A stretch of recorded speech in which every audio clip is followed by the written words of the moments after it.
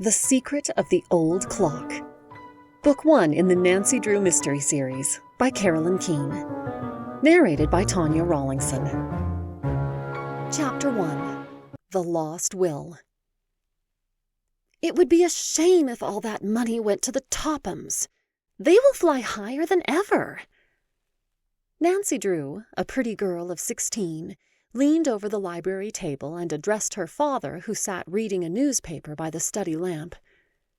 "I beg your pardon, Nancy. What were you saying about the Tophams?" Carson Drew, a noted criminal and mystery case lawyer, known far and wide for his work as a former district attorney, looked up from his evening paper and smiled indulgently upon his only daughter. Now, as he gave her his respectful attention, he was not particularly concerned with the Richard Topham family, but rather with the rich glow of the lamp upon Nancy's curly golden bob. Not at all the sort of head which one expected to indulge in serious thoughts, he told himself. Mischievously, Nancy reached over and tweaked his ear. "You weren't paying a bit of attention," she accused him sternly. "I was saying I think it's mean if those snobbish Tophams fall heir to all of Josiah Crowley's fortune. Can't something be done about it?" Removing his horn-rimmed spectacles and carefully folding the paper, Carson Drew regarded his daughter meditatively. "I'm afraid not, Nancy. A will is a will, you know." "But it does seem unfair that all the money should go to them, especially when they never treated Josiah Crowley like a human being." "The Tophams were never noted for their charitable dispositions," Carson Drew observed with a smile. "However, they did give Josiah a home." "Yes, and everyone knows why. They wanted to work him into leaving all his money to them. And it seems that their scheme worked, too. They treated him like a prince until he made his will in their favor, and then they acted as though he were dirt under their feet. Folks said he died just to be rid of their everlasting nagging." "The Tophams aren't very well liked in our little city, are they?" Mr. Drew commented dryly. "Who could like them, Father? Richard Topham is an old skinflint who made his money by gambling on the stock exchange. And Cora, his wife, is nothing but a vapid social climber. The two girls, Isabel and Ada, are even worse. I went to school with them, and I never saw such stuck-up creatures in all my life. If they fall heir to any more money, this town won't be big enough to hold them." In her estimate of the Topham family, Nancy Drew did not exaggerate. Nearly everyone in River Heights shared the opinion that the Tophams were snobbish and arrogant, and the treatment they accorded old Josiah Crowley had aroused a great deal of unfavorable comment. Nancy had never known Josiah well, but had often seen him on the street, and secretly had regarded him as a rather nice but extremely queer sort of individual. His wife had died during the influenza epidemic following the World War, and since that time Crowley had made his home with various relatives. Although well-to-do, he preferred to visit around. At first, the Tophams had evidenced no interest in the old man, and he had been forced to live with kindly relatives who were scarcely able to have him with them. Crowley appreciated the sacrifice and openly declared that he intended to make his will in their favor. Then, 3 years before his death, the Topham family experienced a sudden change of heart. They begged Josiah Crowley to make his home with them, and at last he consented. Presently, rumor had it that the Tophams had induced him to make his will in their favor. But as time went on and Mr. Crowley, though failing in health, maintained as firm a grip on life as ever, the Tophams treated him unkindly. Although he continued to live with them, it was whispered about that frequently he slipped away to visit his old friends, and that he intended to change his will again, cutting the Tophams out entirely. Then, one day, Josiah Crowley took to his bed and did not get up. Just before his death, he attempted to communicate something to the doctor who attended him, but his words were unintelligible. After the funeral, only one will came to light, and, to the surprise of everyone, it gave the entire fortune to the Tophams. Father, what do you suppose it was that Mr. Crowley tried to tell the doctor just before he died? Nancy demanded, after a moment of thought. Do you imagine he was trying to disclose something about his will? Very likely, Nancy. Probably he intended to leave his money to more deserving relatives. But fate cheated him of the opportunity. But isn't it possible that he did make such a will, and that he was trying to tell what he had done with it? Yes, that's a possibility, of course. Josiah Crowley was rather queer in many ways. Perhaps he hid the will somewhere, Nancy suggested thoughtfully. If he did, I'm afraid it will never come to light. The Tophams will see to that. What do you mean, Father? The estate is a considerable one, I understand, Nancy, and the Tophams don't intend that anyone shall get a cent of it. It's my private opinion that they will take care that a second will is never found. Do you mean that if they discovered the will, they would destroy it? Well, I'm not making any accusations, Nancy. But I do know that Richard Topham is shrewd, and he isn't noted for his honesty. Can't the present will be broken? I doubt it. While I haven't gone into the case, I am of the opinion that the Tophams have a legal right to the fortune. It would cost considerable to contest the will, and so far as I know, the other relatives are in poverty. They have filed a claim, declaring that a later will was made in their favor, but I doubt that the matter will ever go further. But the Tophams don't deserve the fortune, Father. It doesn't seem fair. No, it isn't fair. But it is legal, and I'm afraid nothing can be done about it. There were 2 girls who live somewhere on the river road that were great pets of Crowley's when they were children. It seems to me that they should have had something, and there are a number of relatives who really deserve a portion of the fortune. Nancy nodded thoughtfully and relapsed into silence while she digested the facts of the case. From her father, she had acquired the habit of thinking things through to their logical conclusion. Frequently, Carson Drew had assured her that she went at a thing like a detective. Certainly she had a naturally clever mind and took more than an ordinary interest in strange or baffling cases. Carson Drew, a widower, showered a great deal of affection upon his daughter. It was his secret boast that he had taught her to think for herself and to think logically. Since he knew that Nancy could be trusted with confidential information, he frequently discussed his interesting cases with her. A number of times Nancy had been present at interviews which her father had had with noted detectives who desired his aid in solving perplexing mysteries, and those occasions stood out as red-letter days for her. There was something about a mystery which aroused Nancy's interest, and she was never content until it was solved.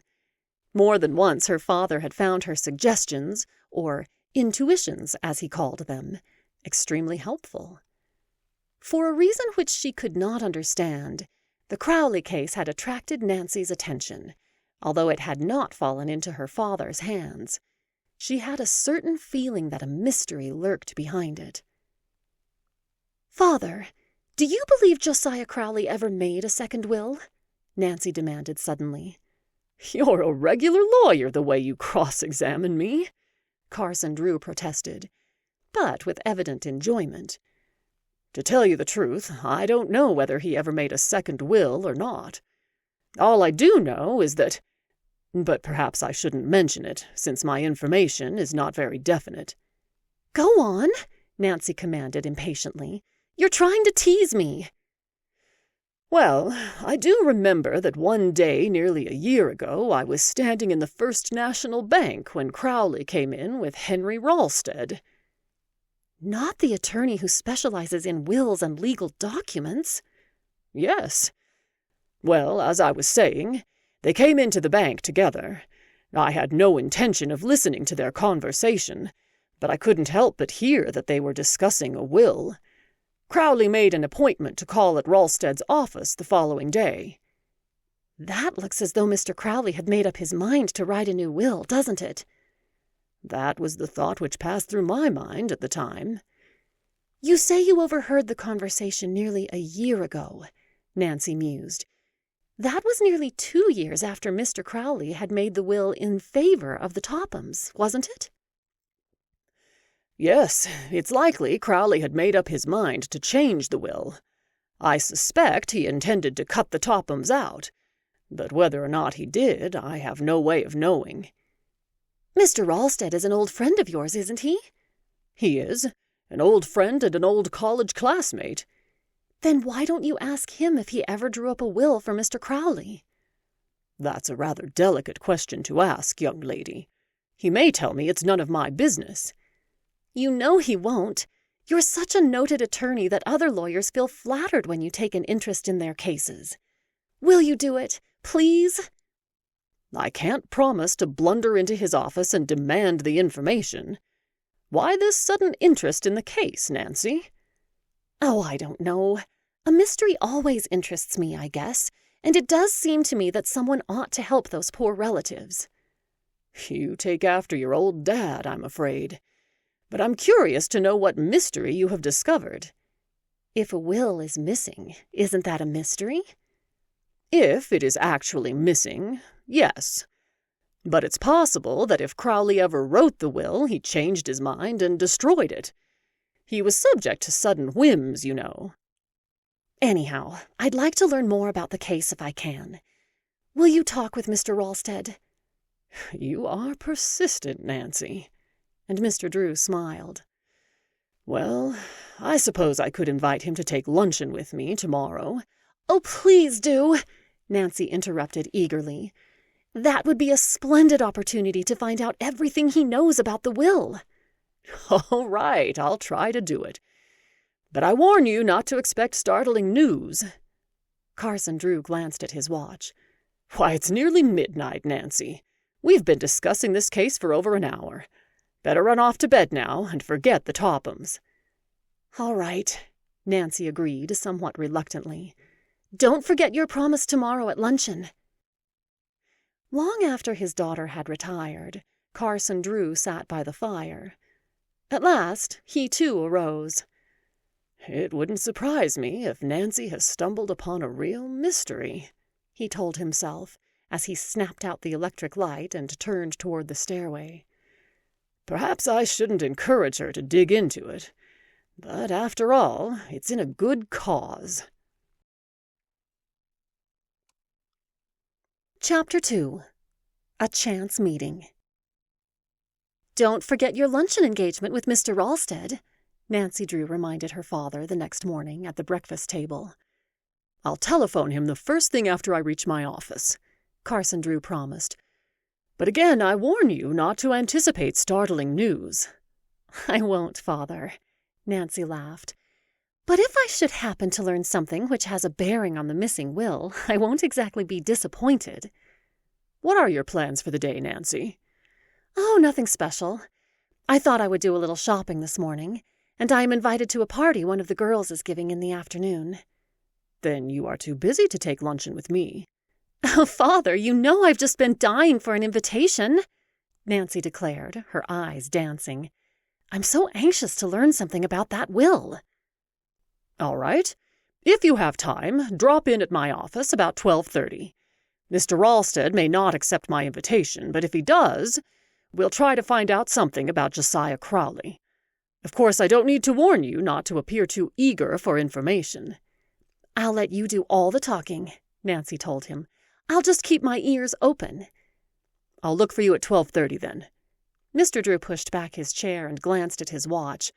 I must hurry now or I'll be late getting downtown. After her father had left, Nancy Drew finished her breakfast and then went to the kitchen to consult with Hannah, the maid, concerning the work of the day. Although only 16, Nancy was unusually capable, and under her skillful direction everything ran smoothly in the Drew household. On the death of her mother 6 years before, she had taken over the entire management of the establishment. The Drews employed one servant, Hannah Gruen, an elderly maid of all work who had been with them for many years. The responsibility of the household might have weighed heavily upon Nancy, but she was the type of girl who is capable of accomplishing a great many things in a comparatively short length of time. She enjoyed sports of all kinds, and she found time for clubs and parties. In school, Nancy had been very popular, and she boasted many friends. People declared that she had a way of taking life very seriously without impressing one as being the least bit serious herself. While at school, Nancy had made one particular chum, Helen Corning, of whom we shall hear more later. She had also made 2 enemies, the Topham sisters. Once she had caught Ada in wrongdoing in class, and both sisters had placed the blame on Nancy. But Helen and 2 others had come to Nancy's rescue. Since that time, Ada and Isabel had been more hateful to Nancy than ever. "I'll not be back for luncheon today," Nancy told Hannah as she prepared to leave the house. "I have made out the dinner menu and ordered the groceries, so I guess you won't need me for a few hours." Leaving the house, she went to the garage where she kept her automobile. It was a shining new blue roadster, the birthday gift of her father. Quickly backing the automobile to the street, she set off for the shopping district. She drove swiftly down the boulevard, and upon reaching the more congested streets, wormed her way skillfully through heavy traffic. Entering a department store, she made a number of small purchases on the main floor, and then went directly to the wearing apparel section, as it was her intention to purchase a frock suitable for the afternoon party to which she had been invited. Usually, Nancy found the service excellent, but this morning was an especially busy one, and an extra rush of customers had temporarily overwhelmed the sales force. She did not mind waiting her turn, but quietly sat down in a convenient chair and glanced about with interest. After a time, her attention was attracted toward 2 girls who, like herself, were waiting for an available saleswoman, but less patiently. Instantly, Nancy recognized them as Ada and Isabel Topham. They were remonstrating with the floor manager, and their voices carried so far that she could not help hearing what they said. "We've been standing here nearly 10 minutes, Ada said petulantly. "Send a saleswoman to us immediately." "I am afraid I can't," the floor manager said regretfully. "There are a number of others ahead of you, an extra rush of customers." "Perhaps you don't know who we are," Ada interrupted rudely. "Indeed I do," the floor manager told her, with a trace of weariness. "I will have a salesman here in a few moments. If you will only wait—" "We're not accustomed to waiting," Isabel Topham told him icily. "Such service," Ada chimed in. "Do you realize that my father owns stock in this store? If we report your conduct to him, he could have you discharged." "I'm sorry," the harassed floor manager apologized. "But it is a rule of the store. You must await your turn." Ada tossed her head and her dark eyes flashed angrily. In spite of the expensive clothes she wore, she was anything but attractive, for she was tall and slender to the point of being termed skinny. Now that her face was distorted with anger, she was positively ugly. Isabel, who was the pride of the Topham family, was rather pretty in a vapid sort of way, but Nancy Drew thought that her face lacked character. She had acquired an artificial manner of speaking which was both irritating and amusing. It was her mother's ambition that someday she marry into a wealthy family, and every opportunity was given her for a brilliant match. The 2 sisters were older than Nancy, but had been in her class at school. She had found them stupid as well as arrogant. They had never been popular with their classmates, and had boasted few friends. Now, as they turned from the floor manager and saw her for the first time, Nancy bowed. Isabel coldly returned the bow, but did not speak a word of greeting. Ada gave no indication that she had even noticed her. "Snobs," Nancy told herself. "The next time I won't even bother to speak to them." At that moment a saleswoman hurried toward the Topham girls, and at once they began to shower abuse upon her for her failure to wait upon them sooner. Nancy watched them curiously as they examined the gowns which the saleswoman brought out for their approval. Evidently, Isabel and Ada were in an unpleasant frame of mind, for they tossed aside beautiful creations of lace and chiffon with scarcely a second glance. They found fault with everything. "A very chic gown," the saleswoman told them hopefully, as she displayed an attractive dress. "It is a Paris model and arrived this morning." Ada picked it up, gave it one careless glance, and then tossed it into a chair. The gown slipped to the floor in a crumpled mass, and, to the horror of the saleswoman, Ada stepped on it as she turned to examine another dress. In disgust, Nancy moved away and began to examine a rack of dresses in another part of the room. Presently, as she wandered back, she saw that Ada and Isabel were leaving without having made a purchase. As they swept past, Ada brushed against her. Instead of apologizing, she wheeled and surveyed Nancy coldly. "Do watch where you are going," she said tartly. Nancy stifled a sharp retort and made no reply. Not without amusement, she watched the Topham sisters as they flounced to the elevator. "I don't wonder that people say such mean things about them," Nancy told herself. Her thoughts were cut short as a saleswoman offered her services. It was the same girl who had waited upon the Topham sisters. Nancy quickly selected a party frock of blue crepe which matched her eyes and went to the fitting room to try it on.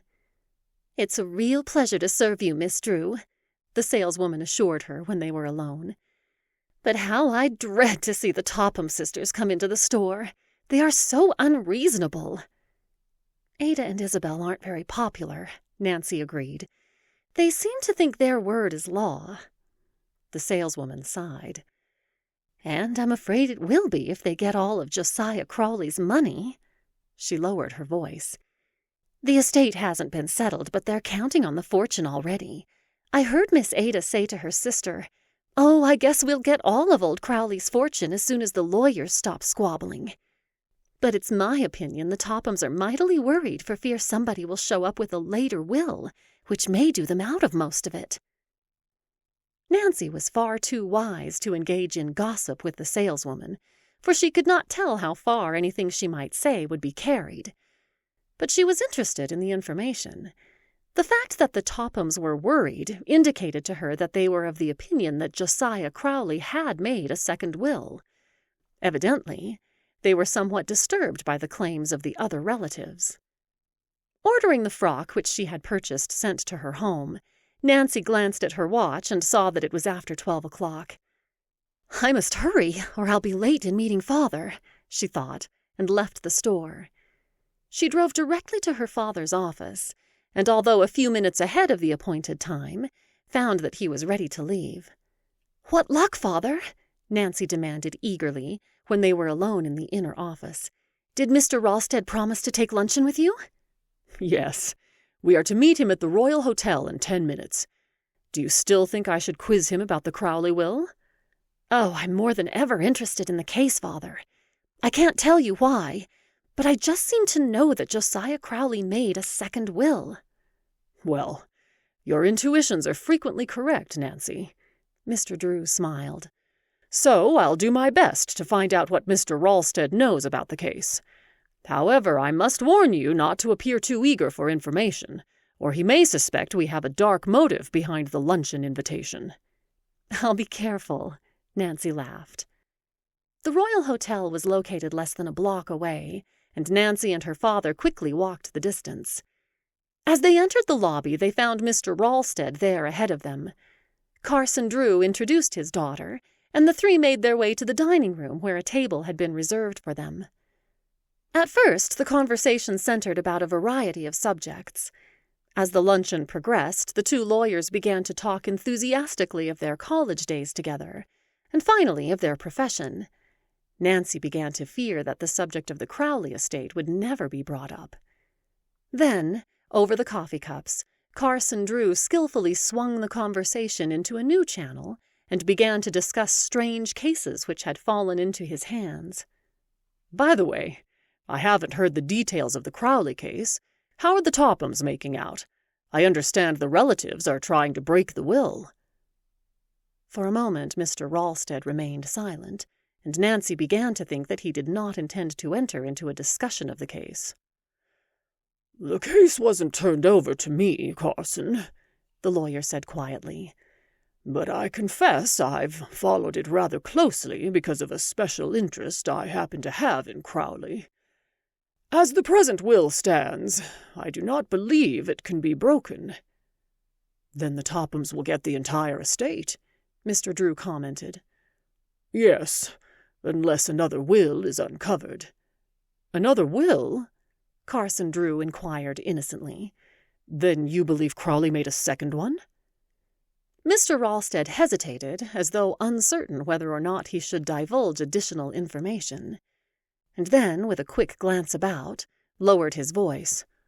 "Of course, I wouldn't want this to get out," he began doubtfully. "You may trust Nancy not to repeat," Mr. Drew observed, guessing what was in the lawyer's mind. "I found that out by experience." And Carson Drew smiled upon his daughter. "Then I will say this much. It would not surprise me if another will should come to light. The Tophams treated Crowley most unkindly after he had made his will in their favor. About a year ago, Crowley came to my office and told me that he wanted to draw up a new will. He indicated that he intended to cut the Tophams off without a cent. He expressed a desire to write the will himself and asked me a number of questions. I told him exactly how to proceed. When he left my office, he promised that he would have me look over the document when he had drawn it up." "Then you actually saw the will?" Mr. Drew asked in surprise. "No, strange to say, Crowley never came back. I don't know whether he drew up the will or not." "And if he did, there would be an excellent chance that it would not be legal, I suppose." "Yes, it's a real trick to draw up a will that cannot be broken. But Josiah Crowley was a very careful man." "Still, if he left even a loophole, the Tophams would drag the matter into court." "Yes.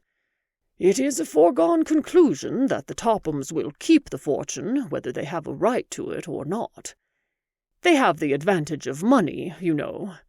I believe the other relatives have filed a claim, but they have no proof a second will exists, and without money they cannot hope to fight the Tophams." While her father and Mr. Ralsted discussed the case, Nancy Drew remained silent, but not a word of what was said escaped her. Although she gave no indication of her feelings, the information excited her. After a time, Mr. Drew paid the luncheon check, and the three arose and left the dining room. Mr. Ralsted took leave of them in the lobby. "Well, Nancy, did you find out what you wanted to know?" Carson Drew inquired after the lawyer had disappeared. "Oh, Father, it's just as I suspected. Mr. Crowley did make a second will." "You mustn't jump hastily at conclusions," Mr. Drew warned her. "It's possible that Crowley never drew up the will at all, or if he did, he may have destroyed it." "That's possible, of course. But he had no love for the Tophams, and I have a feeling he hid the will someplace. Oh, if only I could find it." "It would be as easy as looking for a needle in a haystack," Mr. Drew replied. "If I were you, I would forget about the case, Nancy." "I can't forget about it until I've at least made an attempt to find out what became of that will," Nancy insisted stubbornly. "All right. Dig into the mystery if you like, but I'm afraid you've set yourself an impossible task. I don't see how you hope to discover what became of the will when you haven't even a clue." "I'll find a way," Nancy laughed. "Give me time and I'll surprise you." But after she had said goodbye to her father and was slowly driving toward home, doubt assailed her. She knew that the odds were against her.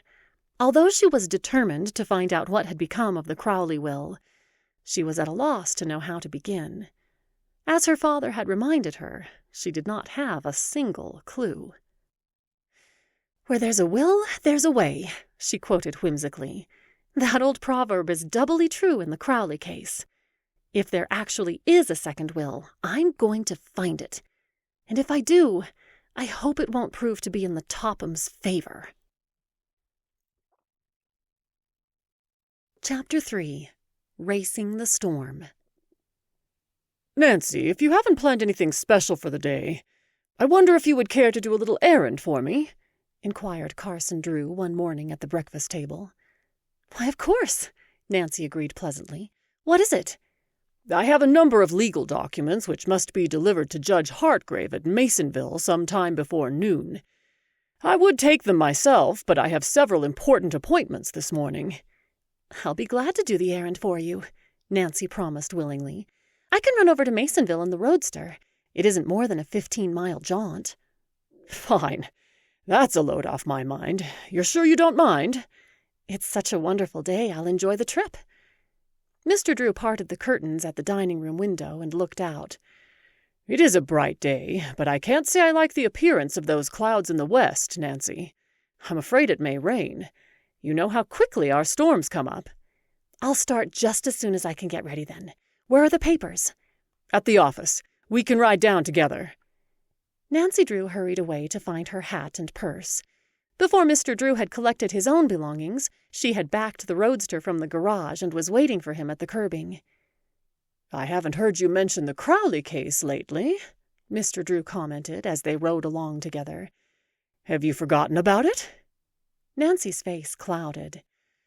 "No, I haven't forgotten, but I must admit I have made no progress. I guess I'm not cut out for a detective." "Don't feel discouraged, Nancy. The Crowley case would baffle a professional." "I still haven't given it up yet, Father. I may stumble onto a clue one of these days." When they reached the law office, Nancy stopped the roadster and her father got out.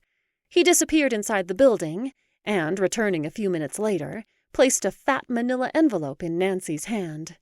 "Give this to Judge Hartgrave. You know where to find him?" "Yes. I'll have no trouble in finding his office. I've frequently driven as far as Masonville." Selecting the shortest route to her destination, Nancy deftly shifted gears and was off.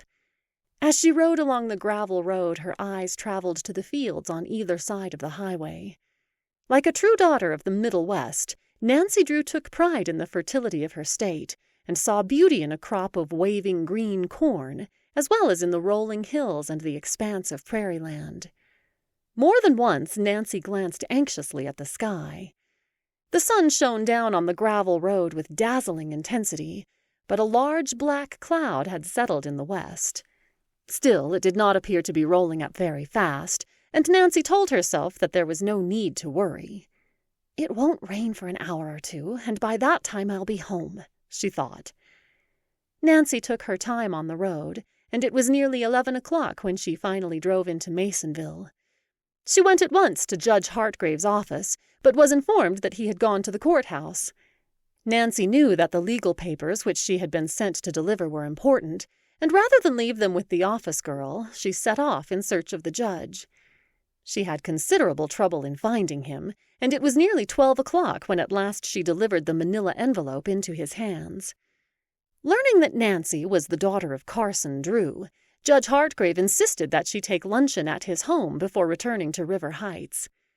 Nancy accepted the invitation and spent a very pleasant hour in company with the judge and his wife. When at last she had insisted that she must start for home, it was after 1:30. "I have half a notion to take a different route back," she told Judge Hartgrave, as she stepped into her blue roadster. "It's a beautiful drive on the river road, but the trip will take longer, and I am afraid it may rain." Judge Hartgrave looked up at the sky, but in spite of a general murkiness, the sun was shining. "Oh, I don't believe it will rain for an hour or two," he said optimistically. "That big cloud is only bluffing." "Then I'll take the river road," Nancy decided. She said goodbye and started the motor. Soon she was spinning along the road which wound in and out along the Muskoka River. Nancy met few automobiles, for the road was infrequently traveled. She did not hurry, but took time to enjoy the scenery. Overhanging trees with dense foliage shaded the road and formed a tunnel which all but blotted out the sky. Presently, as Nancy drove into a clearing, she was astonished to see how dark it had become. Evidently, the big black cloud which had attracted her attention earlier in the day was no longer bluffing. It had grown rapidly in size and was spreading over the sky in an alarming fashion. As Nancy Drew watched, the sun vanished as though by magic. "How foolish of me to take this road," she chided herself. "I'm going to be caught in the storm. There isn't a chance that I can make it." Although the river road was perfectly safe in dry weather, Nancy knew that a little rain would make it dangerously slippery.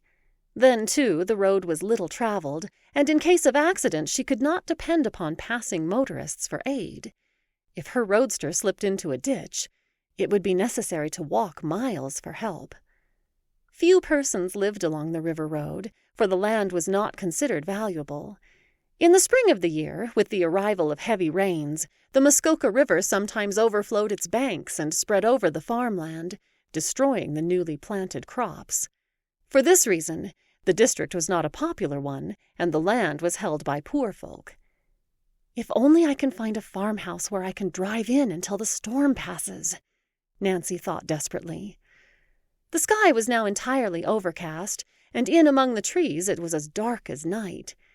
Nancy could not see the road distinctly, and switched on the headlights of her roadster. A brisk breeze began to stir the trees, and the leaves seemed to whisper a fearful warning of the storm to come. A feeling of uneasiness took possession of Nancy Drew. She stepped on the accelerator, and the roadster fairly leapt forward as though it, too, understood the need for haste. Suddenly, a flash of forked lightning coursed across the sky, and was followed by a loud clap of thunder. "That was close," Nancy murmured uncomfortably. She bent low over the wheel and took the curves as fast as she dared. An unexpected gust of wind struck the road and blew dust in every direction. As the cold air struck her, Nancy realized that the storm was almost upon her. Already she could see the rain sweeping down upon her from the far hills. Frantically, Nancy glanced about for a possible shelter. On down the road a short distance, she caught sight of an old farmhouse and a dilapidated barn which stood near the highway. "If only I can get there before the rain strikes me," Nancy thought anxiously. But the storm would hold off no longer. Large drops of rain began to splash against the windshield, slowly at first, then faster and faster. The sky had taken on a yellowish cast. Then, unexpectedly, came a second flash of lightning, and simultaneously a deluge of rain. Nancy turned on the windshield wiper, but the rain was blinding in its violence. It was impossible to see more than a few feet ahead of the automobile, and almost in an instant the road had dissolved into a sea of mud. Nancy had been caught in a number of storms, but never one like this. She feared that she would slip into a ditch before she could reach the shelter of the barn. Then, at the side of the road, the barn loomed up, and in relief Nancy saw that the doors were wide open. Without an instant's hesitation, she headed straight for the building and drove in. Safely inside, she turned off the motor and the lights, and with a sigh of relief sank back against the cushions. "Well, you got in just in time," said a pleasant voice behind her. Startled, Nancy Drew turned quickly and saw a girl of her own age regarding her with interest. Even as the stranger spoke, the storm broke in full violence. A cold blast of wind rattled the barn doors and sent a sheet of rain inside. "I beg your pardon," Nancy apologized as she climbed from the roadster. "It wasn't very polite of me to run in here the way I did." "You're more than welcome to the shelter, I am sure," the stranger told her kindly. "I'm afraid we haven't much else to offer." In the semi-darkness, Nancy studied the girl curiously. She had been impressed with her cultured voice and manner, and now she noted that her clothing, while not expensive, was neat and well-made. The girl did not appear to be the daughter of a farmer who would live on this poor land, yet she seemed to fit into her background. "It looks to me as though we're in for a real storm," the girl said and smiled pleasantly. She glanced outside at the pelting rain. "I'm afraid you'll be forced to remain here for some time." "So long as I'm not out in the rain, I don't mind," Nancy replied quickly. "That is, if you don't object." "Object?" The girl spoke impulsively. "Oh, you can't understand how eager we are for visitors. Grace and I seldom have a chance to talk with anyone our own age. Sometimes a whole week will go by and we won't see anyone but the postman." Nancy Drew had a natural talent for unearthing interesting stories, and now a sixth sense seemed to tell her that she had encountered something unusual. She was eager to learn more about the girl and her reason for leading such an isolated life. "I must thank you for your hospitality," Nancy said with a friendly smile. "After all, perhaps the storm has done us both a real favor in throwing us together." At the moment, Nancy Drew little dreamed that the next few hours were to reveal the truth of her polite utterance. Chapter 4. An Interesting Story. "The storm is getting worse every minute," Nancy Drew's companion observed. Nancy followed her to the barn door and looked out. The rain was now coming down in torrents, and as the girls stood in the doorway, a sudden gust of cold wind blew a sheet of water into their faces. "Oh, let's get back here where it's dry," Nancy laughed. "This is terrible." "It's getting cold, too," her companion announced with chattering teeth. "Why not come into the house with me? It's far more comfortable there, and unless I'm mistaken, this storm will continue for an hour or so." "I don't like to trouble you." "Oh, it's no trouble at all. Grace will never forgive me if I don't bring you inside." She turned to Nancy with an apologetic smile. "I guess I forgot to introduce myself. My name is Allie Horner." "And I am Nancy Drew." "Not the daughter of Carson Drew, the noted lawyer?" "Yes," Nancy admitted in surprise. "Do you know my father?" "Oh, no, but I guess everyone has heard of him." Allie Horner began to take off the raincoat which she wore. "Here, take this, and I'll find you a pair of rubber boots." "I don't want to take your raincoat," Nancy protested. "What will you wear?" "Oh, I have an old coat hanging here on a nail. I'll use that. Anyway, the rain won't hurt my dress." Under protest, Nancy donned the raincoat and put on a pair of rubber boots which were several sizes too large for her. She made such a grotesque picture that the two girls could not help but laugh. Then they closed the barn doors. "Now," Allie directed, "let's make a dash for it." Hand in hand, they splashed through the mud toward the farmhouse. As they ran, a vivid flash of lightning momentarily illuminated the sky and caused the girls to cringe. The rain pelted down steadily, and the atmosphere was much colder than it had been 10 minutes before. "If it gets any colder, we'll have hail," Allie chattered, as the two girls reached the shelter of the porch. Dropping their muddy boots outside, Allie flung open the door and they entered a warm kitchen. As the door closed behind them, an older girl who was bending over the kitchen range turned toward them in surprise. "Grace, I've brought you a visitor," Allie said quickly. "Miss Drew, I want you to meet my sister. She's the mainstay of our little family." Grace Horner cordially acknowledged the introduction and greeted Nancy with a warm smile. She was tall and slender, as was her sister, with dark hair and thoughtful brown eyes. Nancy judged that she was at least 4 years older than Allie. Her face was rather serious, and it was evident that responsibility had fallen upon her shoulders at an early age. Nancy was at once attracted to both Grace and Allie, and responded to their cordial welcome. "It's nice of you to take me in this way," she told them. "Mercy, it's a pleasure for us," Grace assured her. "We don't see a girl of our own age once in a month unless we go to Masonville. And our visits there aren't very frequent, Miss Drew." "Oh, please call me by my first name," Nancy begged. "Everyone does." The 3 girls were soon laughing and talking together as though they had always been friends.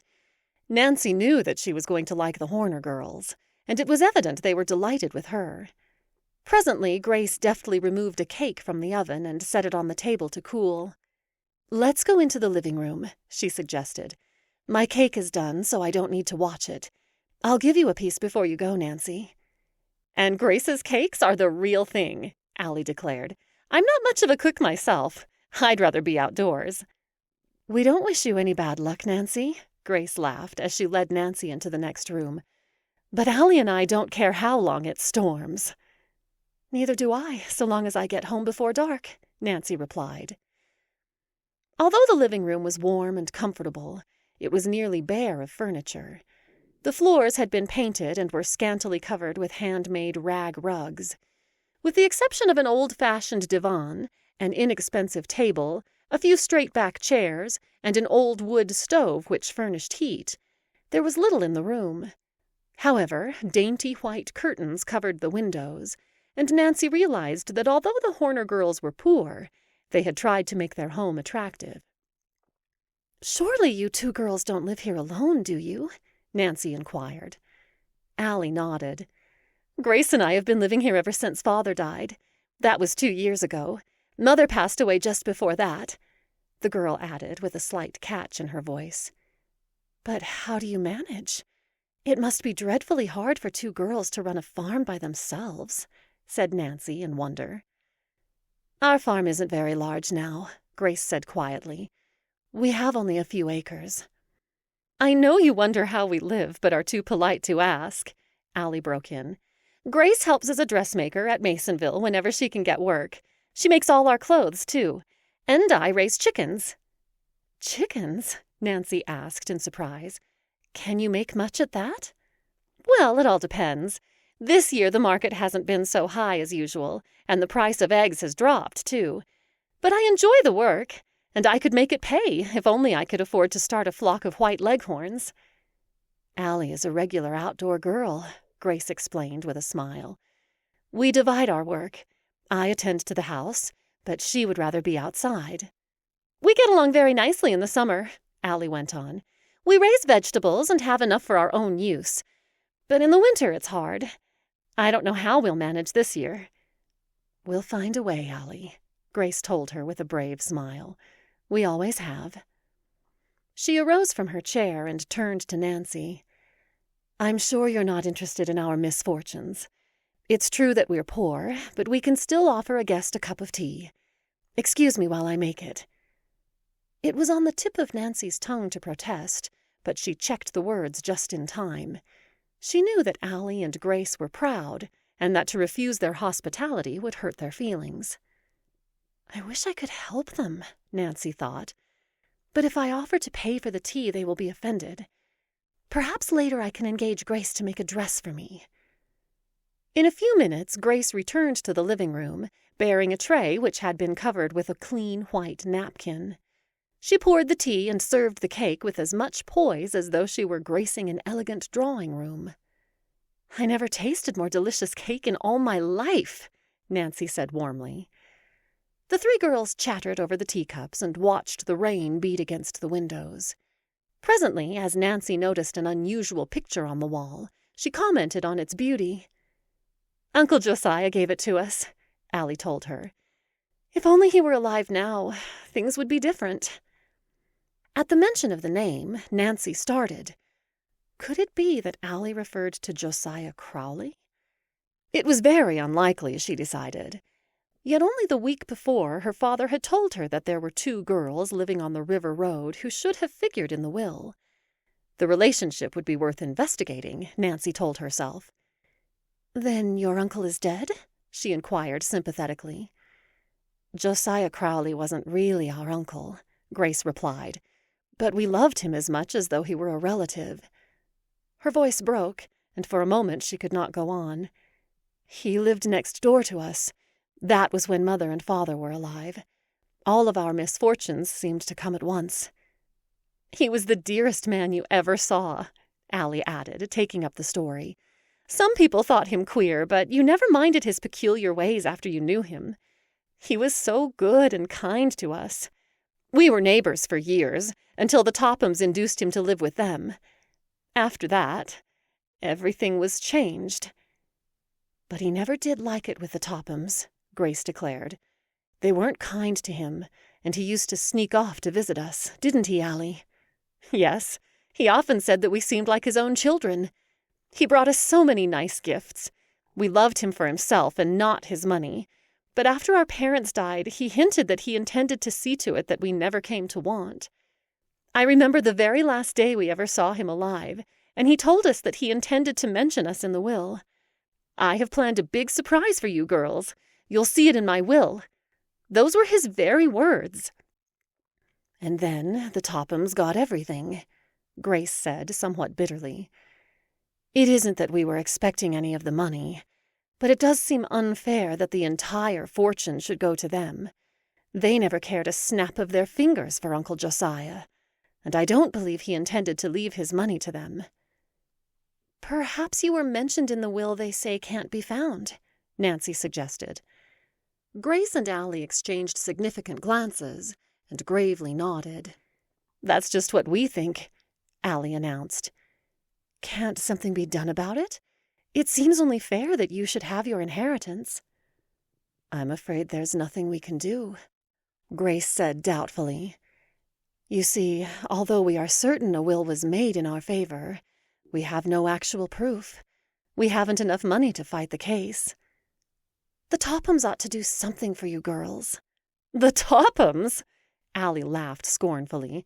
"They wouldn't give us a cent." For some time Allie and Grace Horner talked of Josiah Crowley and his queer ways. To Nancy it was evident that the girls had loved the old man a great deal. Presently, as the rain ceased and the sun threatened to break through the clouds, Nancy arose to leave. "Your story has interested me a great deal," she assured the Horner girls. "It's possible my father can do something to help you. He is a lawyer, you know." "Oh, we weren't asking for help," Grace interposed quickly. "I don't know why we happened to tell you so much." "I'm glad you did. And if I can, I want to help you. If my father asks you to come to his office in River Heights, will you do it?" "Why, yes, I suppose so," Grace admitted slowly. "But we have told you everything we know concerning the will." "My father is a wonder at unearthing hidden facts," Nancy declared. "It's kind of you to tell your father about our case," Allie broke in. "We'd be so grateful if something could be done. We don't want a cent that doesn't belong to us, but it does seem as though we should have received a small inheritance." "Don't build up your hopes until after I have talked with my father," Nancy advised them as she turned toward the door. "If anything can be done, I promise I'll let you know." Chapter 5. A Conference. Although the rain was no longer falling, the river road was a sea of mud, and before Nancy Drew started for home, the Horner girls insisted on helping her put chains on the rear wheels of the roadster.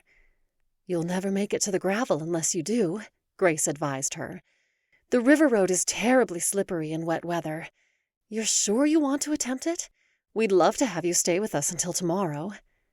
"Oh, I'll only have 2 miles to go before I strike gravel," Nancy returned. "I'll make it all right. But before I go, I do wish you would let me pay for all the trouble I have caused you."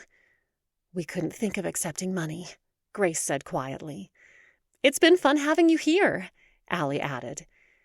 At last, after thanking the Horner sisters for their hospitality, Nancy told them goodbye.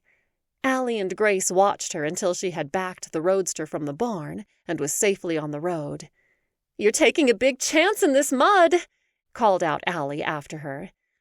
"If you have any trouble, come back here," added Grace. "That is, if you can get back. Don't skid into a tree." "Or into a ditch. That would be worse." "What are you trying to do, make me nervous?" demanded Nancy, but with a smile on her face. "No, we only want to see you get home safely," answered Grace, and by that time the car was so far on its way no more could be said. Once on her way, Nancy had little trouble, for she was a skillful driver. The mud was heavy, but although the roadster slipped about, she managed to keep it in the road. Nevertheless, she was relieved when at last she reached the main graveled highway. "I'll stop at Father's office," she decided as she drove into River Heights. "I want to tell him about my adventure right away." She parked the car and surveyed it rather ruefully as she climbed out. "Poor thing needs a bath. But even if I did get into mud, it was worth it. Otherwise, I would never have found out about the Horner girls." As Nancy was admitted to her father's private office, he arose from his chair to greet her. "I'm glad you're here safe and sound," he declared in relief. "I've been worried ever since that storm came up. I telephoned the house and Hannah said you weren't back. It gave me a bad scare." "I had a little adventure," Nancy announced with an important air. Quickly she told of her meeting with the Horner sisters and what she had learned concerning the Crowley will. "Allie and Grace Horner are as poor as church mice, but they're proud, too," Nancy ended. "If only we could do something to help them. They deserve a portion of the Crowley estate, but they'll never get it unless someone takes a hand." "From what you say, it looks as though Crowley really did make a will in their favor," Carson Drew commented thoughtfully. "I never had any particular liking for Richard Topham, and I'll admit it would please me to see him lose the money. I'll be glad to do anything I can to help the Horner girls, Nancy. We might invite them to the house for a little conference." "I was hoping you would suggest that." "You say the girls have no idea what became of the will?" "They never saw it." "Well, it's possible that by talking with them, we may learn something which may serve as a clue." "I'll invite them to the house tomorrow if you want me to," Nancy said quickly. "You're so clever at asking questions, and the Horner girls will do anything in their power to help." Mr. Drew studied his desk calendar for a moment. "All right, but make it day after tomorrow afternoon at 3. I have no appointment for that hour." Now that she had accomplished her purpose, Nancy gave her father a hug and fairly danced toward the door. "I knew you'd try to help them," she called back over her shoulder. "Now that you've promised, I'll scamper off and let you get your work done." Nancy's interest in the Crowley case had intensified since her chance meeting with the Horner girls, and it was with impatience that she awaited the conference. All the day of the appointment she kept watching the clock, wondering if Allie and Grace would keep the engagement. She had sent them the invitation and they had promised to come, but Nancy was a trifle uneasy, especially as the hour of 3 approached and the 2 girls had not arrived. "I don't see why they don't come," she fretted. The words were scarcely out of her mouth when the doorbell jangled. "That must be the girls now," she cried as she hurried to open the door. It was indeed Allie and Grace Horner. Nancy greeted them enthusiastically, and ushering them into the comfortable study, introduced her father. At first the Horner sisters were rather ill at ease, but after a few minutes they relaxed and began to talk frankly. "Tell me about Josiah Crowley," Carson Drew suggested. "I understand that he was rather a peculiar man." "Oh, he was," Allie began impulsively. "I've seen him go about hunting for his spectacles when they were on his nose all the time." "Did he ever hide things?" "Did he?" Allie laughed. "He was always putting things away in what he called a safe place. The place was usually so safe that he could never find it again." "Did he ever say anything which would lead you to believe that he had hidden a will?" Allie shook her head. "Not that I can remember." "Why, he did too," Grace broke in. "One day when he was at our house, he got to talking about the Tophams and the way they were trying to get his money. 'I guess they'll be fooled all right when they find out I've made another will,' he said with that odd little chuckle of his. 'This time I'm not going to trust it to any lawyer. I'll put it away in a place that I know will be safe.'" "That's right," Allie agreed. "I had forgotten." "Was Crowley living with the Tophams at the time he told you this?" Carson Drew asked quickly. Grace nodded. "Do you think it possible that he hid the will somewhere in the house?" "You mean at the Tophams?" Grace inquired. "Of course I have no way of knowing, but it's my opinion that he did."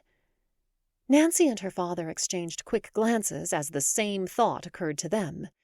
Perhaps the Tophams had discovered the will and had already destroyed it. Carson Drew asked a few more questions. The Horner girls were eager to help, but they were unable to furnish additional information which had a direct bearing on the missing will.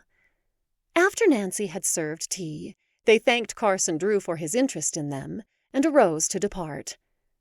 "If I find that I am able to help you in any way, I will do so," Mr. Drew told the sisters as he escorted them to the door. "And of course there will be no charge for my services. However, unless the will is found, there is really very little that can be done." After Allie and Grace had left, Nancy turned inquiring eyes upon her father. "Charming girls," he commented, "and undoubtedly deserving." "Then you'll help them?" Nancy demanded eagerly. "I am afraid there is nothing I can do, Nancy," Mr. Drew returned regretfully. "The will is probably lost forever. It wouldn't surprise me if it had been destroyed." "You mean the Tophams?" Carson Drew nodded. "The same thought came to me," Nancy declared. "It would be just like them to destroy it if it fell into their hands. They have no scruples whatsoever." "Of course, we have no proof the Tophams did away with the will, Nancy. It would be very unwise to suggest such a thing to the Horner girls. They deserve a portion of the estate, but without the will, nothing can be done. If they took the matter to court, they wouldn't have a chance to win." "I suppose you're right," Nancy admitted unwillingly. But while she dropped the subject for the time being, Nancy Drew did not forget the Horner sisters. She continued to hope that by some queer twist of fate, they would come into their rightful inheritance. "If the will has been destroyed, I don't see how anyone can help them," she told herself rather unhappily. "But until I'm sure of it, I'm not going to give up." She squared her shoulders with determination. "I'll find some way to discover what became of the will." Chapter 6. An Unpleasant Encounter. In spite of Nancy Drew's firm decision to assist the Horner girls, the day slipped by, and, try as she would, she could think of no way to discover whether or not the missing Crowley will had fallen into the hands of the Tophams. Although she seldom discussed the case with her father, he knew that she was troubled. "You're worrying about the Horner girls," he observed one day. "I am afraid you are taking their misfortunes too seriously. There's nothing you can do about the will, and you had best forget about it. Why, you've scarcely been out of the house since the Horner girls were here. Go shopping, or anything, to take your mind from the subject." "I have been thinking about Allie and Grace," Nancy admitted with a rueful smile. "I was so sure I could do something for them." "Give your mind a rest, and perhaps you'll have an inspiration," Mr. Drew encouraged her kindly. "All right, I'll take your advice and go shopping, though I really haven't a thing to buy. The fresh air will do me good, I suppose." After luncheon, Nancy left the house and made her way toward the business section of River Heights. The walk was a long one, but she took it at a brisk pace. Nancy naturally was athletic, and as she swung along, more than one passerby turned to look after her in admiration. After window shopping for a time, she wandered into a department store, more from curiosity than because she had anything to buy. She moved about aimlessly, gazing at whatever struck her fancy. Suddenly, Nancy's attention centered upon two girls who were hurrying down the aisle ahead of her. She stopped short and stared. Though their backs were turned, she had recognized them. Ada and Isabel Topham. I'm sure I don't want to tag them around. I'll just slip into another aisle. But Nancy Drew never carried the thought into action, for at that very moment she saw Ada brush carelessly against a counter of expensive vases. As her sleeve caught, a large, fragile bowl was swept to the floor. In horror, Nancy heard the crash and saw the bowl break into a dozen pieces. As Ada looked down upon the wreckage, a slight flush mounted to her cheeks. Then, with a toss of her head, she started to move on. "Miss, I am afraid I must ask you to pay for the bowl," a saleswoman interposed politely. Ada wheeled angrily and stared at the saleswoman insolently. "I'll not pay for it," she snapped. "I didn't break it." "But, miss, I saw you knock it off the counter," the saleswoman protested. By this time the floor manager had arrived upon the scene, and a number of shoppers had gathered about Ada and the salesgirl. Nancy likewise drew closer. "This impudent girl claims I broke a vase," Ada stormed, addressing the floor manager. "I wasn't even near the counter at the time. However, I did see her knock it to the floor herself. Isn't that so, Isabel?" Solemnly, Isabel agreed to the untruth. The floor manager looked doubtfully from the Topham sisters to the saleswoman. He realized that it would be a serious error to accuse well-to-do customers falsely, and for that reason he was inclined to give the Topham girls the benefit of the doubt. He stooped over and examined the fragments of the bowl. "Someone must pay for the damage," he said severely. "This is an expensive imported bowl." "Then let your clerk pay for it out of her salary," Ada retorted. "If she hadn't been so stupid, she wouldn't have broken the vase." The saleswoman was too bewildered to take her own part, and Nancy saw that the floor manager was in a dilemma. As she sensed that he was about to exonerate Ada from all blame, she stepped forward.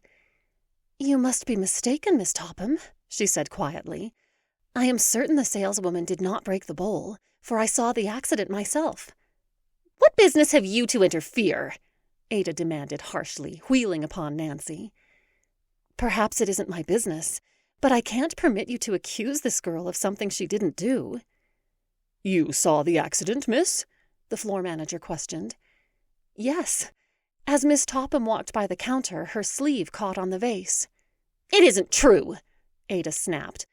"But I'm tired of this silly argument. How much do you want for your vase?" The floor manager studied a price list. $50. "What?"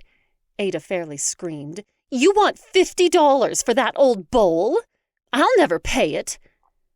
"The vase was imported from Italy, miss, and I am afraid you must pay the price asked." "Do you know who I am?" Ada inquired loftily.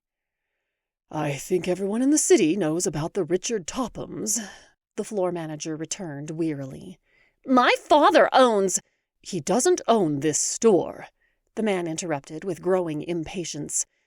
"If you refuse to pay for the vase, I shall be forced to turn you over to the authorities." "You wouldn't dare!" Ada gasped. "Never in all my life have I been insulted like this." Isabel, who was slightly more reasonable than her sister, now held a whispered conference with Ada. "All right, I'll pay for the bowl," Ada decided as she took out her checkbook. "But let me warn you, the matter won't be dropped here." She turned upon Nancy Drew and eyed her coldly. "I'm not through with you either, young lady. You'll pay for this outrage." Nancy made no reply, but continued to smile pleasantly, an act which further enraged the Topham sisters. Hastily settling for the damage Ada had done, they sailed grandly out of the store. Gratefully, the saleswoman thanked Nancy. "Oh, you don't know how I appreciated the way you took my part. I couldn't have paid for the bowl, and if you hadn't said what you did, the floor manager would probably have discharged me." "I saw her break the bowl, and I was determined to see justice done. There is my name and address, if you need it." Nancy handed the woman her card. "I'm afraid you have made enemies by taking my part." Nancy shrugged her shoulders indifferently. "It really doesn't matter. The Topham girls were never my friends." "But they may try to get even with you. They're very spiteful." "Let them try," Nancy smiled. "However, I don't believe there is any need to worry. Their talk is mostly bluff." Lightly, Nancy Drew dismissed the subject, and as she found she was being regarded with curiosity and admiration by those who had witnessed the scene, left the store. She walked slowly toward the park. "Oh, it makes my blood fairly boil every time I think of Ada and Isabel Topham getting all of the Crowley fortune," she told herself with feeling. "Especially when Grace and Allie Horner need the money so badly. The way Ada tried to accuse that shop girl was disgusting." Nancy crossed the public park and paused for a moment at the drinking fountain.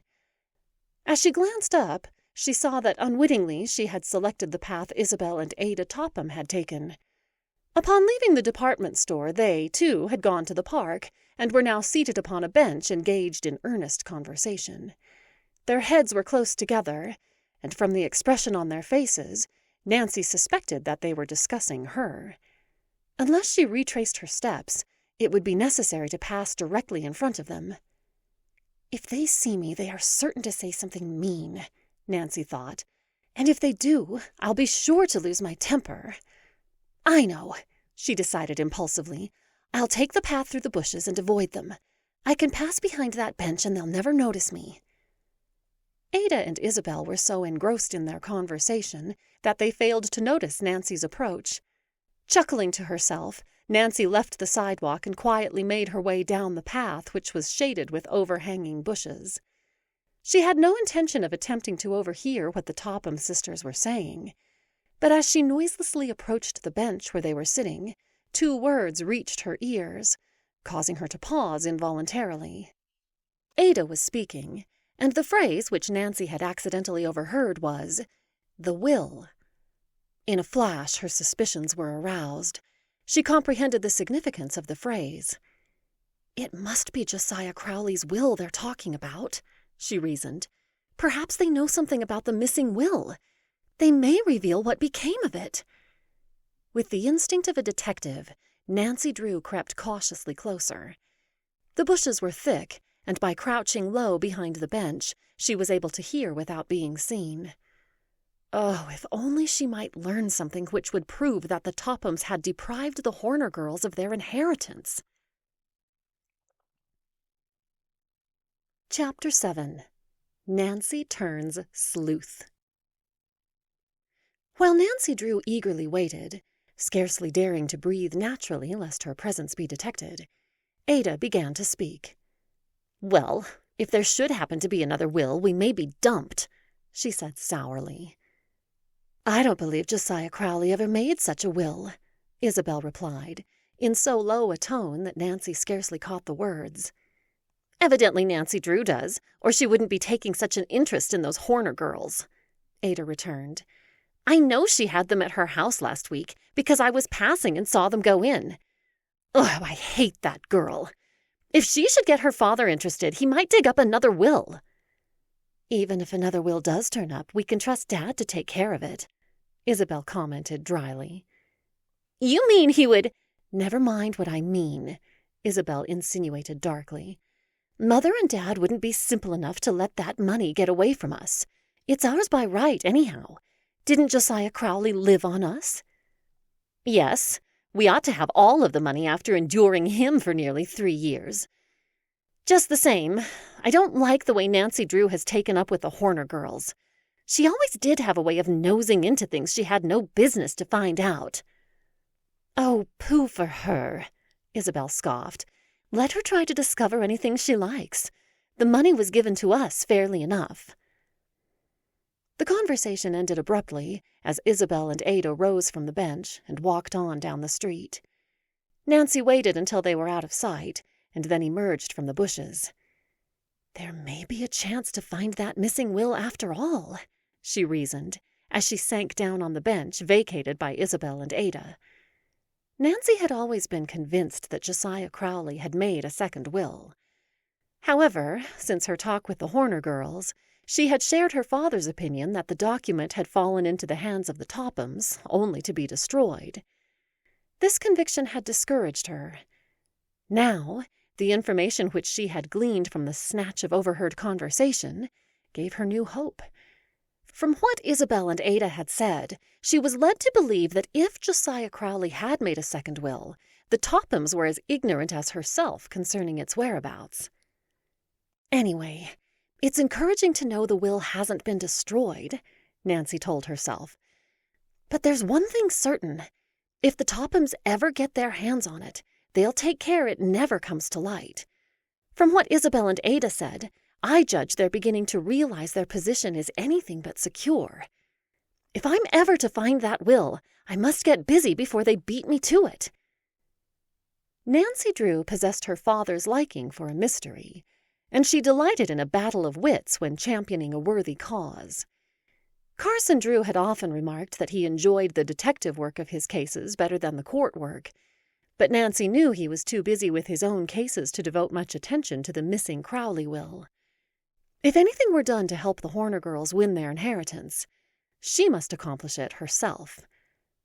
As Nancy reviewed the facts of the case, it seemed to her that she must have overlooked a possible clue. Never had a mystery appeared more baffling. For nearly 10 minutes Nancy sat lost deep in thought. Then, with a cry of delight, she sprang to her feet. "Oh, how stupid of me not to think of it before! The Horner girls aren't the only ones who should have figured in the will. There were a number of relatives, and Father said that they filed a claim too. I wonder who they are. If I could talk with them, it's possible I might learn something that would have a bearing on the case."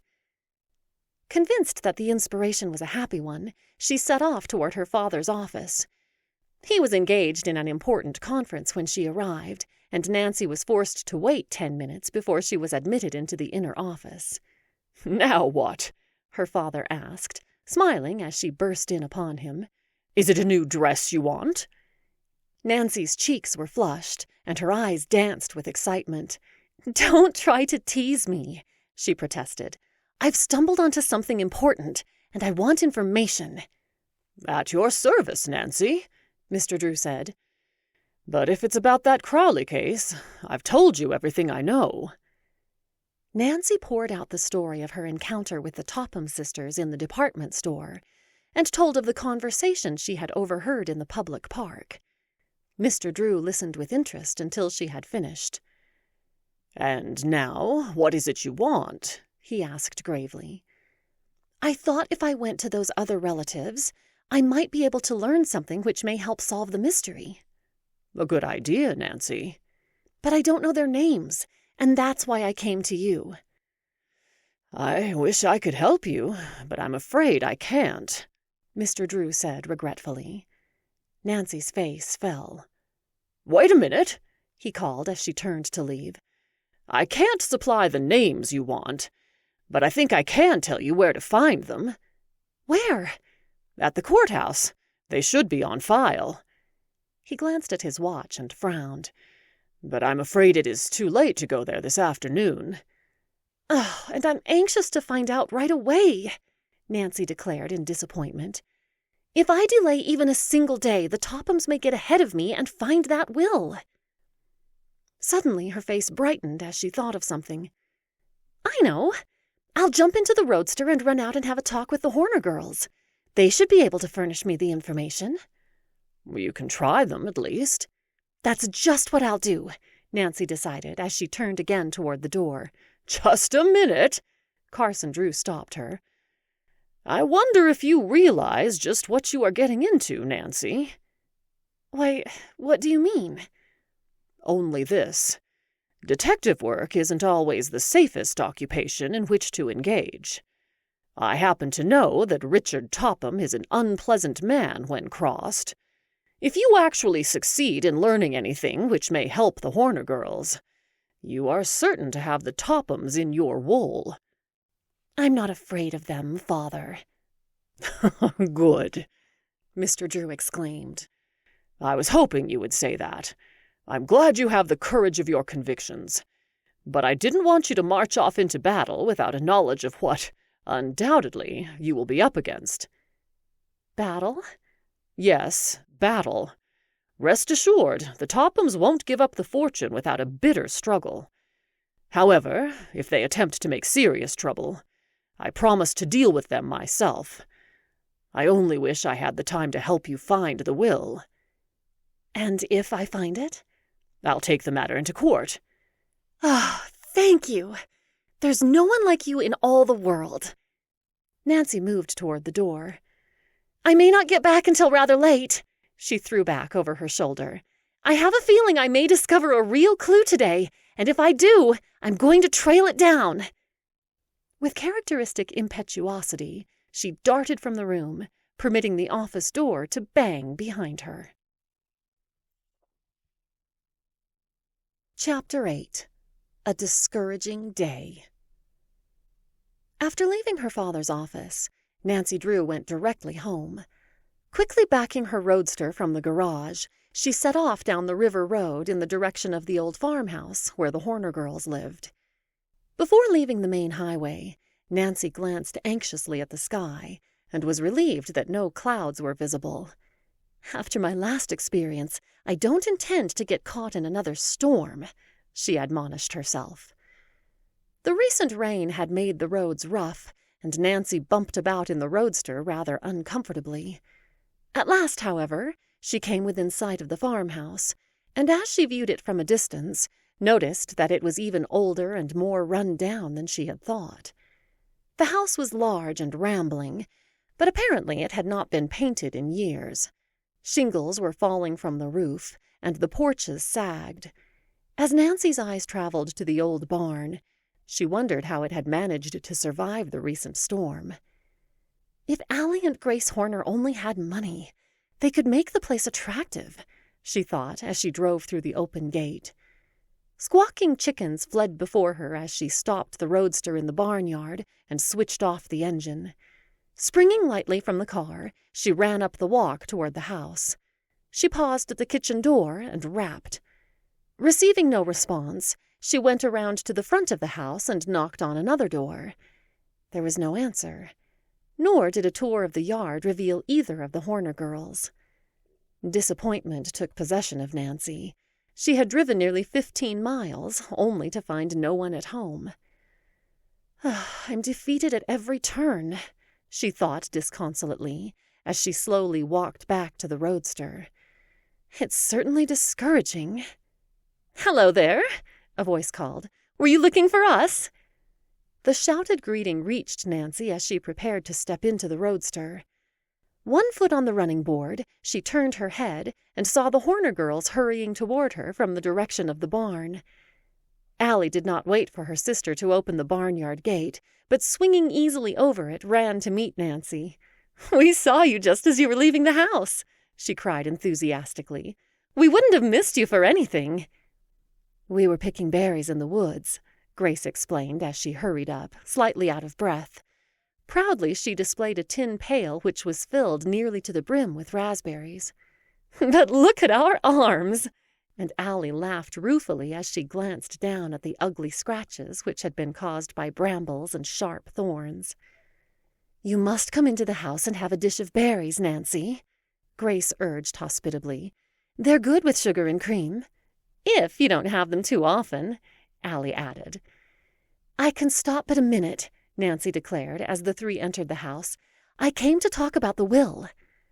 "Oh, then you have good news for us?" Allie asked hopefully. "Are we really going to get some of the money?" "I don't know yet," Nancy was forced to admit. "So far, I haven't been able to learn a thing about the missing will." Allie's face fell, but she tried to hide her disappointment. "We need the money so badly," she said with an apologetic smile. "Grace hasn't had a new dress in 3 years. She makes all of our clothing out of old things we happen to have in the house. If our luck doesn't change soon, I'm afraid we'll be mistaken for rag pickers." "We didn't really expect much of Uncle Josiah's money," Grace broke in quickly, lest Nancy misinterpret her sister's remarks. "We weren't related, you know." "Well, you can hardly say the Tophams were, for that matter," Allie declared. "They were 3rd or 4th cousins." "We can get along without the money," Grace said quietly.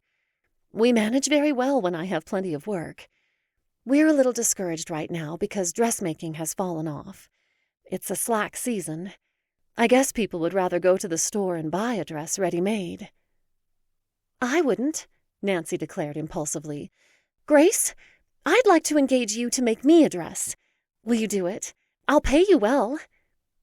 Tears of joy came into Grace's eyes. "Will I? Oh, you don't know how grateful I am for the work. I haven't had anything to do for nearly 3 months. I don't mind poverty so much for myself, but for Allie—" Her voice broke. "I promised Mother I'd look after her." Allie sprang from her chair and rushed to her sister. She flung her arms affectionately about her. "Oh, Grace, I shouldn't have said what I did about needing money. I didn't mean it. Truly, I didn't." "But it's the truth." "We'll get along, Grace. If only my chicken money came in faster. Why can't a hen lay more than 1 egg a day?" Grace smiled faintly at Allie's feeble attempt at a joke, and to break an awkward silence, Nancy took up the conversation.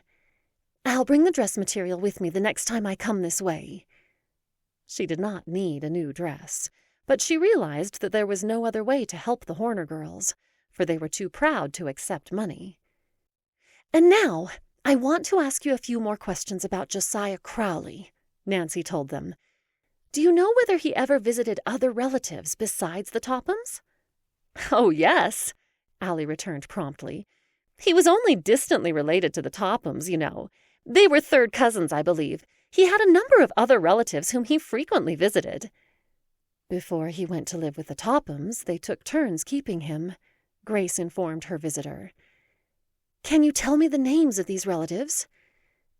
"Let me see." Grace lost herself in thought. There are 2 cousins living in Masonville.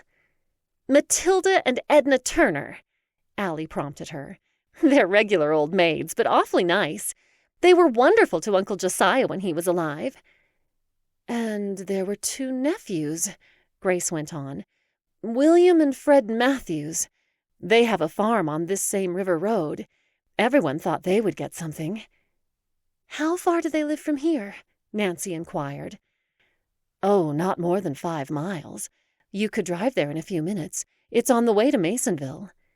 Then I'll be able to make the 2 calls on the same trip, Nancy announced as she arose to depart.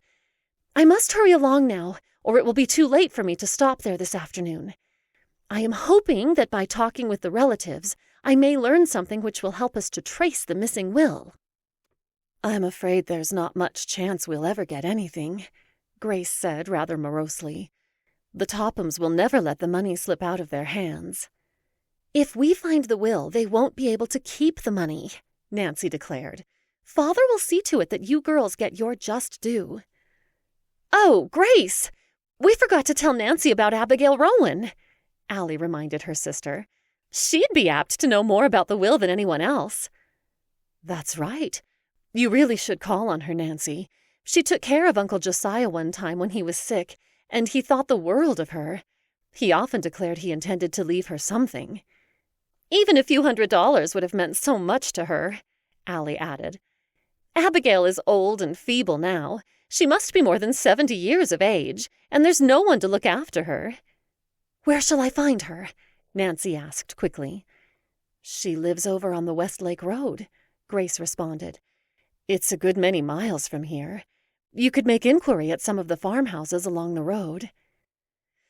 I won't have time to go there today, but I'll surely call upon her as soon as I can. And now I must be going, or it will be dark long before I get back to River Heights. Nancy said goodbye hastily. The Horner girls accompanied her to the roadster and watched her drive away. As she looked back from the corner, they waved their handkerchiefs. Plucky girls, Nancy thought. Until today, I didn't realize how terribly they need help. I simply must find a way to help them. She drove along the river road, heading in the direction of Masonville. Although it was growing late, Nancy was determined to visit the Matthews brothers, and if possible, Matilda and Edna Turner.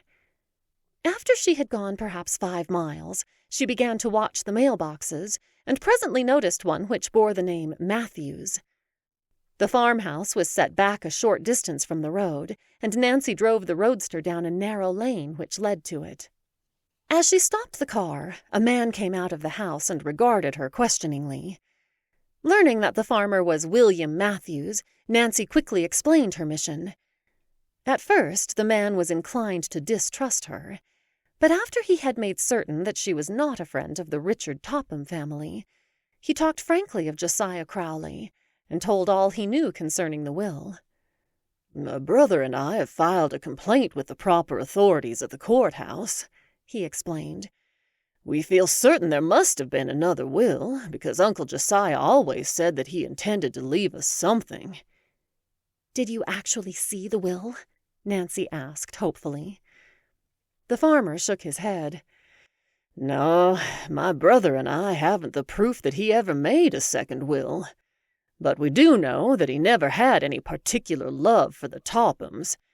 He felt that they took him in only because they were after his money, and I guess he wasn't wrong at that. Anyway, I am certain that he had made up his mind to cut them off without a cent.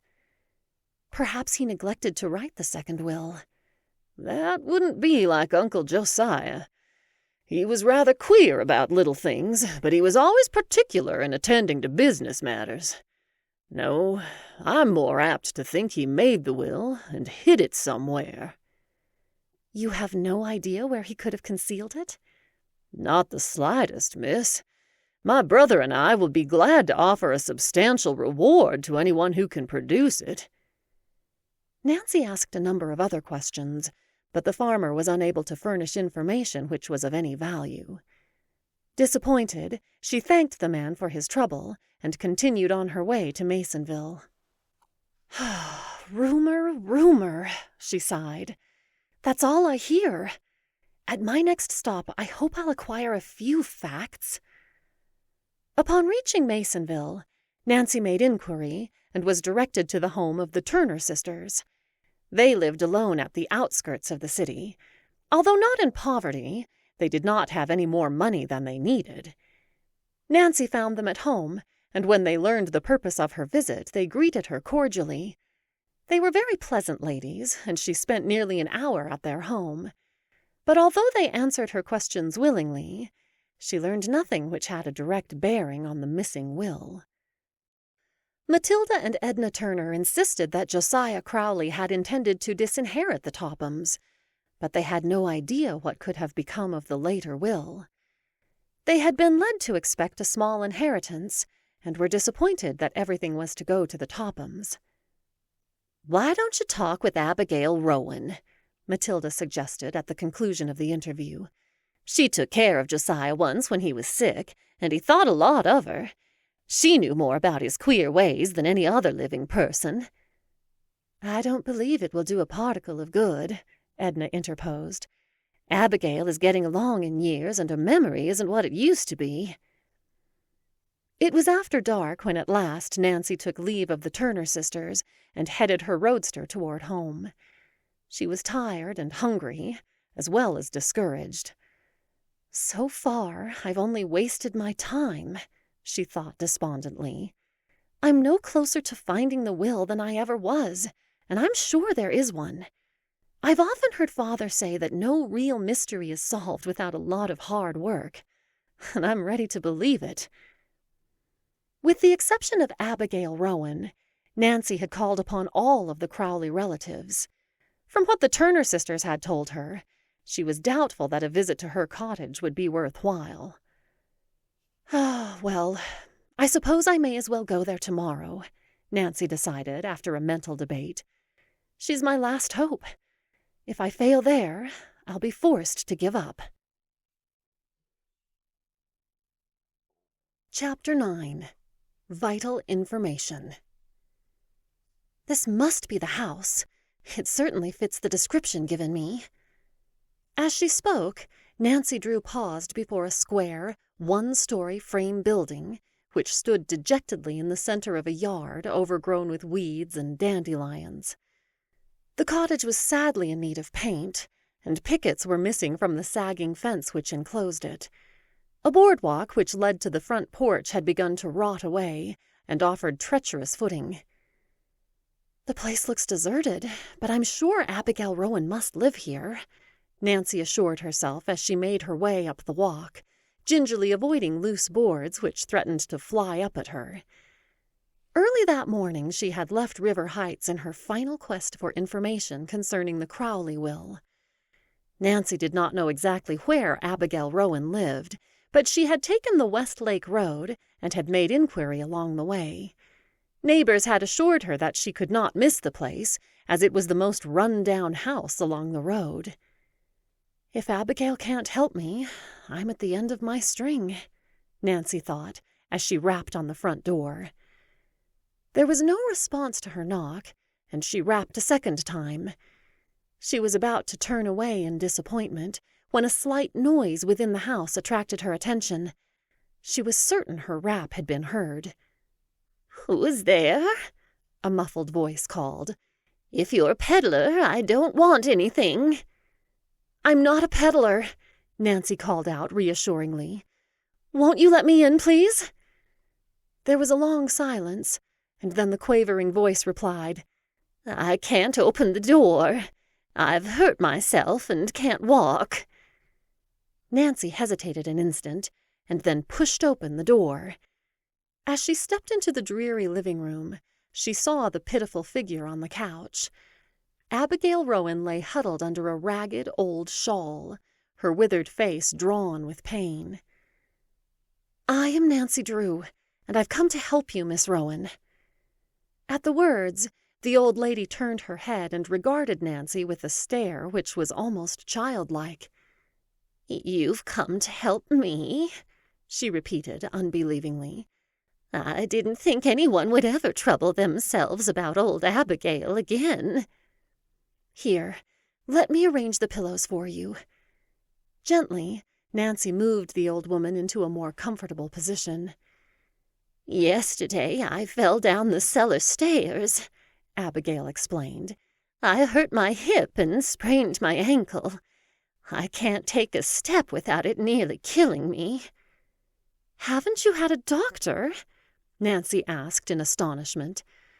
"There ain't been a soul come near me," Abigail sighed. "I've just laid here on my bed and wondered how soon the end would come. I'm getting along in years now, and it won't be long." "Nonsense!" Nancy protested brusquely, for she saw that the old lady's trouble had made her morose. "You have a good many happy years yet before you. Can you walk at all? Are you certain your hip isn't broken?" "I can walk a little, but it hurts something awful when I do." "Then your hip isn't broken," Nancy said in relief. "Let me see your ankle. Why, you haven't even wrapped it up. Where are the bandages? I'll fix it for you." "There's a white rag in the closet in the kitchen," Abigail told her. Nancy shook her head sternly. "A rag won't do. You have a bad sprain, and it must be taken care of properly. You really should have a doctor." "I can't afford it," Abigail murmured. "Let me pay for it," Nancy begged. Abigail shook her head stubbornly. "I'll not take charity. I'd rather die in my bed." "Well, if you're not set on having a doctor, I'm going to the nearest drugstore and get bandages and a number of other things," Nancy insisted. "But before I go, I'll make you a cup of tea." "There ain't any tea in the house." "Then I'll get some. What else do you need?" "I need most everything, but I can't afford to pay for it. You might get me some tea and a loaf of bread. That's enough. You'll find the money in a jar in the cupboard. It's not very much, but it's all I have." "I'll be back in a few minutes," Nancy promised. She stopped in the kitchen long enough to examine the cupboards. As she had suspected, they were practically empty. With the exception of a little flour and sugar and a cheap can of soup, there appeared to be nothing in the house to eat. Nancy discovered the money jar, but an investigation revealed that it contained less than $5. "It's probably every cent poor Abigail has in the world," she thought. Nancy did not take any money from the jar, but quietly slipped out the back door. Hurrying to the roadster, which she had left at the roadside, she drove to the nearest store and ordered nearly $10 worth of groceries. She wished that she might take a doctor back with her, but she realized that Abigail was set in her ways and would not accept the service since she could not pay for it. Before she returned to the cottage, Nancy stopped at the drugstore and purchased bandages and liniments. She carried the supplies into the house and quickly set about making Abigail more comfortable. She bathed the swollen ankle and bound it neatly with the clean bandage. "It feels better already," Abigail told her gratefully. "I don't know what I'd have done if you hadn't come when you did." As soon as she had attended to the woman's immediate needs, Nancy built a fire in the kitchen range and put on the tea kettle. While she was waiting for the water to boil, she raised the drawn shades and permitted the warm sunshine to flood into the room. While she did this, she told Abigail Rowan something about herself. After the tea had steeped, she poured Abigail a cup and urged her to eat the nourishing meal she had prepared. She was gratified to observe that almost immediately the old woman became more cheerful and seemed to gain strength. She sat up on the couch and appeared eager to talk with Nancy. "There ain't many folks that are willing to help an old woman. If Josiah Crawley had lived, things would have been different," she declared. "It's strange that he didn't provide for you in his will," Nancy replied quietly. She did not wish to excite the old woman by telling her real mission, and yet she was eager to find out what Abigail knew about the missing will. She hoped that she might lead her tactfully into a discussion of Josiah Crawley's affairs without raising hopes which might never be realized. "It's my opinion that Josiah did provide for me," Miss Rowan returned impressively. "Many a time he said to me, 'Abigail, you'll never need to worry. When I'm gone, you'll be well taken care of by my will.'" And then everything was left to the Tophams. Nancy encouraged her to proceed. "That was according to the first will. But there was another one. I don't know what became of it." "Are you sure there was another will?" Nancy inquired, almost too eagerly, for Abigail looked at her rather sharply. "Of course I am. I'm as sure of it as I am that I'm sitting here. Why, I saw it with my own eyes." "You saw it!" Nancy gasped. The old woman nodded gravely. "Mind, I didn't see what was in the will. One day, Josiah came in here, and I was sitting in my rocking chair, and right off I noticed he had a piece of paper in his hand. 'Abigail,' he said, 'I've made my will. I fooled them lawyers and wrote it myself.'" "How long ago was that?" Nancy asked quickly. "Let me see." Abigail frowned thoughtfully. "No, I can't remember the exact date. It was about the time Josiah went to live with Richard and Cora. Well, to go on with what I was saying, when Josiah showed me the will, he seemed mighty tickled about it. Mind, he didn't show me what was inside, but he hinted that he'd done well by me. 'But Josiah,' I said to him, 'are you sure it's legal to write it yourself?' 'Of course it is,' he said to me. 'A lawyer told me it was all right, just so long as I had it witnessed.'" "Do you know who witnessed the will?" Nancy broke in. "No, I didn't ask him, and he didn't say. He just went out of the room, chuckling in that funny way he had." "Haven't you any idea what became of the will?" Nancy asked hopefully. "I reckon he hid it somewhere. That would be like Josiah. But I remember he did say something about putting it where nobody can get it unless they have legal authority. So I don't know what became of it. For all I know, he may have turned it over to a lawyer." "Are you certain that was all he said?" Nancy inquired gently. She knew that Abigail had grown rather childish, and that her memory was failing. "It seems to me he did say something about what he was going to do with that will, but I can't just recollect." Abigail shook her head and sighed. "Many a night I've laid awake trying to think what it was."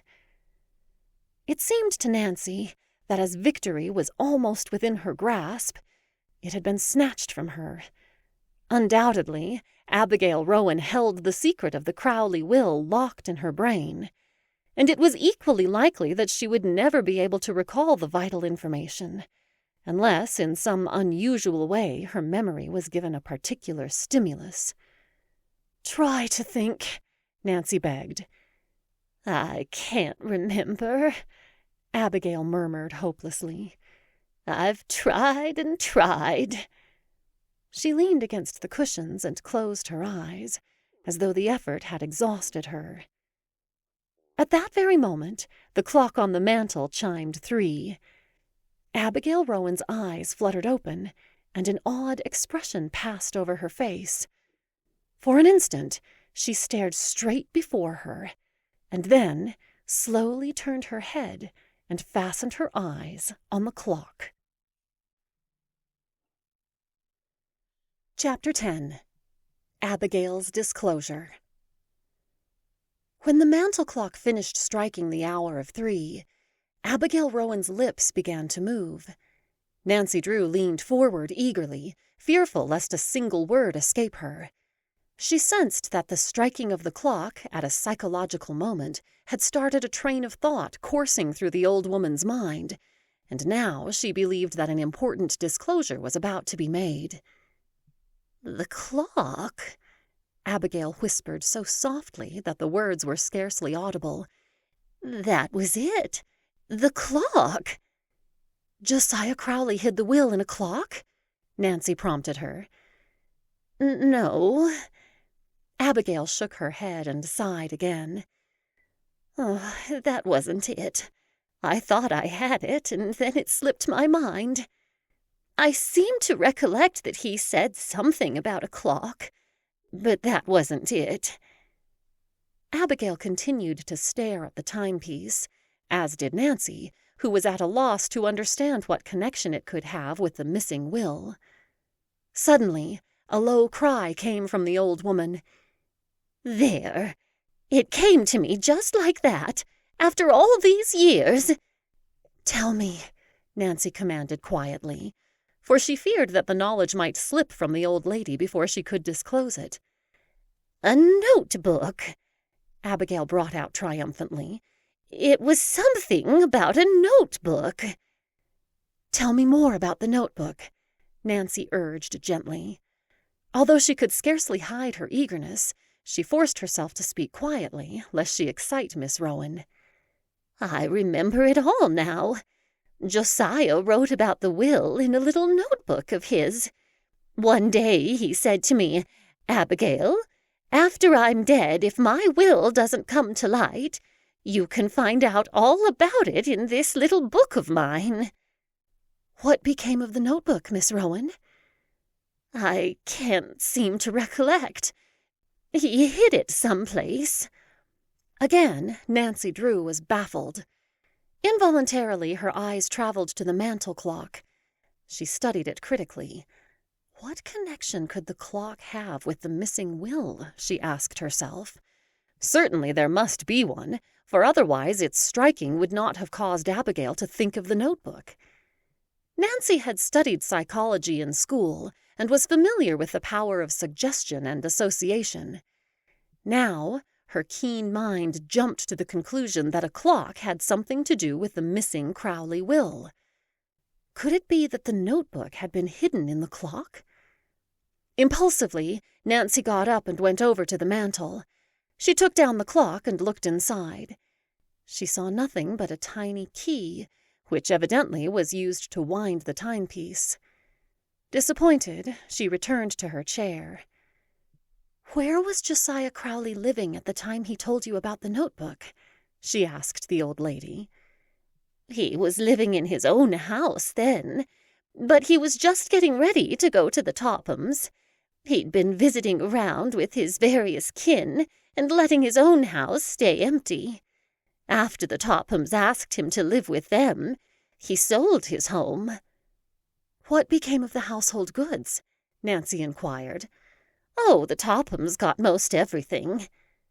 "There must have been a family clock," Nancy mused, half to herself. "A family clock?" Abigail repeated. "Oh, yes, there was a clock." "Can you describe it?" Nancy questioned. "Well, it was just an ordinary mantel clock, tall and with a square face. Something like that one over there." The old lady pointed to the timepiece Nancy had just examined. "Only Josiah's was more elaborate. It had a moon or something on top." "What became of the clock?" "I don't know," Abigail responded indifferently. "I suppose the Tophams got it. They took everything else." It was on the tip of Nancy's tongue to tell Abigail that Josiah Crowley might have hidden his will inside the family clock. But she hesitated to excite the old lady. After all, it was only a theory, and it would not be kind to encourage Abigail Rowan to believe there was a likelihood of gaining an inheritance, unless it were a fact. "I'll wait until I'm sure before I say anything about it to her," Nancy decided. She asked a number of other questions, but it was soon apparent that Abigail had told all that she could recall about the old will. Although Nancy spoke of the family clock a number of times, its mention did not seem to interest the old lady. At last, Nancy arose to depart. But before leaving, she promised Abigail she would return in a few days to see how she was getting along. It was likewise her intention to stop at the nearest house to ask a neighbor woman to look after the old lady during her absence. But she said nothing of this, as she knew Abigail would protest. After attending to the mission, she sprang into her roadster and started for River Heights. Nancy Drew was highly elated at the information she had gleaned, and was now more interested in the case than ever. "I'll not tell the Horner girls what I have learned," Nancy advised herself. "At least not until I have learned more about the family clock. If nothing comes of my theory, Allie and Grace would only be disappointed. I'll not raise their hopes until I have something important to tell." As Nancy drove along the Westlake Road, she reviewed the facts of the Crowley case. Unquestionably, Josiah Crowley had made a second will. According to Abigail Rowan, he had secreted it in a safe place and had written its location in a little notebook. He had told Abigail where the notebook could be found in case of his death, and with the passing years, the knowledge had slipped away from the old lady. "It's my opinion that Josiah Crowley hid the notebook in the family clock," Nancy reasoned. "Otherwise, why would Abigail have said anything about it?" Nancy was at a loss to know how to proceed. She knew that her next step in unraveling the mystery was to search the Crowley clock, but this would not be easy to accomplish. If, as Abigail had indicated, the clock had fallen into the hands of the Tophams, the task might be an impossible one. Then, too, it was not at all unlikely that the Tophams had already discovered the notebook. In that case, they would have destroyed it, Nancy told herself. Still, from the conversation I overheard in the park, I feel reasonably certain the notebook has never been found. No, if Josiah Crowley ever hid it in the clock, it must still be there, and it's up to me to get a hold of it. During the long ride to River Heights, Nancy Drew mulled over the perplexing problem. But try as she would, she could think of no way to get her hands on the old clock. She must find some means of gaining entrance to the Topham residence. "I can't very well climb through a window, much as I would like to," she laughed. "And if I pay a social call upon the Tophams, they're sure to be suspicious. We haven't been friendly for years, and since Ada and Isabel discovered that I have taken an interest in the Horner girls, they would be certain to question my motive in going to their house. No, I must think of a good excuse." Presently, Nancy reached River Heights. She drove the roadster down the boulevard and stopped in front of her home. As she stepped out and was preparing to go into the house, she heard her name called. Wheeling about, she saw a girl running toward her. It was one of Nancy's chums, Helen Corning. "Hello, Nancy," Helen called. "I haven't seen you for days. Where do you keep yourself?"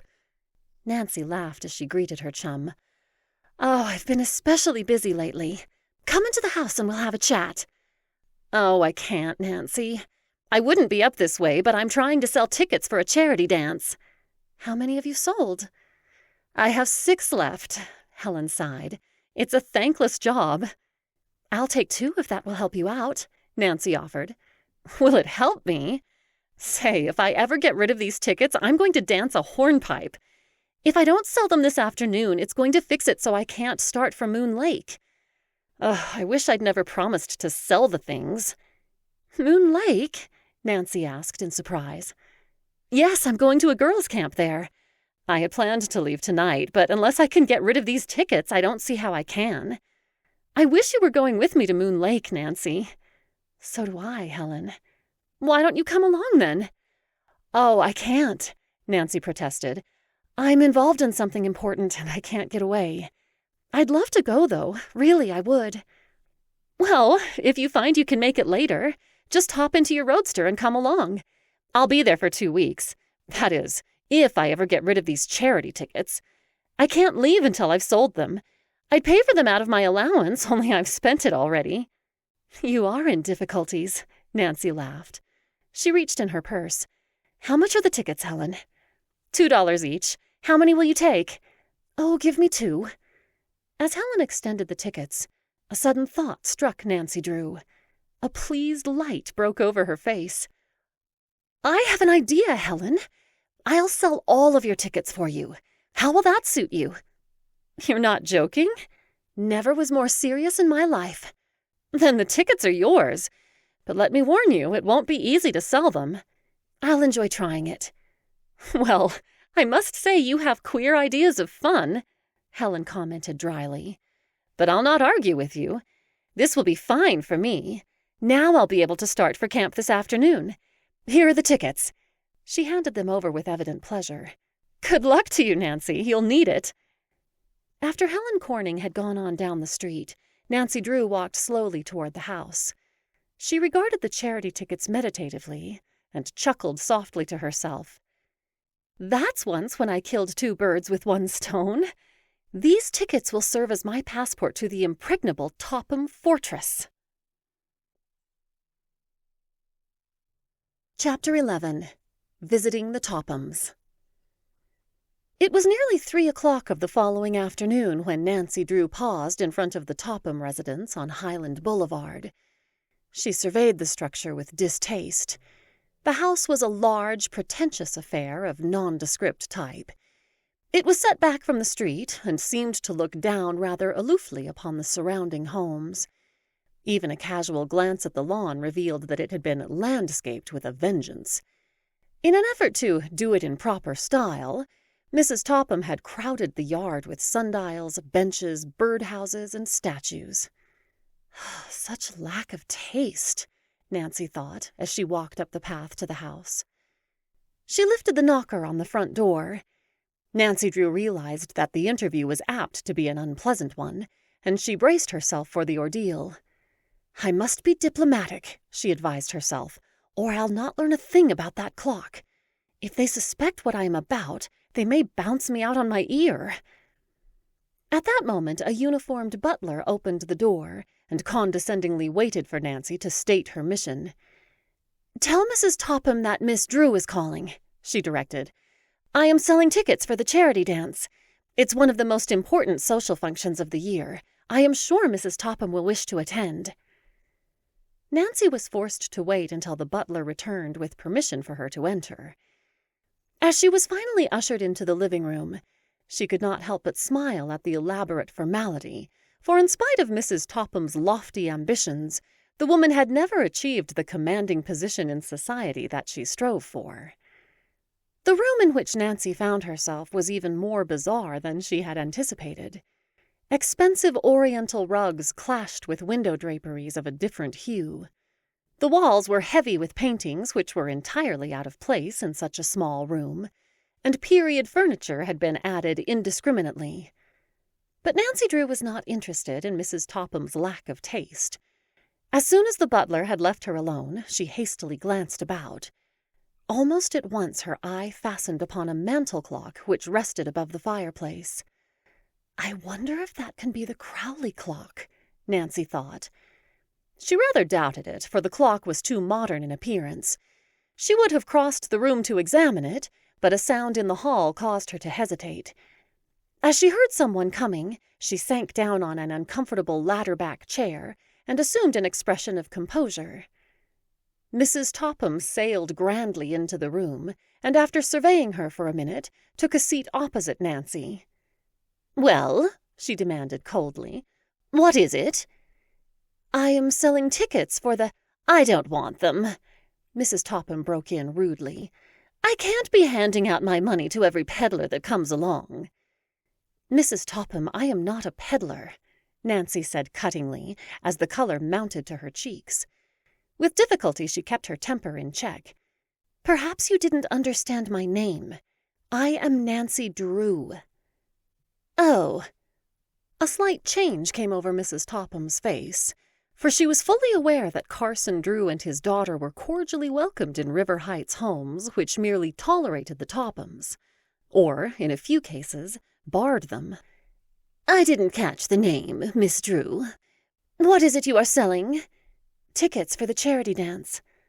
"Well, I hardly know what to say," Mrs. Topham hedged. It was apparent that she was afraid to offend Nancy, and yet she was unwilling to part with the money. Although the Tophams were well-to-do, it was common knowledge that Mrs. Topham was decidedly stingy where other persons were concerned. "How much are the tickets?" $2 each. "Why, that's positively exorbitant," Mrs. Topham protested. "But we are selling the tickets for charity," Nancy explained. "I assure you the cause is an excellent one." Before Mrs. Topham could reply, the front door opened, and Isabel and Ada entered the house. Unaware of the visitor, they paused in the hall and carried on a disgruntled conversation. Evidently, they had been making social calls, and were angry because some woman had refused to see them. "Her maid said she wasn't at home, but I know she was," Nancy heard Ada complain. The two sisters entered the living room, and when they saw Nancy, stopped short and stared rudely at her. They did not speak a word of greeting. "Miss Drew is selling tickets to a dance," Mrs. Topham informed her daughters. "Don't buy them," Ada advised harshly. She had not forgotten the scene in the department store, and longed to avenge herself upon Nancy, whom she considered responsible for her humiliation. "But Ada," Mrs. Topham protested feebly, "I thought it might help our social standing to take a few tickets." "Don't be silly, Mother," Ada snapped. "You'll only waste your money. We don't want to go anyway." "All right, I won't buy the tickets. Good afternoon, Miss Drew." Reluctantly, Nancy arose. She was somewhat taken aback at the unceremonious dismissal, for she had not accomplished the real purpose of her visit. As she turned, Nancy saw that Richard Topham blocked the door. He had entered so quietly that his arrival had been unobserved. "Just a minute, Miss Drew," he said. "How many tickets have you there?" "4," Nancy gasped in surprise. "I'll take them all." With a grand gesture, Richard Topham opened his pocketbook and carelessly pulled out a $20 bill. "Keep the change," he ordered with assumed indifference. "Give it to the charity." "Richard!" His wife gazed at him with disapproval. "Have you lost your mind? A $20 bill?" she whispered. "It's you who can't see beyond your nose," Mr. Topham retorted, but in a low voice. "You're always trying to get into society, and then you pass up a real opportunity. This donation will get our names into the paper." He slumped into the nearest chair, and opening the afternoon paper, buried himself in the stock page. Mrs. Topham knew that the matter was closed, for she scarcely dared speak to her husband when he was absorbed in the market reports. Nancy, too, realized that she had no excuse for prolonging her stay. "I really must be going," she said quickly.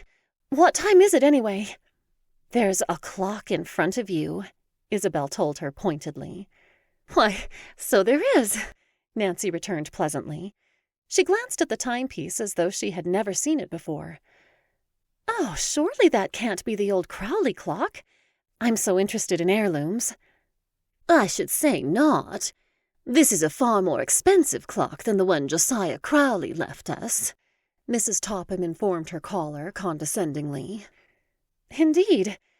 But I suppose you still have the family clock stored away in your attic. It's so hard to part with heirlooms." Cleverly, Nancy led Mrs. Topham to further disclosures. "It wasn't hard to part with that old-fashioned thing," Mrs. Topham returned. "We didn't want it cluttering up the attic," Isabel added. "Crawley left so much old junk." "We considered the clock entirely out of place in our modern home," Mrs. Topham continued. "So we sent it up to our bungalow on Moon Lake." Unwittingly, Mrs. Topham had given Nancy the information which she sought. The purpose of her visit accomplished, the girl politely thanked the Tophams for the purchase of the charity tickets and quickly took her leave. As she walked down the path to the street, she chuckled softly to herself. The Tophams may be old schemers, but this time they weren't so clever. Unless I am mistaken, those tickets will prove the most expensive ones they ever bought. Before they get through, it may cost them the Crowley fortune. Chapter 12. Following a Clue. Although highly elated at what she had learned from the Tophams, Nancy Drew was at a loss to know how to proceed. Undoubtedly, the old Crawley clock was set up in the bungalow at Moon Lake, but to get there was another matter. Nancy was determined to profit by the information, but was confronted with a number of serious problems. Moon Lake was located among the hills 40 miles away, and the roads were not of the best. Nancy did not know the exact location of the Topham cottage. Then, too, she needed an excuse for making the long trip. If the Tophams learn I have gone to Moon Lake, they may become suspicious, she counseled herself. I must think of some excuse to broadcast as a smokescreen. But try as she would, Nancy could think of nothing. She took a certain amount of pride in her detective work, and now that she felt she had struck a valuable clue, she did not wish to ask advice from her father. She preferred to solve the mystery herself, and then surprise him with the solution. At dinner that night, Nancy was unusually silent, and Carson Drew commented on her preoccupation. "It seems to me you have been looking troubled lately," he observed. "Do you feel well?" Never felt better in my life, Nancy laughed. Just the same. I believe you need a vacation. I realize that it isn't easy for a girl your age to look after a big house like this. After a time, the responsibility gets to be wearing. How stupid of me! Nancy exclaimed. In her excitement, she permitted a fork to fall from her hand and clatter against the plate. Carson Drew, who did not comprehend what was passing through his daughter's mind, looked at her in surprise. "Stupid?" he inquired. "Oh, I mean, it was strange I didn't think of Helen Corning before this," Nancy said hastily. "Helen is going to a girls' camp on Moon Lake. I'm dying to go to Moon Lake. May I start the first thing in the morning? I know I can get in. They have room for 6 more girls, Helen said." "I think it would be an excellent idea, Nancy. A nice rest will do wonders for you. Go, by all means." Nancy Drew was delighted that she had stumbled upon an excuse which would make it appear natural for her to go to Moon Lake. Early the next morning, after packing a suitcase, she started off in the roadster.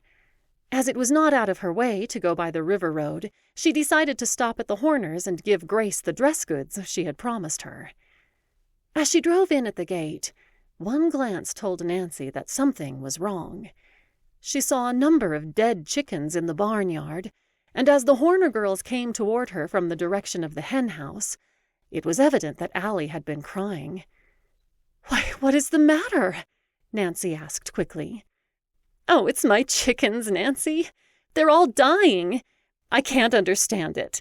This morning when I went to feed them, I found 10 dead. I'm so discouraged." "And yesterday a fox took 2, Grace added. "I guess fate is against us." "I'm afraid I'll lose all of my chickens before I get through," Allie declared unhappily. "I don't know what is killing them. They seem to have a strange disease." "Allie is all broken up," Grace said quietly. "She's worked so hard with her chickens. Most of them are pets. And then we need the money so badly. Now that dressmaking has fallen off, the chicken money is our only means of support." "Please, won't you let me help?" Nancy begged, reaching for her pocketbook. "Accept a little loan to tide you over?" Grace shook her head firmly. "Thank you for your kindness, Nancy, but we can't take your money. We'll manage somehow." "If only Uncle Josiah had provided for us," Allie sighed. "You haven't learned anything more about the second will, Nancy?" "I haven't anything definite to report," Nancy replied, evading the question. She did not wish to raise false hope, and she thought it best not to tell of her discovery. "But I'm still hoping we'll be able to trace the will." "I doubt it," Grace commented pessimistically. "I'm on my way to Moon Lake now," Nancy told the girls. "I stopped here to deliver the dress goods." She handed a package to Grace. "The pattern is inside, and I'm easy to fit, so you'll have no trouble." Grace's face brightened as she accepted the bundle. "Oh, Nancy, I can't thank you. It is I who should thank you," Nancy laughed. "And now, let me pay for the dress in advance." Again, Grace stubbornly shook her head. "Not until the work is finished. That isn't good business." Nancy saw that Grace and Allie were too proud to accept help, and regretfully abandoned the idea of trying to give them money. "I'll come back in a few days for a fitting," she promised, as she prepared to drive away. Nancy's talk with the Horner girls had left her rather depressed, for she realized that in spite of their pride, Allie and Grace would soon be forced to accept charity. Oh, if only she could help them. And poor old Abigail, Nancy thought. If Josiah Crowley had used a grain of sense, things wouldn't be in such a muddle. Nancy soon branched off from the river road and headed south toward Moon Lake. The highway was little traveled, and it was necessary for her to devote all of her attention to driving. The road had not been dragged after a recent rain, and the ruts were deep. Jagged rocks and stones were scattered in the path, and it seemed to Nancy that the hills went straight up and straight down. Presently she noticed that the roadster had taken a strange notion to turn to the left of the road, in spite of her efforts to keep it in the middle. Not without foreboding of trouble, she stopped the car and got out to make a tour of inspection. As she had suspected, a rear tire was flat. "A puncture," Nancy murmured in disgust. "If that isn't just my luck." "Oh, well, I suppose I must fix it myself, because there won't be another car along for an hour on this road." It was not the first time Nancy Drew had changed a tire, but she never relished the task. Rummaging under the seat, she pulled out the tools and quickly jacked up the rear axle. She loosened the lugs which held the tire in place and tugged at it. Again and again she pulled, but the huge balloon tire could not be budged. Then, as she gave it one mighty tug, it came off, and Nancy Drew fell backwards into a sitting posture in the road. "Well, it's off anyway," she told herself with satisfaction, as she brushed the dirt from her clothing. It required but a few minutes to put on the spare tire and fasten the old one to the rear of the car. Then, in relief, Nancy started on her way again, but the accident had delayed her nearly an hour. It was after 12 o'clock when at last she came within sight of Camp Avondale, where Helen Corning was staying. Through the tall trees she caught a glimpse of a long row of shacks and saw the smoke rising from the cookhouse. Beyond, the blue lake sparkled and glimmered in the sunlight. As Nancy drove into the camp, a group of girls gathered around the roadster. Helen Corning came running out of a cabin to greet her chum. "Girls, it's Nancy Drew!" she exclaimed enthusiastically. "Now the fun will start. Park your car over there back of the cookhouse, Nancy." "Am I too late for dinner?" Nancy demanded. "I'm nearly starved." "You're just in time," Helen assured her. "Oh, Nancy, I'm so glad you came." "So am I. How long can you stay?" "Oh, I don't know. Until you get tired of me, probably." "Then you'll stay for the rest of the summer," Helen laughed. Nancy was escorted to the main building of the camp, where she met the lady in charge and registered. "She is to stay with me," said Helen, and so it was arranged. When the girls walked off, Nancy told Helen about selling the charity dance tickets and gave her the money paid by Mr. Topham. "He surely was generous," said Helen in surprise. "He did it just to show off," declared Nancy. "I am positive of it." Nancy scarcely had time to deposit her suitcase under her cot and freshen up a bit from her long ride when dinner was called. The food was plain but substantial, and already she discovered that she had developed an enormous appetite. Dinner over, she was rushed from one thing to another. The girls insisted that Nancy join them in a hike. She returned to camp with a desire for a good rest, but Helen Corning had other plans. "We're all going for a ride in the launch before supper," she declared. "Don't you ever rest here?" Nancy groaned. "Oh, yes, at night. This is your first day here. You'll be used to it in a day or so." "Either that or I'll be a wreck." "But you don't want to miss the launch ride, Nancy. You'll have a splendid opportunity to see all the summer cottages on Moon Lake." "Summer cottages?" Nancy asked quickly. Instantly she thought of the Topham bungalow and wondered where it was located. Undoubtedly, the launch ride would give her the opportunity to find out.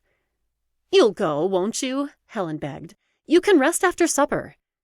Yes, I'll go, Nancy promised. You couldn't keep me here. Although she was tired, she was really enjoying herself immensely. 6 girls loaded themselves into the launch, and someone started the motor. It's always a relief when the engine starts, Helen explained. Every so often, it balks. As the little launch turned out into the lake, it seemed to Nancy that she had never seen a more beautiful sight. The sun, which appeared to be sinking down into the water, resembled a great ball of fire. Yet she did not forget the real purpose of the trip. "The Tophams have a bungalow up here, haven't they?" she questioned. "Yes, it's across the lake from here. We'll come to it presently." "The Tophams aren't there now?" "Oh, no, the cottage is closed. There's a Negro caretaker who looks after it. They call him Jeff Tucker." "Is it hard to get to the place?" "Oh, not if you go by launch. But it's a long way if you take the road around the lake. I didn't know you were particularly interested in the Tophams, Nancy." "Oh, they're no friends of mine," Nancy returned hastily. "I was merely curious." After a time, as the launch chugged along close to the shore, Helen waved her hand toward a bungalow which was set back some distance from the water. "The Tophams own that one," she informed her chum. Eagerly, Nancy turned her head and looked. She told herself that she would remember the location. "We're going to have a wonderful time here together," Helen chatted happily on. "Next week there's going to be a big dance, too. Oh, there's so much of interest at Moon Lake, Nancy. You'll stay, won't you?" Involuntarily, Nancy's eyes swept the shore and came to rest on the Topham bungalow. "You're right, Helen," she agreed heartily. "There are a number of interesting things here. Yes, if you want me to, I'll stay." Chapter 13. An Adventure. Nancy Drew had made up her mind to visit the Topham cottage the very next day. But in making her plans, she had counted without Helen Corning and her friends. They were unwilling that she should be alone, even for a minute.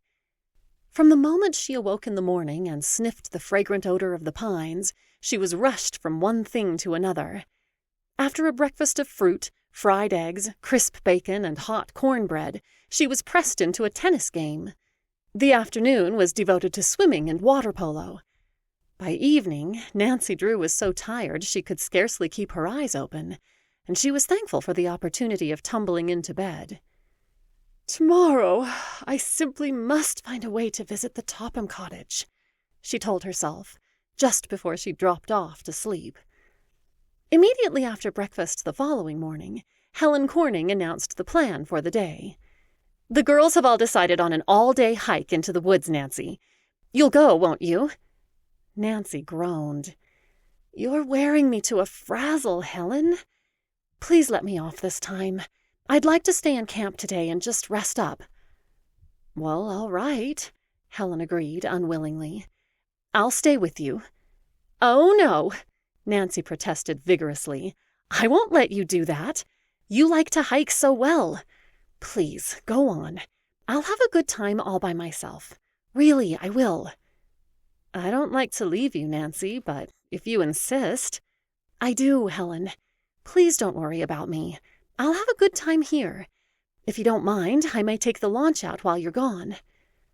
"If you do, you'd better not go far," Helen advised her. "We girls bought it second-hand for a song, and it's my private opinion the engine isn't much good." "I'll be careful," Nancy promised.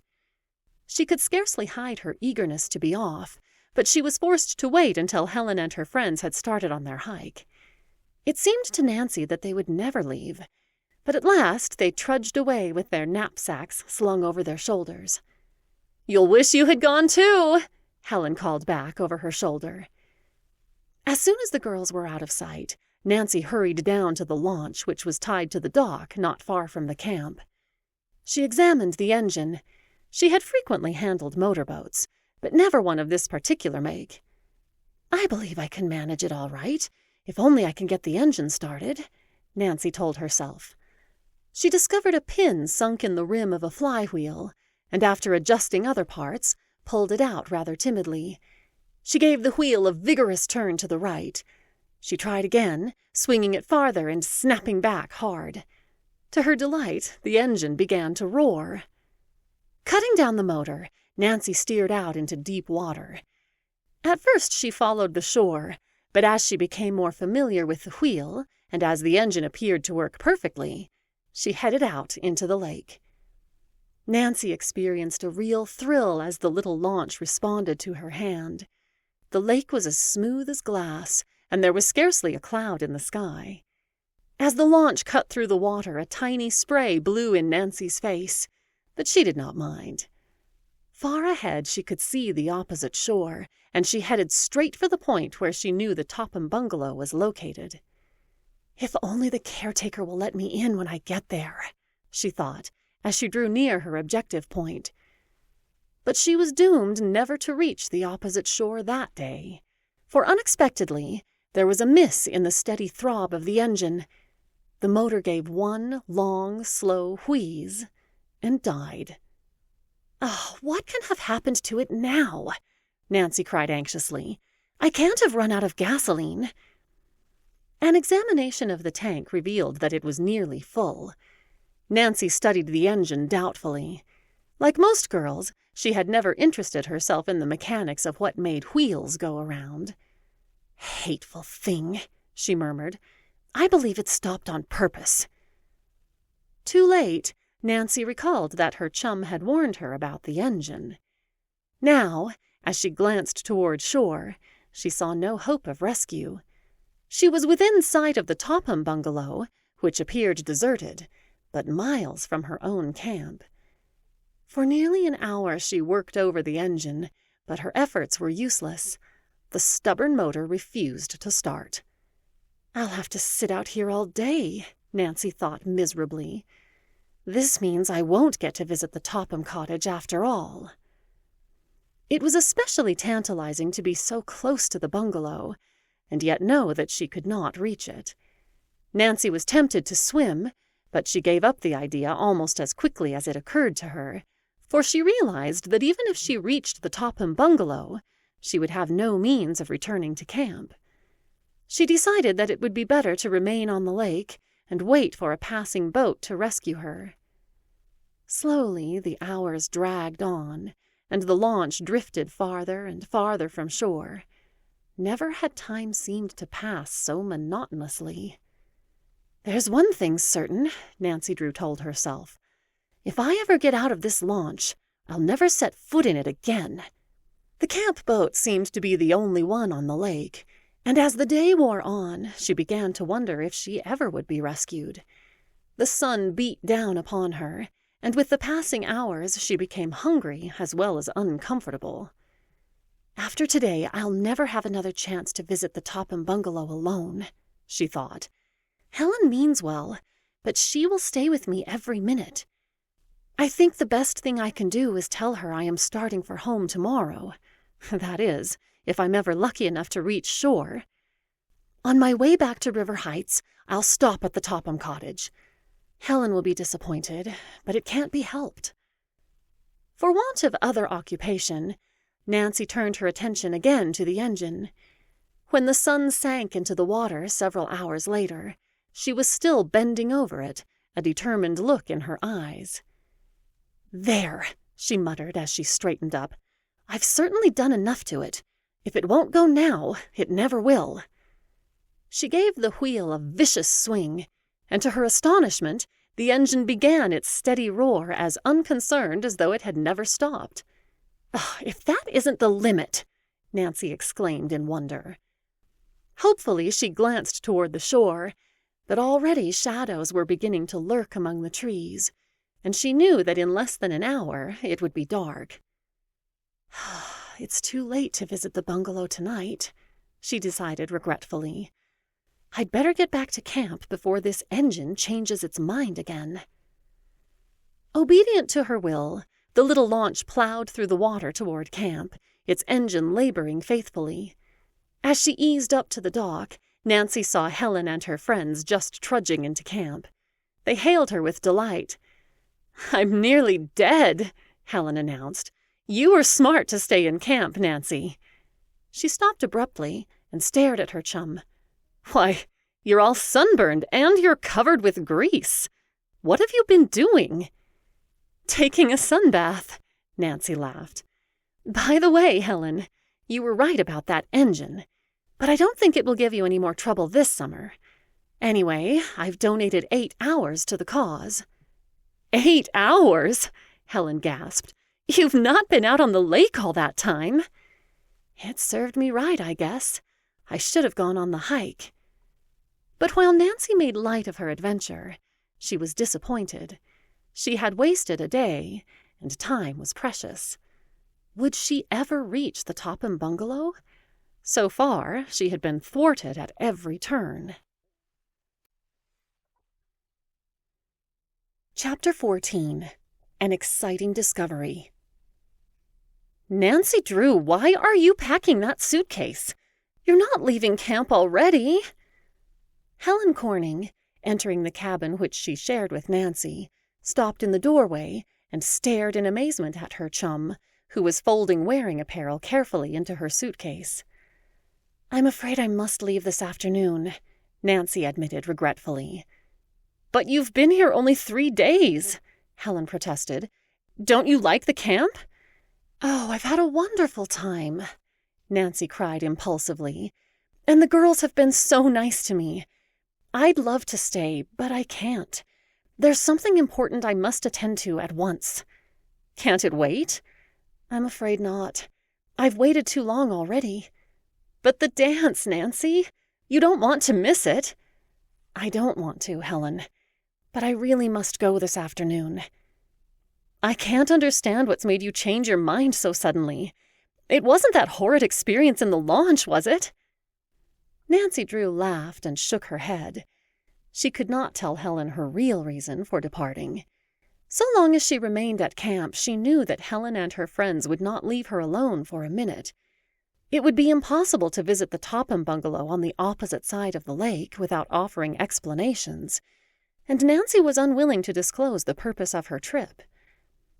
In spite of Helen's teasing, she remained firm in her decision to leave camp. Directly after luncheon, she slung her suitcase into the roadster and took leave of the girls. Regretfully, they watched her go. "Now, if only I can find my way to the Topham bungalow," Nancy thought. The previous day she had casually inquired from Helen which road led to the Topham bungalow, but the directions had been rather hazy. Coming to a fork, she selected the left-hand road, which appeared to circle the lake. As Helen had indicated, it was winding and narrow, and richly sprinkled with sharp rocks. From camp, it was comparatively easy to reach the Topham bungalow by launch, but the distance around the lake was nearly 8 miles. Nancy was forced to drive slowly, and had she met another car, it would have been difficult to have passed. In places, the road was muddy, for overhanging trees and bushes protected the moist earth from the rays of the sun. The going was especially hard because of 2 deep ruts, which apparently had been made by a heavy truck. "I wonder what a truck was doing up this road," Nancy mused, somewhat curiously. "The tracks appear to have been made today, too." As she drove along, she noticed a number of summer cottages, but as the season was late, nearly all were boarded up. At last she came within sight of a clearing, and through the trees caught a glimpse of the Topham bungalow. "I hope I'll find the caretaker," she thought. "I'd certainly hate to go back without seeing him." Not without a feeling of anxiety, she stopped the roadster at the edge of the road.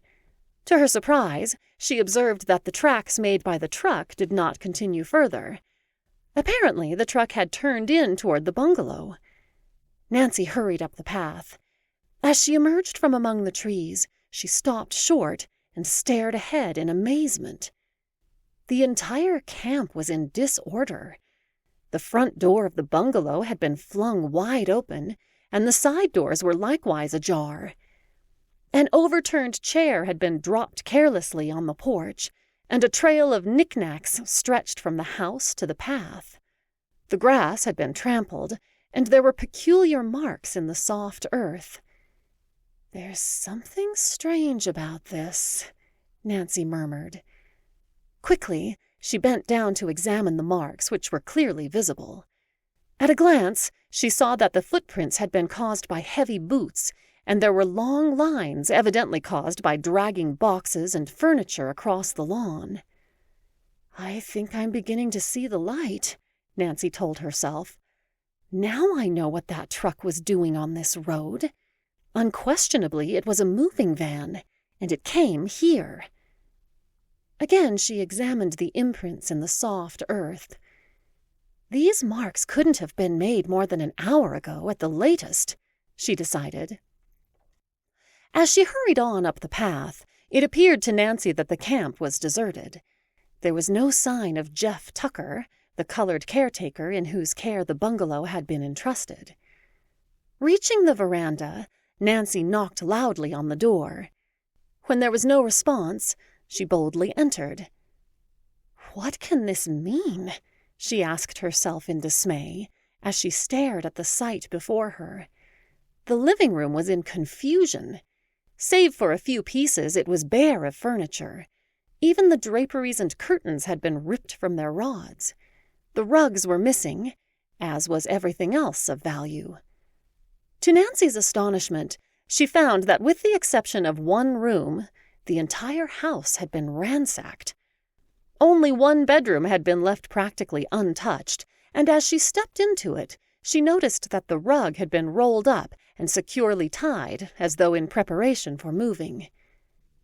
As Nancy gazed at the disorder around her, she searched her mind for an explanation. What could it mean? "It looks like a case of ordinary robbery to me," she reasoned. Nancy had frequently read of cases where the summer homes of wealthy persons had been stripped of furniture and rugs by unscrupulous robbers who sold the valuables to second-hand dealers and fences. In recent years, there had been a number of thefts in the vicinity of Moon Lake, and as a protective measure, many of the cottage owners employed caretakers the year around. What had become of Jeff Tucker, the colored man who had been left in charge of the Topham bungalow? The place seemed deserted. Nancy realized that the Topham bungalow, which had been expensively furnished, would offer a rich prize for thieves. Now, as she viewed the evidence, the suspicion which lurked in her mind developed into firm conviction. She was certain that robbers had ransacked the place, carrying off nearly everything of value. "They must have taken the Crowley clock, too," Nancy told herself with a sinking heart. "If they have, I'll never set eyes on it." A feeling of desperation came over the girl as she realized that again she had been thwarted. It seemed almost as though a cruel fate had ordained that the mystery of the missing Crowley will should forever remain unsolved. "It's barely possible that the robbers overlooked the clock," Nancy thought hopefully. She began to look about in nooks and corners of the bungalow. She opened closets and poked about in drawers, but her search was in vain. She found no clock. As Nancy returned to the bedroom, she regarded it meditatively. Why had the robbers left this one room practically untouched? Certainly the furniture was as valuable as that which they had taken. Unquestionably, the thieves had intended to strip the room, for they had rolled up the rug. "I wonder if they heard me coming and were frightened away," Nancy asked herself. "I didn't see a sign of their truck, and yet I'm sure they couldn't have left here many minutes before I arrived." As the thought occurred to her, she glanced uneasily over her shoulder. She realized that she was buried in a wilderness some miles from the nearest house, and the knowledge that unscrupulous men were in the vicinity was anything but reassuring. "What if those robbers should still be around here?" flashed through her mind. As Nancy Drew listened tensely, the very silence of the empty house was startling. A strange feeling came over her. She could almost sense that someone was watching her every movement. Chapter 15. A Desperate Situation. "How silly of me to be afraid," Nancy Drew laughed nervously. "Probably there isn't a person within miles of here." As she glanced about the bungalow, It was with relief that she assured herself the place was deserted. Yet for some reason she was unable to free herself entirely from the feeling that an unseen danger lurked in wait for her. The very walls seemed to smirk and grimace at her, and there was an ominous something in the air. Now that Nancy felt certain that the Crowley clock had been stolen, she was anxious to get away from the Topham bungalow as quickly as possible. "I'll drive to the nearest town and report the robbery to the police," she decided. "Those men won't be able to travel very fast with a heavy moving van. There's a chance that they may be caught yet." Having made the decision, Nancy moved toward the front door. Passing a window, she chanced to glance out, and what she saw caused her to pause in sheer fright. A heavy-set man with a cap pulled low over his eyes was coming up the path toward the house. For a moment, Nancy Drew was held in a paralysis of fear. She was positive that the man who was coming toward her was one of the members of the robber band. Only an instant did the girl hesitate. Then she turned and ran back into the bedroom. Too late she saw that she had trapped herself, for this room had no outside door. Nancy started back toward the living room, but before she had taken half a dozen steps, she realized that her escape had been cut off from that direction. The man had reached the veranda steps. Frantically, she glanced about for a hiding place. The bedroom closet offered the only possible refuge, and with scarcely an instant's hesitation, she stepped into it and closed the door behind her. Nancy was not a minute too soon. Scarcely had she shut the door when she heard the heavy tread of a man's hobnail shoes on the floor. Peeping cautiously through a tiny crack in the door, she saw a rough-looking man come into the bedroom. His face was cold and cruel. As he turned toward the closet where she huddled, Nancy Drew held her breath, scarcely daring to breathe naturally lest her presence be detected. Apparently, the man noticed nothing amiss, for his eyes rested only casually on the closet door. Nancy's hiding place was anything but comfortable. It was dark and musty, and old clothing hung from nails. As dust assailed her nostrils, she held a handkerchief to her face lest she sneeze. "If I sneeze, they'll be sure to find me," she told herself. "They'll know well enough it isn't an animal, even a cat." She felt around and once came close to catching her hand on a sharp nail. Then she felt something soft on a shelf and imagined it was a sleeping cat. She drew back, then felt more cautiously. Only an old fur cap, she told herself in disgust, and probably full of moths. Gracious, now I feel like sneezing worse than ever. She held her hand over her mouth and waited in agony. But presently the desire to sneeze passed, and Nancy breathed more freely.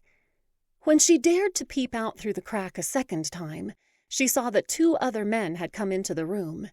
From their appearance, she knew that they must be members of the robber gang. The first man seemed to be their leader, for he proceeded to issue orders. "Get a move on," he growled. "We haven't got all day unless we want to be caught. Take that dresser out of here first." The 2 men lifted the heavy piece of furniture and started with it to the door. But they did not move swiftly enough to satisfy the leader, and he berated them savagely.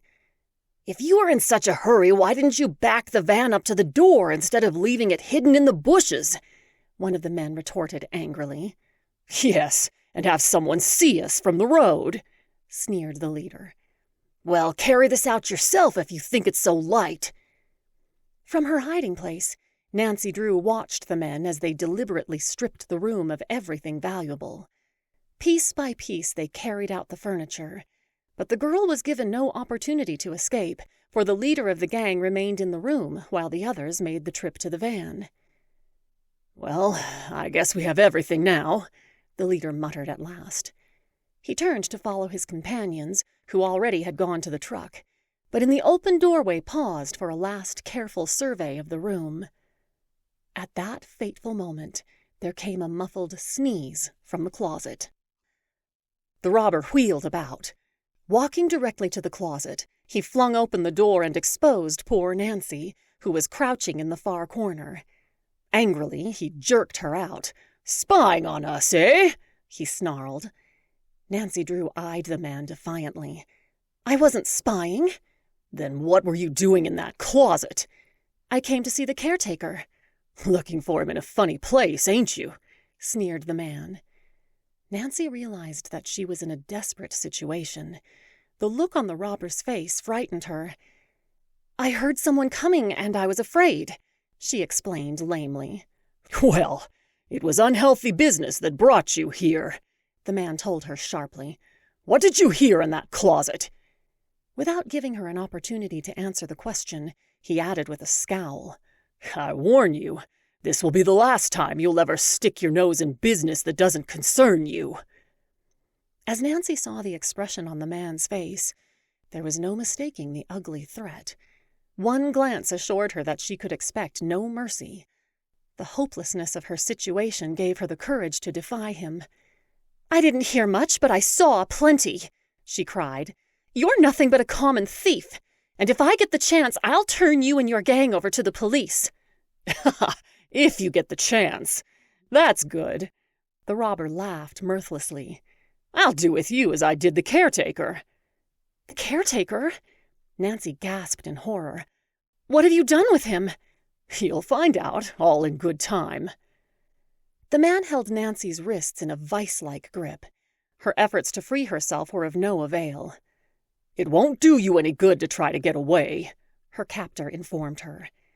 Nancy was desperate. Suddenly, utilizing every ounce of her strength, she gave her imprisoned wrists a quick upward jerk. As the action tore her hands free, she darted for the door. With a cry of rage, the robber was after her. Almost in one long leap, he overtook her, caught her roughly by the arm, and forced her against the wall. Not much you don't, he snarled. Nancy Drew struggled this way and that. She twisted and squirmed. She kicked and clawed. But she was powerless in the grip of the man. Little wildcat! You won't do any more scratching when I get through with you. Let me go! Nancy cried, struggling harder. The man half carried, half dragged her across the room. Opening the closet door, he flung her roughly inside. Nancy heard a key turn in the lock. The sliding of a bolt into place followed. Now you can starve for all I care. The man laughed harshly. Then the steady tramp of his heavy boots across the floor told Nancy Drew that he had left the house. Chapter 16. Left to Starve. When the sound of the footsteps had died away, Nancy Drew was overcome with panic. A feeling of desperation came over her. She realized that the robber had dared to carry out his ugly threat. He had locked her in the closet and had left her there to starve. At first, Nancy was too frightened to think logically. She beat frantically upon the door with her fists, but the heavy oak panels did not give. "Help! Help!" she screamed. At last, exhausted by her efforts to force the door open, she fell down upon the floor, a dejected, crushed little figure. Maybe those men will come back later and let me out, she tried to encourage herself. Surely they can't be so heartless as to leave me here to starve. But even as the thought came to her, she heard the muffled roar of a heavy truck as it passed the Topham bungalow on the way to the road. With a feeling of utter hopelessness, Nancy heard the van depart. She knew for a certainty the cruel, hardened rascals were indifferent to her plight. They had abandoned her to a horrible fate. The house was as silent as a tomb. Although Nancy had little hope that there was anyone within miles of the cottage, she again raised her voice and shouted for help. Her cries echoed through the empty house and seemed to mock her. "Oh, why didn't I have sense enough to tell Helen Corning where I was going?" she thought miserably. "She believed I was starting for home. The girls will never dream that I came here." And her father thought that she intended to remain at the camp for a week. He would not become alarmed over her absence until it was too late. Oh, if only she had never left her home in River Heights. Someone may find my roadster at the side of the road, Nancy reasoned, but it isn't very likely. Few persons pass this way so late in the season. What had become of Jeff Tucker, the caretaker? Certainly she could expect no aid from that quarter. The robber had hinted that he had done away with the old colored man, and, knowing the character of the rascals, it was impossible not to believe the worst. As the full significance of the situation dawned upon the girl, panic again took possession of her. In a desperate attempt to break down the door, she threw her weight against it again and again. She pounded upon the panels until her fingers were bruised and bleeding. At last, she sank down on the floor to rest and tried to force herself to reason calmly. I'm only wasting my strength this way. I must try to think logically. If I don't, I'm lost. Nancy Drew recalled that she had once read that it was possible to pick a lock with a hairpin. Feeling in her hair, she found a heavy wire one and began to work at the lock. But in the darkness she could not see, and she made little progress. After 15 minutes, she gave the task up in disgust. It's no use, she decided miserably. I'm afraid I'll never get out. She began to think of her father, of Helen Corning, and other dear friends. Would she ever see them again? As despondency claimed Nancy, she was dangerously near tears. Resolutely, she tried to shake off the mood. This will never do, she told herself sternly. Surely there is a way I can get out of here. I must keep my head and try to think of something. After a time, as a new idea occurred to the girl, she began to rummage around in the closet, hoping that by some lucky chance she might find a tool which would help her force the lock of the door. She searched carefully through the pockets of every garment which hung from the hooks. She groped over every inch of the floor. She found nothing of value, and the cloud of dust which was stirred up made breathing more difficult than before.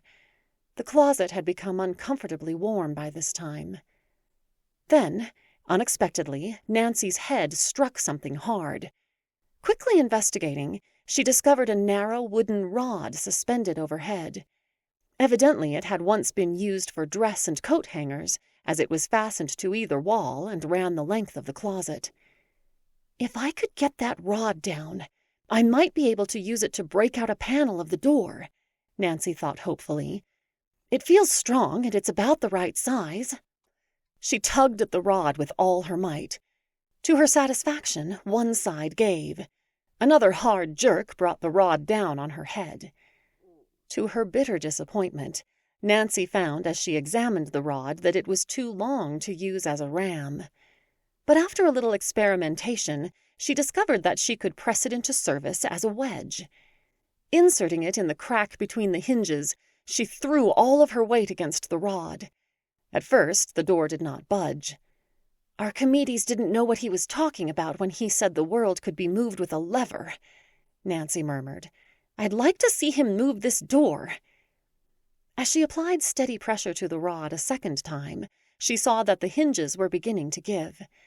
Encouraged, she applied more force. It's coming, she cried. Once more she threw her weight against the rod. A hinge tore from the casing, and the door sagged. It was now easy to insert the wedge, and Nancy knew that success would soon be hers. Then, just as another hinge gave way, she was startled to hear footsteps. Someone came running into the bedroom, and a heavy body hurled itself against the door of the closet. The unexpected action stunned Nancy. Could it be that one of the robbers had heard the noise she had made, and had returned to make sure she did not escape? She discarded the theory as quickly as it came to her. The robbers were far too wise to tarry, once their disgraceful work had been accomplished. Then, too, she had heard their moving van leave. Frantically, Nancy rattled the doorknob. "Oh, you is a caged lion this time," a rather unsteady voice remarked. "You is one of these tough robber boys, is you? Well, you won't do no more pilfering, 'cause I done got you surrounded." "Let me out," Nancy pleaded. "I'm not a robber." The sound of a feminine voice coming from the closet nonplussed the man. "Say, robber boy, is you imitating a lady's voice to throw me off the scent? If you is, it won't do no good, 'cause I's a natural-born two-legged bloodhound." Nancy thought of a way to convince him. She let go her longest and loudest feminine scream. "That's enough. Hold your siren. I'll let you out. There ain't a man in the world could make a racket like that. This way out, lady." Expectantly, Nancy waited, but the door did not open. "My lordy," she heard to her horror, "I's done gone and misplaced the key." Chapter 17. Jeff Tucker's Story. There was another long wait, and then, to her relief, Nancy Drew heard a key turn in the lock, and then a bolt shot back. Quickly she pushed the closet door open and stepped out into the light. She stood face to face with Jeff Tucker, the colored caretaker employed by the Tophams. The robbers had led her to believe that they had harmed the old fellow, and Nancy was glad to see him well and happy, albeit a little too happy, for Jeff Tucker plainly had had a bit too much to drink. Jeff still knew very well what was going on about him, but a certain alcoholic glitter in his eyes and his somewhat unsteady stance informed Nancy that he was not just as sober as the proverbial judge. She suspected that while he had been absent on his convivial celebration, the robbers had made off with the Topham furniture, for even in his condition of semi-inebriety, Jeff seemed to realize that something was amiss. He stared at Nancy, then his eyes roved about the topsy-turvy room. "Say, white girl, you tell me where all this here furniture is at." Nancy smiled in spite of herself at the old caretaker's bewilderment, for try as he might, he evidently could not rationalize the situation. "The most definite information I can give you," she said, "is that some robbers carted it away. If you had been here attending to your duty, it would never have happened." That's right, blame me. I ain't supposed to be no standing army. I's just a plain colored man with a wife and 7 children a-depending on me. No, ma'am, I ain't having no truck with them machine-gun boys." Jeff paused and passed his hand over his forehead, as if he were trying to wipe away the alcoholic cobwebs that were accumulating about his perceptive faculties. Then suddenly he pointed a bony finger at Nancy and demanded, "How come you here?" "That's a fine question for you to ask," replied Nancy indulgently. "But I don't mind telling you. I arrived just as the robbers were hauling off the last of the furniture. They locked me in the closet. I must have been there for hours." "You was in that there closet all that time?" Jeff's voice suddenly took on a pathetic tone. "You poor child. Suppose you had starved to death in there, or the house had burned down, or you were scared into fits, or—" "There now, Jeff. Don't take on about what might have happened to me. I'm all right." Nancy determined to try persuasion on the old fellow in order to find out what had happened to him. "Tell me where you were last night," she suggested gently. "Well, miss, it was this here way. I was out in the yard a-chorin' around last night and a-thinkin' how I wished I was some place where I wasn't. Just any place, I didn't mind where. I was just fed up bein' a caretaker and takin' care of all this truck from mornin' till night. It ain't such an excitin' life, miss. And while I's done sowed all my wild oats, I still sows a little rye now and then." "Yes, Jeff, I can smell that on your breath right now." Jeff wiped the back of his hand over his mouth in an apparent effort to keep his rye-laden breath from being propagated into the atmosphere. "You can't blame me, miss," he protested. "He give it to me." "Who's this he?" "Why, dat white man who drives up in de big sedan. He sees me out there and knows how lonesome and useless I feels. So he says, 'Jeff, hop in. I know a place where.' So in I hops. Course I locked up dis here house and the barn and seen that everything was safe." "Safe? From the looks of this room, one could hardly call it that." "Ah, well, miss, it looked safe, and I felt safe, too, when we whizzed off in that big car. Then dis white man, he says, 'Jeff, how about a little drink?' And I says, 'I don't mind, seeing it's you.' Then I had one, and some more too, I guess, 'cause after a while I didn't feel like I was riding in no automobile at all. I thought that the chariot had done gone and swung low, and I was being wafted off to some place in the general direction of heaven." "Well, that was a fine thing to do, I must say," Nancy commented. "Then what happened?" "I comes to. I sees I ain't in no chariot no more, but I's in a hotel. And I's in bed, and I's feeling powerful sickish-like and discouraged. Well, I gets my clothes on, and I sees my keys to the house is done been pilfered. Then I tries to recollect what done come to pass, and I gets suspicious. I says to myself, 'Jeff, how come dat white man so friendly? How come he give you drinks that cost $4 a pint? How come you ain't got no keys? Black boy, bestir yourself.' And here I is." "Oh, yes, you're here all right," Nancy returned severely. "And a fine mess you've made of it, too. What do you think Mrs. Topham will say when she learns?" Jeff rolled his eyes. "Lordy, miss, what will she say? I reckon I's done gone and discharged myself." "It would only be what you deserved, Jeff. You were unfaithful to your trust." "What you mean, miss? Trust? I don't trust nobody no more, especially no footloose white boys a-traveling around in sedans." "You don't understand. I mean you didn't treat Mrs. Topham right in going off." "I reckon you's right, miss. Old Jeff done gone and made a fool of himself.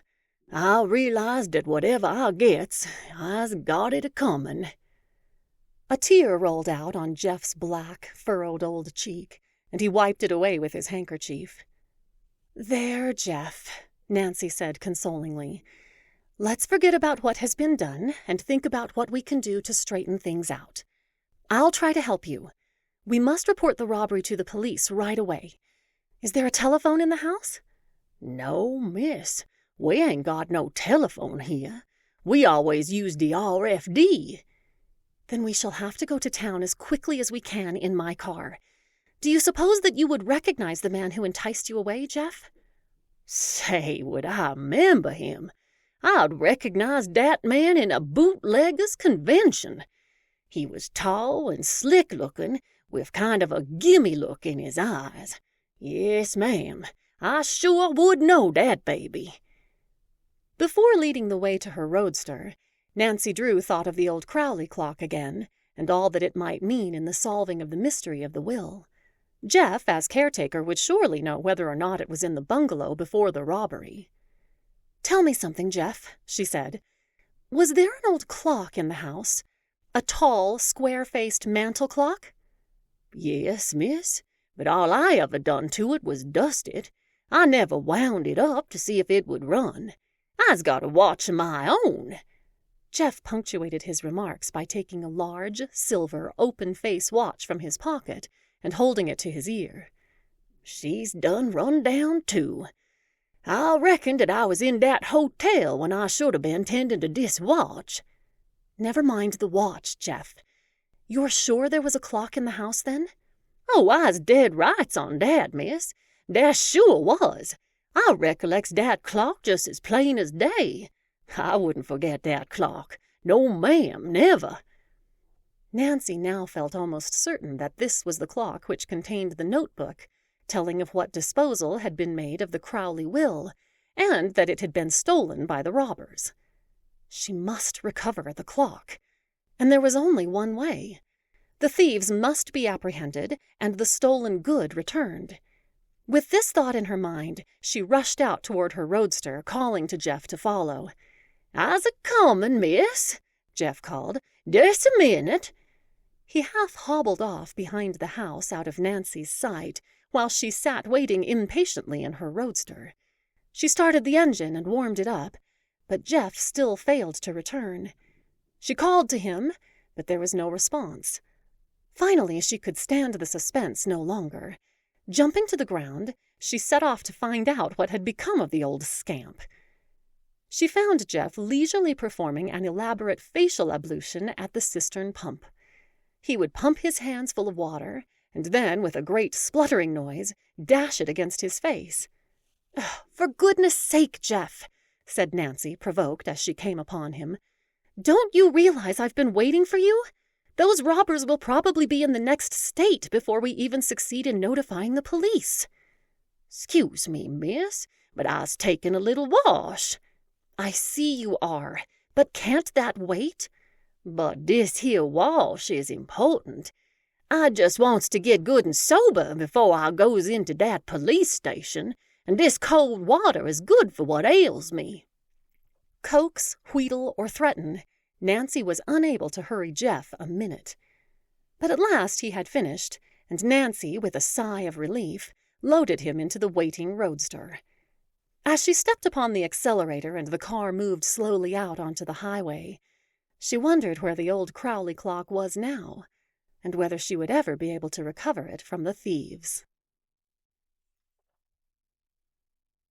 Chapter 18. Notifying the Police. It was probably fortunate for Nancy Drew that the traffic police were not patrolling the road, for as she opened the throttle wider and wider, her roadster responded with a surge of power that sent the car along at breathtaking speed. "Dis old bus can sure step," observed Jeff. "S'pose it turns turtle." "Don't worry, Jeff. It won't. I know this roadster." Nancy Drew did know the limit to which she dared go. She guided the car skillfully, and in a short time they were entering the outskirts of Melbourne, the nearest town to the Topham bungalow.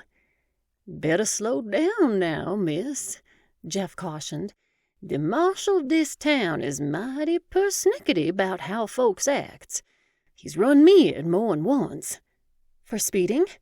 "No, just for enjoyin' myself." "Then I suppose you can tell me where the jail is." "'Deed I can, miss. I sure can.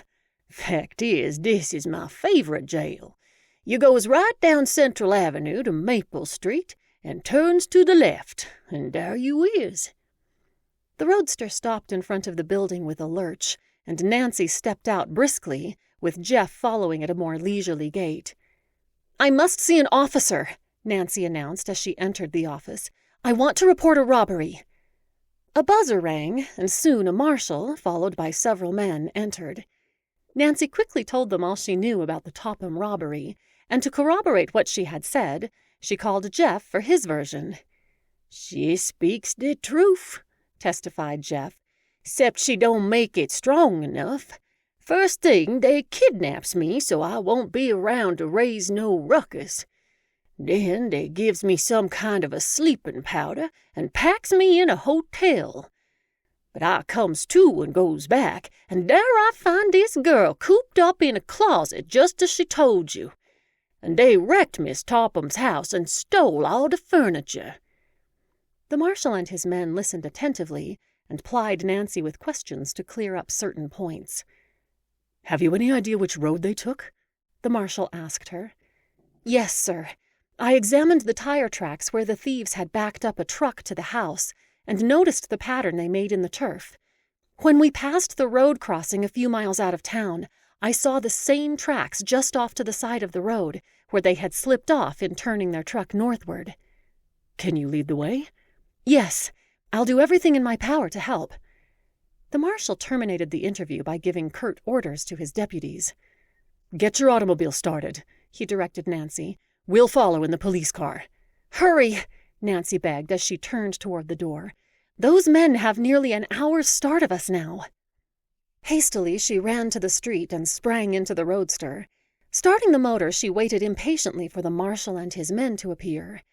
After a seemingly interminable wait, they came out, buckling on holsters. They piled into the police car, which stood at the curbing, and the marshal took the wheel. After several unsuccessful attempts, he started the motor.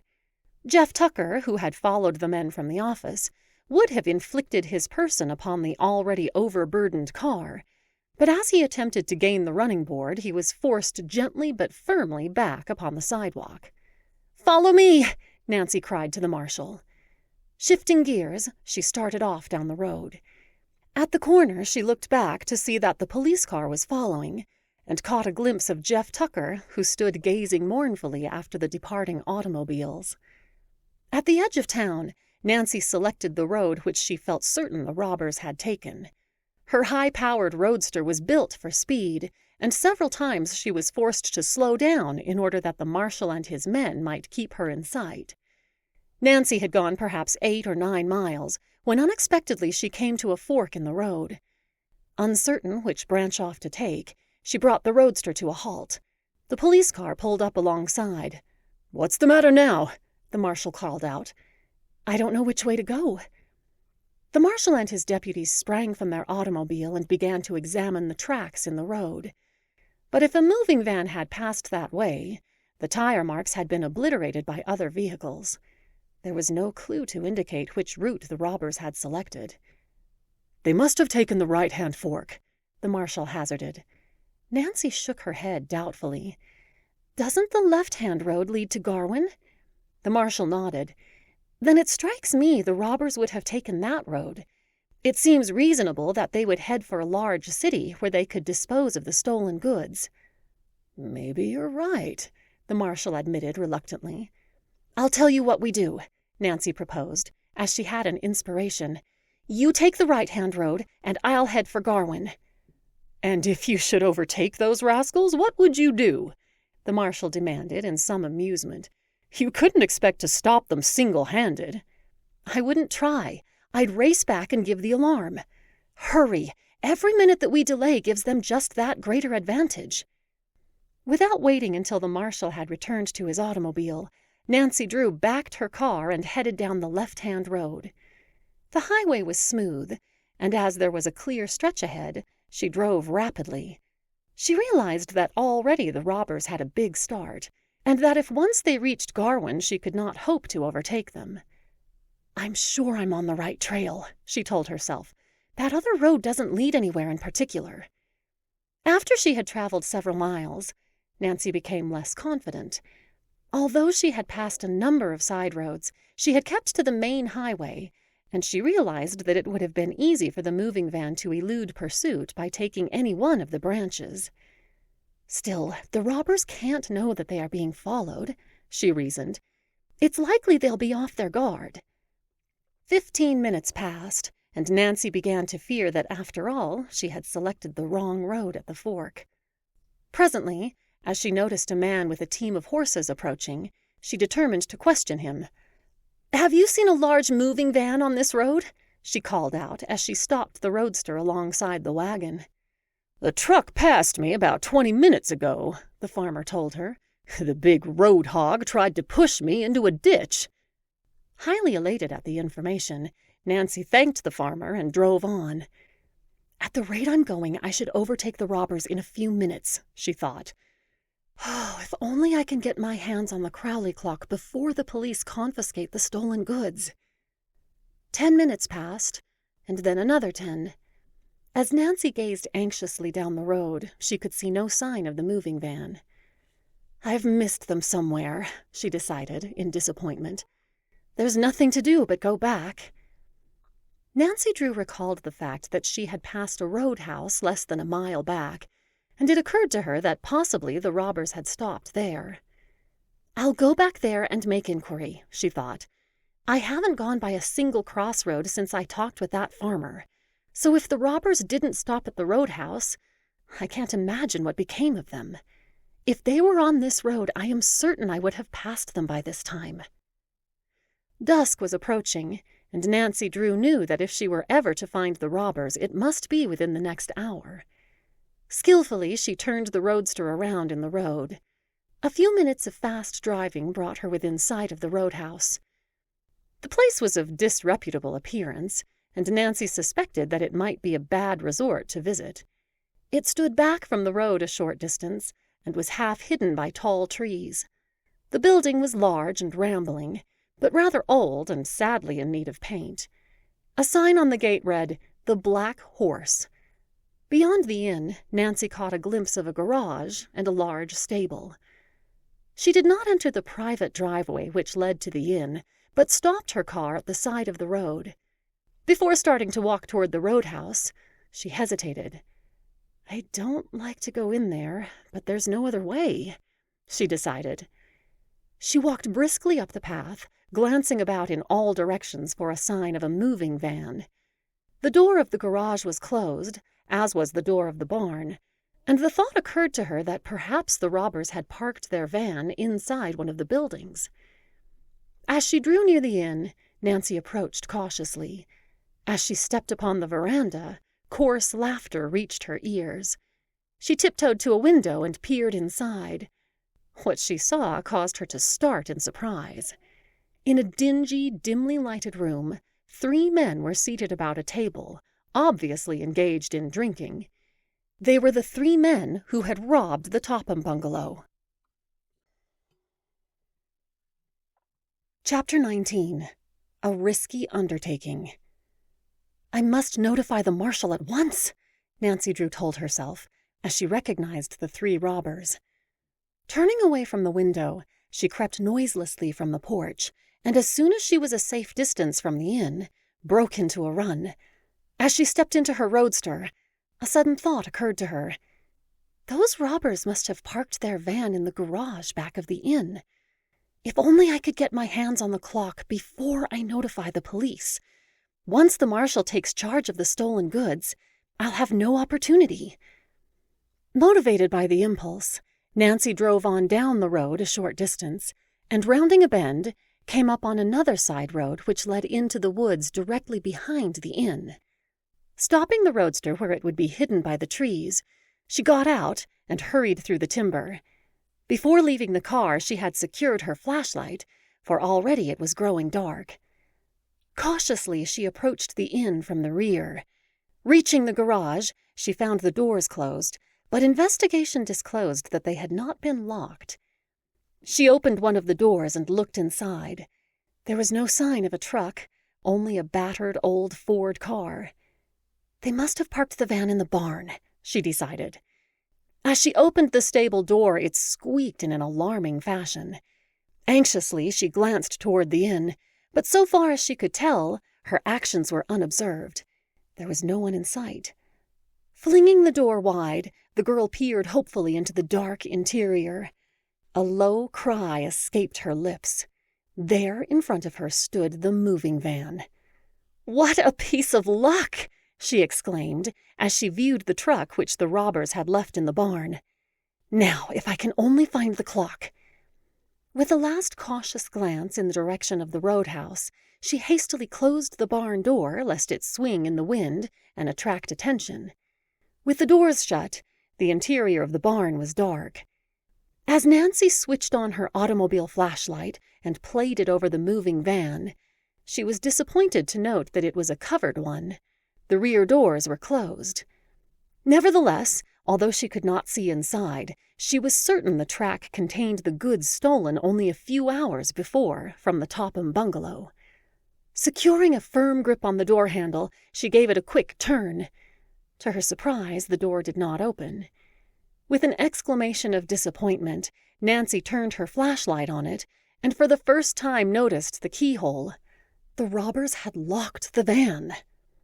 "Oh, dear, now what shall I do?" she questioned frantically. "I'll never be able to break the lock." Desperately, she glanced about. She dared not remain many minutes in the barn, lest the robbers return and find her there. Yet she could not admit defeat. Perhaps the keys were left in the ignition switch, she thought hopefully. She rushed to the front of the van and clambered into the driver's seat. An examination of the dashboard did not reveal the keys hanging from the ignition switch. The robbers must have taken the keys with them, she told herself. Nancy was discouraged. She was on the point of admitting defeat when a thought came to her. Among her acquaintances there were a number of persons who, upon occasion, hid their automobile keys under the front seat. It was barely possible that the robbers had done likewise. Nancy hastily pulled up the leather seat and looked underneath. A ray of her flashlight illuminated a small object in one corner. Eagerly she snatched it up and saw that it was a keyring. "Luck was with me once," she murmured, as she ran back to the rear of the van. After trying several of the keys, she at last found one which would fit the lock. Turning it, she jerked open the door. As she flashed her light about inside the truck, she saw that she had made no mistake. The van contained the stolen goods, and it was loaded nearly to the top. "What shall I do if the clock is on the bottom?" Nancy groaned, as another problem occurred to her. "I'll never find it." Dexterously, she swung herself up on the load. She flashed the light about on chairs, tables, rugs, and boxes.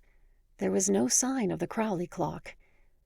Then the beam rested for a moment upon an object in a far corner, and with a low cry of delight, Nancy saw that her search had been rewarded. Protected by a blanket, an old-fashioned mantel clock rested on top of a center table in the very front of the van. She scrambled laboriously over odd pieces of furniture as she tried to reach the clock. Her dress caught on something sharp and tore, but Nancy did not heed it. She snatched at the blanket and swept the clock toward her. One glance at the timepiece assured her that it fit the description Abigail Rowan had given her. It had a square face, and the top was ornamented with a crescent. Nancy was almost certain that it was the Crowley clock. But as she stood staring at it, her keen ears detected the sound of voices outside the barn. The robbers were coming back. "I'm lost," flashed through her mind.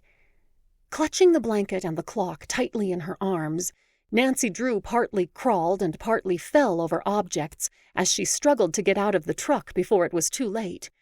She was afraid to think what would happen to her if the robbers discovered her in the van. Reaching the door, she leapt lightly to the floor. She could now hear heavy footsteps coming closer and closer. Nancy slammed the truck doors shut and searched wildly for the keys. "Oh, what did I do with them?" she thought frantically. She saw that they had fallen from the door to the floor and snatched them up. Hurriedly inserting the right key in the lock, she secured the doors. The deed was not accomplished a minute too soon. As Nancy wheeled about, she distinctly heard the murmur of angry voices outside. The robbers were quarreling among themselves, and already someone was working at the fastening of the barn door. Escape was cut off. Nancy felt that she was cornered. "Oh, what shall I do?" she thought in despair. Chapter 20. What Nancy Found. While Nancy Drew hesitated, uncertain which way to turn, her mind worked more clearly than ever before. She realized instantly that she could not hope to run to the front of the car and place the keys under the seat where she had found them. Instead of attempting the impossible, she flung them upon the floor. Then, glancing frantically about for a hiding place, she saw an empty manger. Running to it, she scrambled inside and dropped the blanket over her head just as one of the barn doors swung open. 3 men came in, closing the door after them, and as Nancy had suspected, they were the robbers. Evidently they had been drinking, for they were quarreling among themselves over the division of spoils. "Ah, shut up," the leader growled. "Get in and let's be getting out of here, before we have the cops down on our heads." Nancy heard him rummaging under the seat of the car. "Say, what did you do with them keys?" he demanded harshly of one of his men. "What do you suppose?" came the unpleasant response. "I put 'em under the seat." "Then come and find them, and don't be all day about it either." "All right, get out of the way and give me a chance." As the second robber went to the truck and began a careful search for the keys, Nancy Drew crouched fearfully in her hiding place. "I don't see what could have happened to them keys," the robber complained after an unsuccessful search. "I put 'em right under this seat." "Say, if you've lost them—" The leader did not finish the threat, for at that moment the third robber stooped over and picked up something at his feet. "Here they are on the floor. You must have put 'em in your pocket and dropped 'em out." "I didn't," the other retorted. "I never had them keys in my pocket." The robbers were in a quarrelsome mood, and would have engaged in a battle then and there had not the leader interposed. "Say, cut the comedy. We ain't got time for a fight unless we want to land behind the bars." "And if we do, it will be your fault. You left that girl to starve. Shut up! The leader snarled. He rattled the rear door of the van and found it locked. There's no harm done this time. No one has meddled with the truck. Now get in before I give you a swift kick. After a few more angry words, the 3 robbers climbed into the front seat and started the engine. Due to their inebriated condition, they had overlooked the barn doors, and before the van could be backed from the building, it was necessary for one of the men to get out and fasten them back. In relief, Nancy watched the men go. The moment they were a safe distance from the barn, she scrambled out of the manger. She paused long enough to make certain that the van had taken the road to Garwin. Then, clutching the precious clock in her arms, she turned and ran. As Nancy darted into the woods, she cast an anxious glance over her shoulder, but to her intense relief she saw that she was not being followed. There was no one to be seen in the vicinity of the roadhouse, and the big moving van was proceeding slowly on its way toward Garwin, the occupants oblivious that their whereabouts had been discovered. "I had a narrow escape that time," Nancy told herself as she ran. "I hate to think of my fate if I had been discovered." She chuckled softly at her own bravado and clutched the mantel clock more tightly in her arms. "Oh well, it was worth the risk I took." It was dark in the woods, and Nancy could see only a few feet ahead of her. To her chagrin, she discovered that she had left her automobile flashlight somewhere in the barn, probably in the manger. There was no time to go back after it. Confident that her sense of direction was good, she plunged through the bushes toward the place where she had parked her roadster. "I'm sure the clock is the right one," she thought. "Now, if it only contains Josiah Crowley's notebook." In the timber there was insufficient light for her to examine the clock, but from the hasty glance she had given it in the barn, she was almost certain it was the timepiece Abigail Rowan had described to her. If the old woman's story was correct, she would find Josiah Crowley's notebook inside.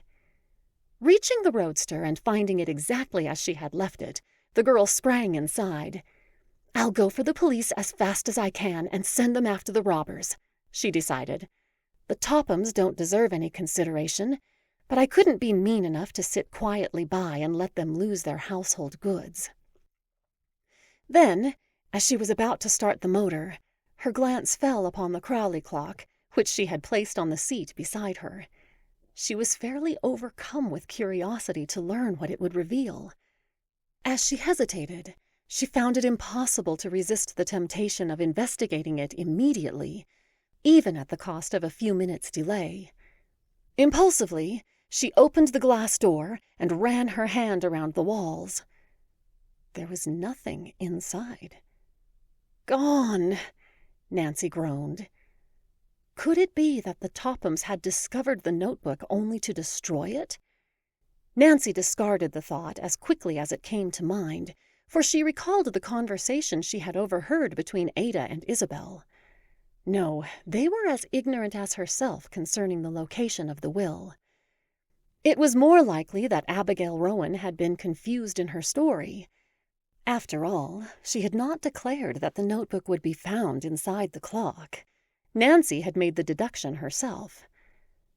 "I was almost certain I'd find the notebook," she murmured in disappointment. "It must be somewhere." Turning the clock upside down, she gave it a hard shake. Something rattled. Hopefully, she repeated the action. Unquestionably, there was something bulky inside. "It must be the notebook," Nancy thought in excitement. "Unless I'm wrong, it's behind the face. How can I get it off?" After a vain attempt to remove the heavy cardboard face with her fingers, she lifted the automobile seat and found a small tool with which she could pry. It then required but an instant to remove the 2 hands of the clock and jerk off the face. As the cardboard fell to the floor, Nancy peered hopefully inside and gave a low cry of delight. "Eureka!" There, at one side of the clock, attached to a hook in the top, dangled a tiny blue notebook. Chapter 21. Capturing the Robbers. Eagerly, Nancy Drew tore the little notebook from the hook. The light was dim, but by holding the book directly under the dashlight, she could make out the words on the cover. The property of Josiah Crowley. "I found it at last!" she cried. Quickly turning the first few pages, she saw that they were yellowed with age. The writing was fine and cramped, and the ink had faded. These pages were crowded with business notations, but in the poor light it was next to impossible to make out the words.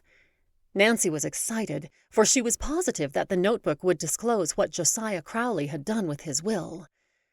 Yet she realized that she could not hope to read through the book without a considerable loss of precious time.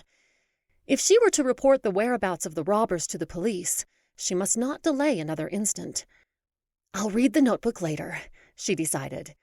Hurriedly replacing it on the hook inside the clock, she tacked on the face again. Then, dropping the timepiece on the seat beside her, she covered it with a blanket. Starting the engine, she skillfully backed the roadster and headed for the main road. Reaching the highway, she cast an anxious glance in the direction the robbers had taken. There was no sign of a light on the road. The moving van had disappeared. "I must travel some now," Nancy told herself grimly. "Those robbers have at least 10 minutes' start, and I may have trouble finding the marshal and his deputies." Bending low over the steering wheel, she deliberately stepped hard on the accelerator. The roadster leaped forward as though it, too, comprehended the need for haste. "If those men reach Garwin before the marshal overtakes them, there won't be 1 chance in 100 of capturing them," Nancy thought. "It was foolish of me to take time to look at the clock." Presently, reaching the fork in the road, she selected the right-hand turn, and with undiminished speed rushed on. She had gone several miles beyond the fork when far ahead she caught sight of an automobile headlight. Nancy promptly reduced the speed of the car. "The marshal and his deputies may have given up the search and are coming back," she reasoned. "I must be careful not to pass them." As the automobile approached, Nancy slowed her roadster practically to a standstill. Then, as she recognized the police car, she brought her own automobile to a halt. As the marshal and his deputies flashed by, she cried out for them to stop. There was a loud screeching of brakes as the police car came to an abrupt halt. Springing from the roadster, Nancy ran forward. "Quick!" she called to the marshal. "The robbers have taken the road to Garwin.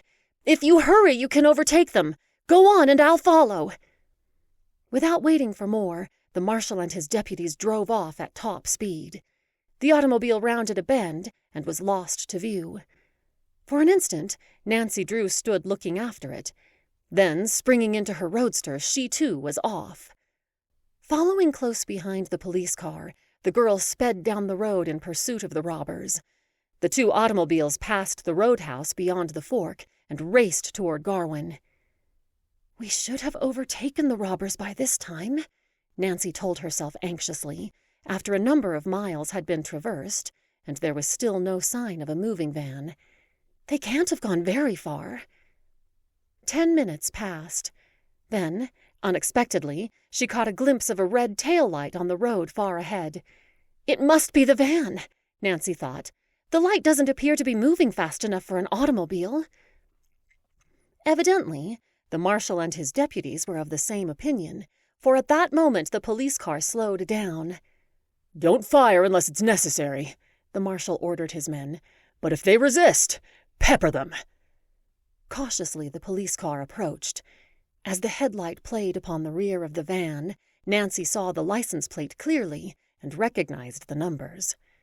Then, as the van pulled over to the side of the road, the police car drove alongside. "Halt!" came the order. The van did not stop. Instead, it put on additional speed and crowded the police car toward the ditch. Nancy's heart was in her mouth as she watched, for it seemed certain that the marshal and his deputies were doomed. At the very edge of the road, the police car, by a sudden spurt of speed, forged ahead and averted disaster. "Halt!" rang out the warning cry a second time. "Halt, or we'll fire!" There was a sharp crack of a revolver as the robbers fired the first shot. The marshal and his deputies answered with a quick volley. One of the shots found its mark, the front tire. The van swerved in the road, and as the two side wheels went off into a steep ditch, toppled over. In an instant the marshal and his men were out of the police car and had covered the three robbers. So easily had the van tipped on its side that the men were not injured, but the unexpected jar had thrown them off their guard. "Take their guns!" the marshal ordered. A deputy relieved the three men of their revolvers and searched their pockets for other dangerous weapons. Another deputy handcuffed them. By this time Nancy, who had stopped her roadster at the side of the road, reached the scene. As she came running up, the marshal turned to her. "Can you identify these men?" As a light was flashed upon each of the robbers in turn, Nancy nodded. "There is the man who locked me up and left me to starve," she declared, pointing to the leader of the robber band, "and the stolen goods are in the van." "They'll get 10 or 20 years for this," the marshal promised. "We'll hold them on several charges. You are willing to testify against them, I suppose?" "Yes, if it is necessary," Nancy promised reluctantly. "But I don't live in this county, and I'm anxious to get home right away. It seems to me you have enough evidence to convict them." "Well, if you don't want to, I guess there's no need for you to go back with us," the marshal admitted. "I'll take your address, and if your testimony should be required later, I'll get in touch with you." As Nancy told the marshal her name and address, he glanced at her with new interest. "So, you're the daughter of Carson Drew. I see you're following in his footsteps. Starting in young, aren't you?" Nancy laughed. "It was only an accident that took me to the Topham bungalow at the critical moment," she protested modestly. "I don't deserve any credit for the roundup." "Not many girls would have used their brains the way you did," the marshal observed. "Unless I'm mistaken, these robbers are old hands at the game. They have been plying their trade around Moon Lake for a number of seasons. The residents will be mighty grateful for what you've done. And that Mrs. Topham you spoke of, she ought to give you a liberal reward for saving her household goods." Nancy shook her head. "I don't want a reward." "Just the same, you've earned one," the marshal insisted. "If you're shy about blowing your own horn, I'll take it up with this Mrs. Topham myself." "You don't know her as well as I do," Nancy remarked. "She'll not offer a reward, and even if she did, I wouldn't accept it. In fact, I must ask you not to mention my name to her at all." "You don't want any credit for capturing the robbers?" the marshal gasped in astonishment. "No, I would prefer that my name not be mentioned in connection with the affair. I have a particular reason for making the request." "Well, you're a queer one," the marshal remarked. "You're the first person I ever saw who didn't want to take all the glory that was coming to him." "You'll not mention my name?" "No, I'll keep it mum," the marshal promised. "And if you're anxious not to figure in the case, I guess we can get along without your testimony." He turned toward the moving van. "I'll just have a look inside and see if everything is here." Taking the keys which one of the deputies had turned over to him, the marshal unlocked the rear doors of the van and carelessly glanced inside. "It's all here," he announced. Nancy smiled and thought of the clock, which at the moment was hidden under a blanket in her roadster less than a dozen yards away.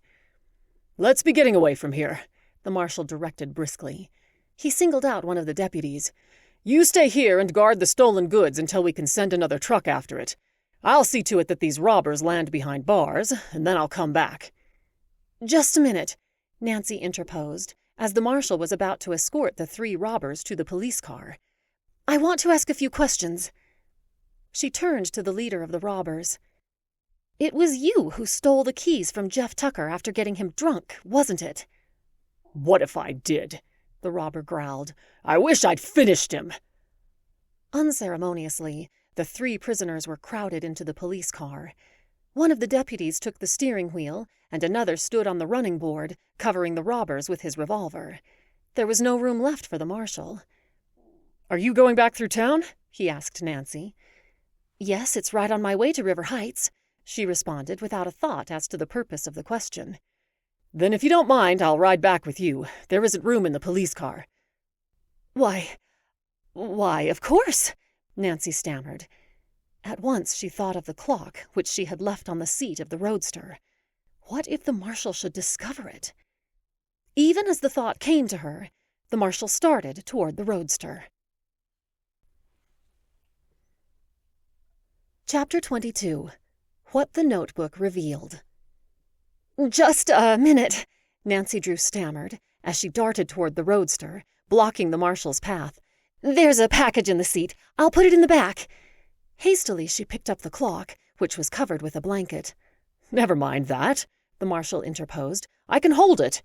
"Oh, it's no trouble to put it in the catch-all at the back," Nancy assured him. "Then it will be out of your way."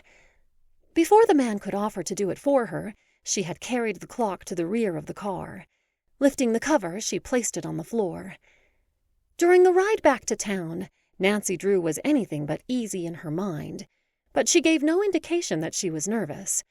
It was not until she had said goodbye to the marshal at the jail that she felt entirely safe. "That was a narrow escape," she laughed as she drove away.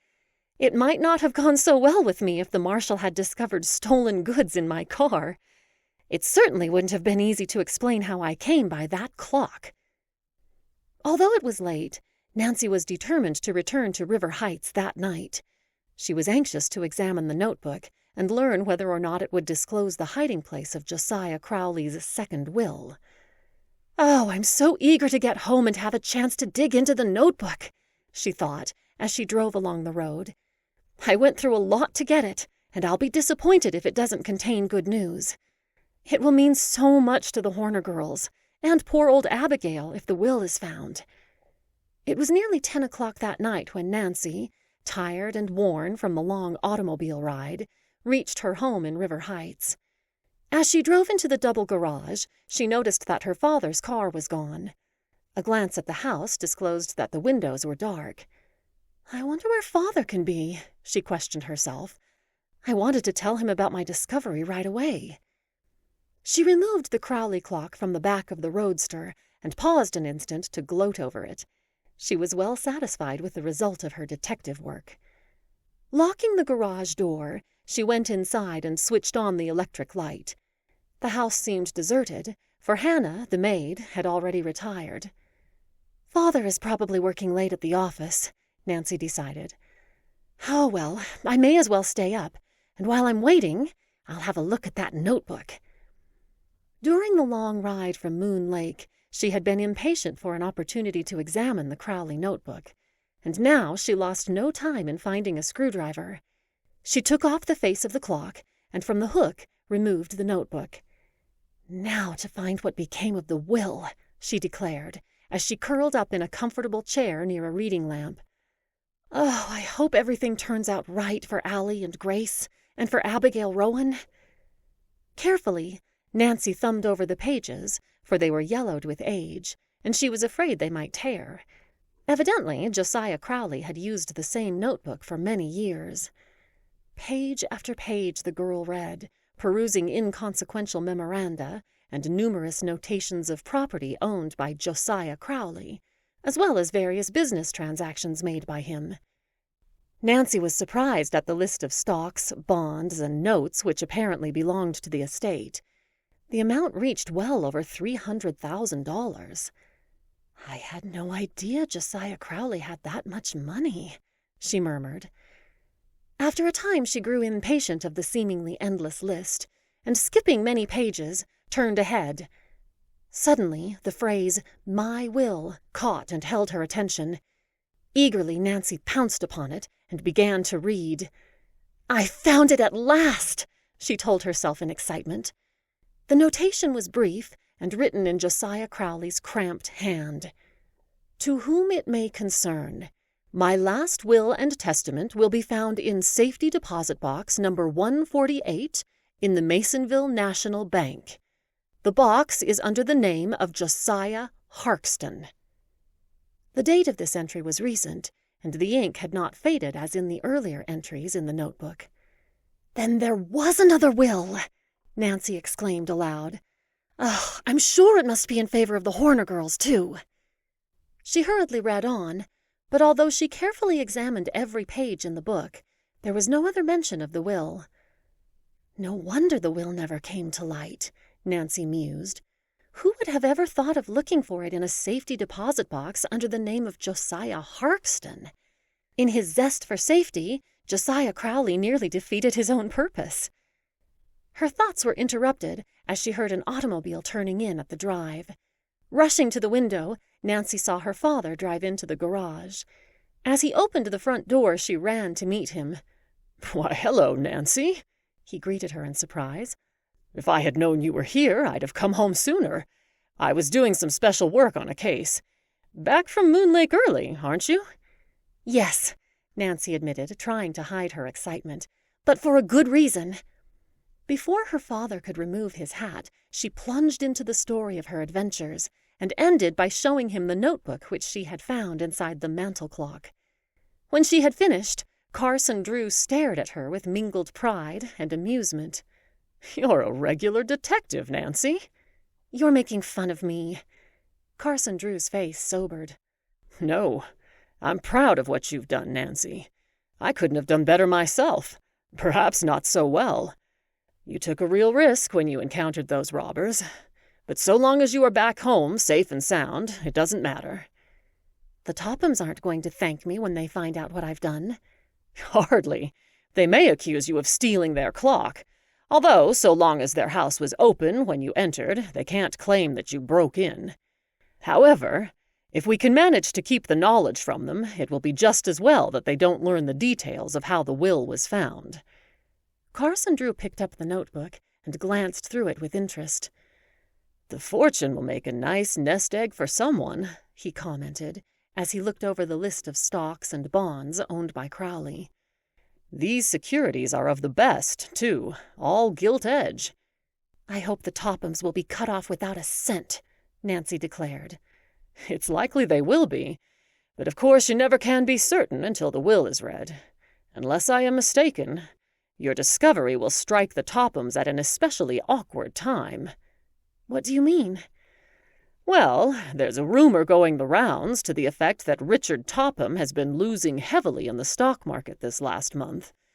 He has been getting credit at a number of the banks on the strength of the inheritance, and I suspect he is depending on Crowley's money to pull him through a tight place. At least he has made every effort to speed up the settlement of the estate." "It would serve the Tophams right if they lose everything," Nancy said decisively. "They never had a particle of charity for anyone. They would let their relatives starve before they would help them." Carson Drew glanced again at the notebook in his hand. "Now that you have found this, the thing to do is locate the will at once, before Richard Topham gets wind of what is up," he advised. "We want to administer the coup de grace before the Tophams have a chance to get the fortune into their hands. Once the estate is settled, it will not be easy to wrest it away from them."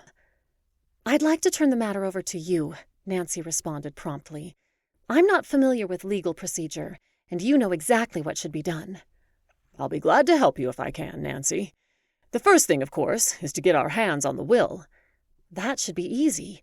We can drive over to the Masonville National Bank the first thing in the morning." "Yes, but we haven't authority to open the safety deposit box. It may be necessary to get a court order," Carson Drew reminded his daughter. "That's so. I hadn't thought of that. But you can manage it, can't you?" Carson Drew chuckled. "Well, I know the judge. Yes, I think I can arrange it all right. I'll tell him I'm acting as counsel for the Horner girls. I really am, because I promised I'd help them if I could." "I'm sure everything is going to turn out just as I hoped," Nancy cried enthusiastically. "The deserving relatives will get the money, and the Tophams will be left out in the cold. Abigail Rowan will be able to have the medical attention she needs, and Allie and Grace will be fixed for life." "Don't build your hopes too high," Carson Drew advised her wisely. "There may be a slip, you know. We may fail to find the will in the deposit box, and of course there is a chance that Josiah Crowley didn't dispose of the fortune as it was expected that he would. If I were you, I wouldn't say anything to the Horner girls until we are certain." "I won't," Nancy promised as she turned toward the stairs. "But I can't help hoping. I'm going to bed now and get a good night's rest. Then tomorrow we'll start off on the big adventure. Oh, I can scarcely wait to find out what the will contains." Halfway up the stairs, she hesitated and then returned to the living room and picked up the notebook which rested on the table. "After all I've gone through to get my hands on this, I'm not going to take any chances," she laughed. "Tonight, I'm going to sleep with it under my pillow. Chapter 23. Looking for the Will. When Nancy Drew awoke the following morning, the bright sunlight was streaming in at her open bedroom window.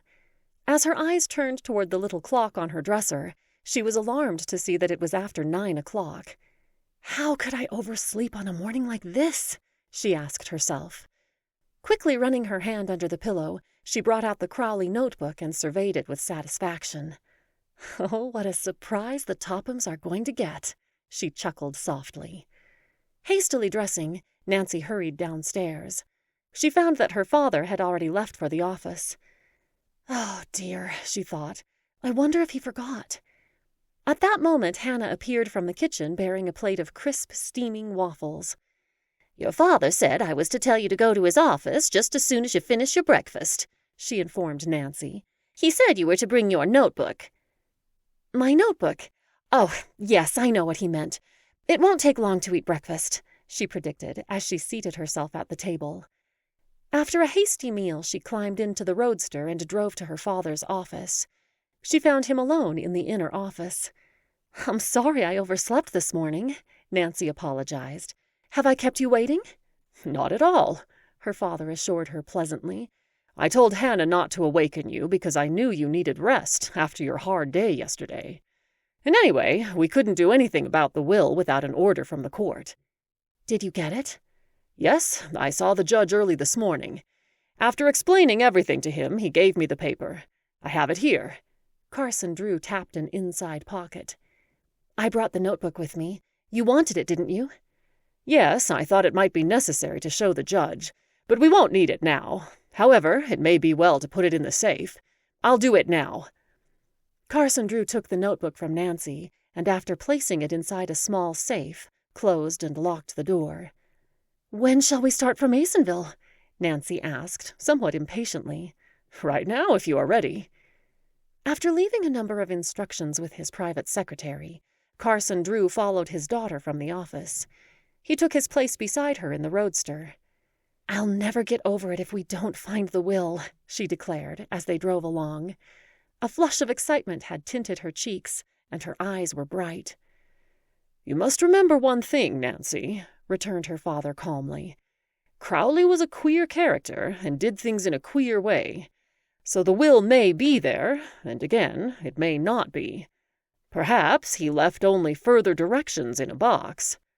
I remember one case in Canada, many years ago. An eccentric Frenchman died, and he left directions to look in a trunk of old clothes. In the pocket of a coat were found further directions to look in a closet of his home. There, his family found directions to look in a copper boiler. The boiler had disappeared and was finally located in a curiosity shop. Inside, on the bottom, was pasted what proved to be a word puzzle. The old Frenchman's heirs were about to give up in despair when a puzzler solved the puzzle, and the man's bag of gold was found, under a board in his bedroom. Oh, but they found it anyway, breathed Nancy. The trip to Masonville was quickly accomplished, and in a short time Nancy stopped the roadster in front of the Masonville National Bank. You may as well come too, Carson Drew said, as Nancy hesitated. Parking the car at the curbing, the two entered the bank. Mr. Drew offered his professional card and asked to see the president. After a few minutes' wait, they were ushered into a private conference room. An elderly man arose to greet them. The introductions accomplished, Mr. Drew hastened to state his mission. Before he could finish the story, the bank president cut him short.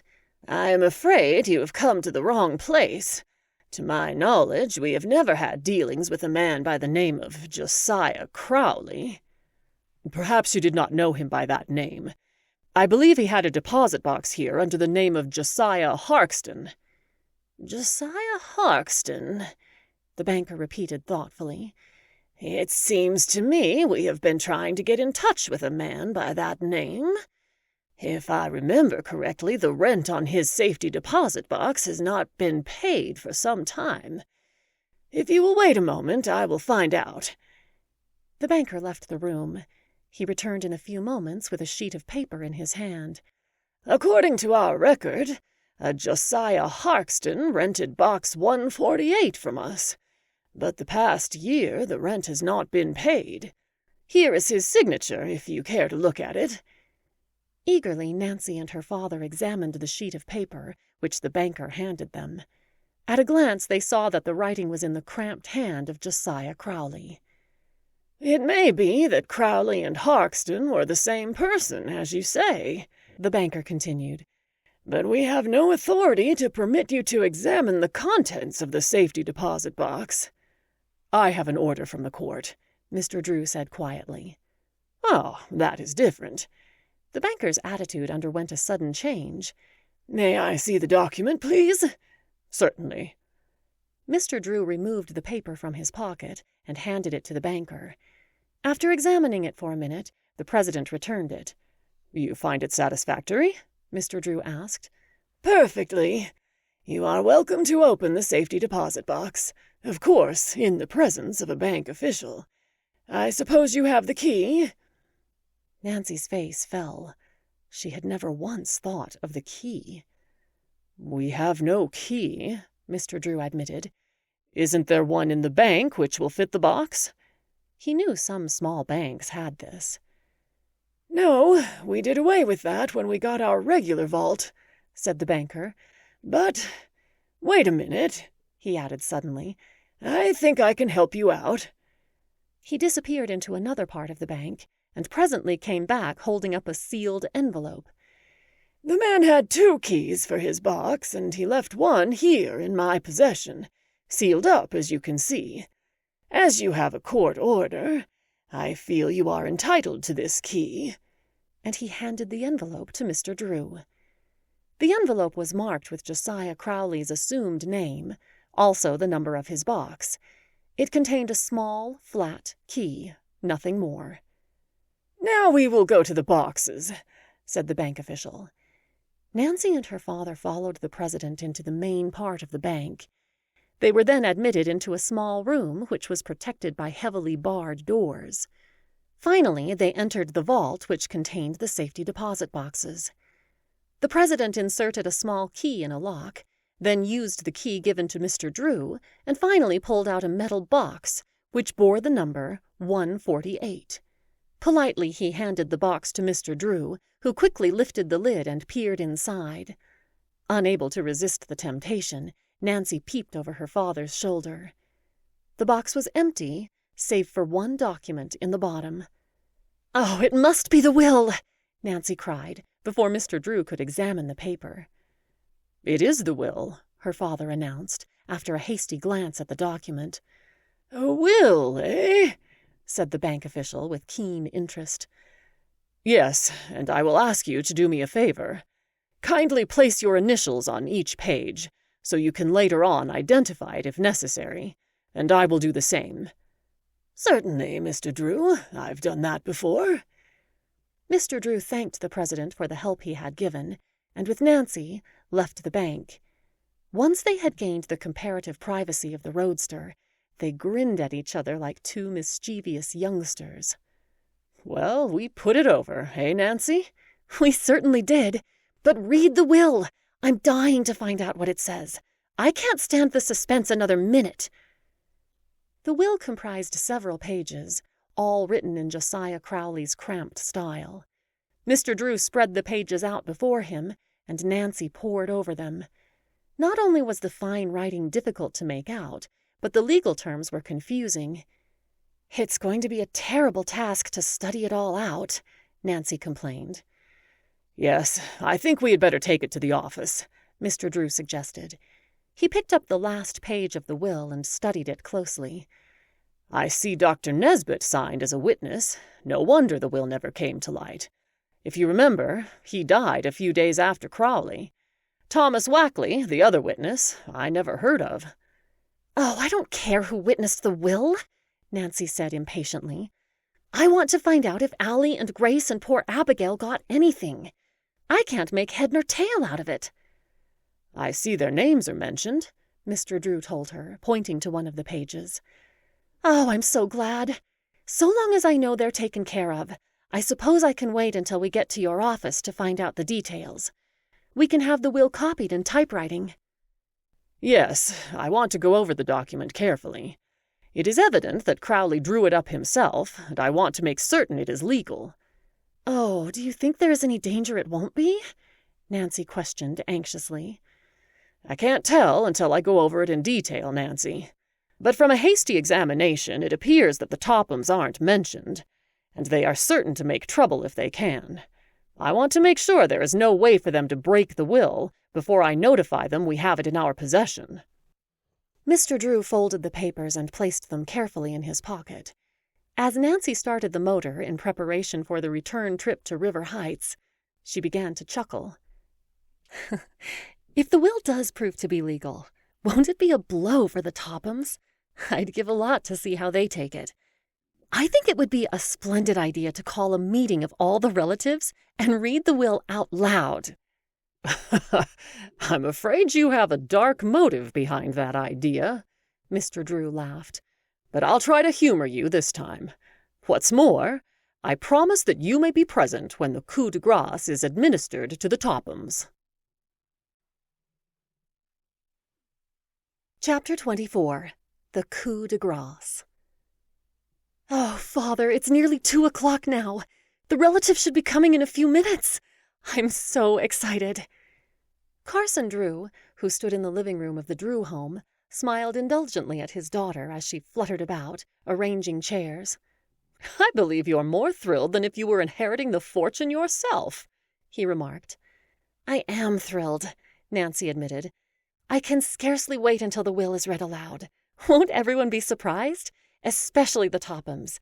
Do you think they will come?" "Oh, yes, the Tophams will be here. And unless I am mistaken, they will bring a lawyer with them. Just as soon as they learned that another will had come to light, they began to worry." "Are you certain the will can't be broken?" Nancy inquired anxiously. "Of course I can't be certain, Nancy. But I have gone over it carefully, and so far as I can tell, it is technically perfect. Josiah Crowley was peculiar in some ways, but he was no one's fool. I'll promise you the Tophams will have a difficult time of it if they try to break the will."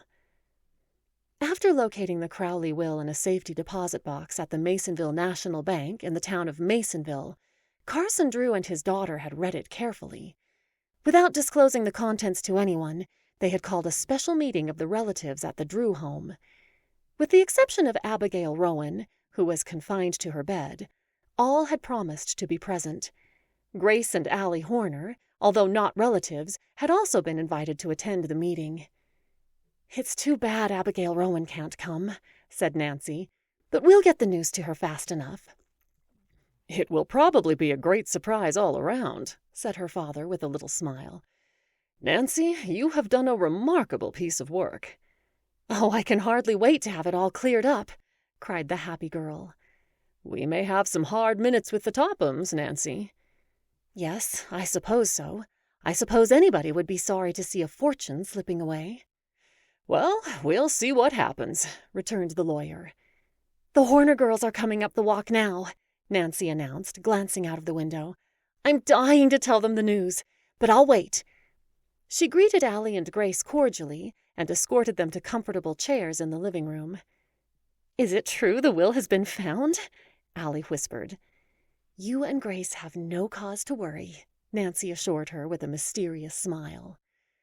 No sooner had she seated the Horner sisters than the doorbell rang again. This time she admitted Edna and Matilda Turner, who were dressed in their best black silk gowns. A few minutes later, the Matthews brothers, William and Fred, arrived. "I guess everyone is here now except the Tophams," Carson Drew commented. "We had better wait for them a few minutes." There was no need to wait, for at that moment the doorbell jangled sharply.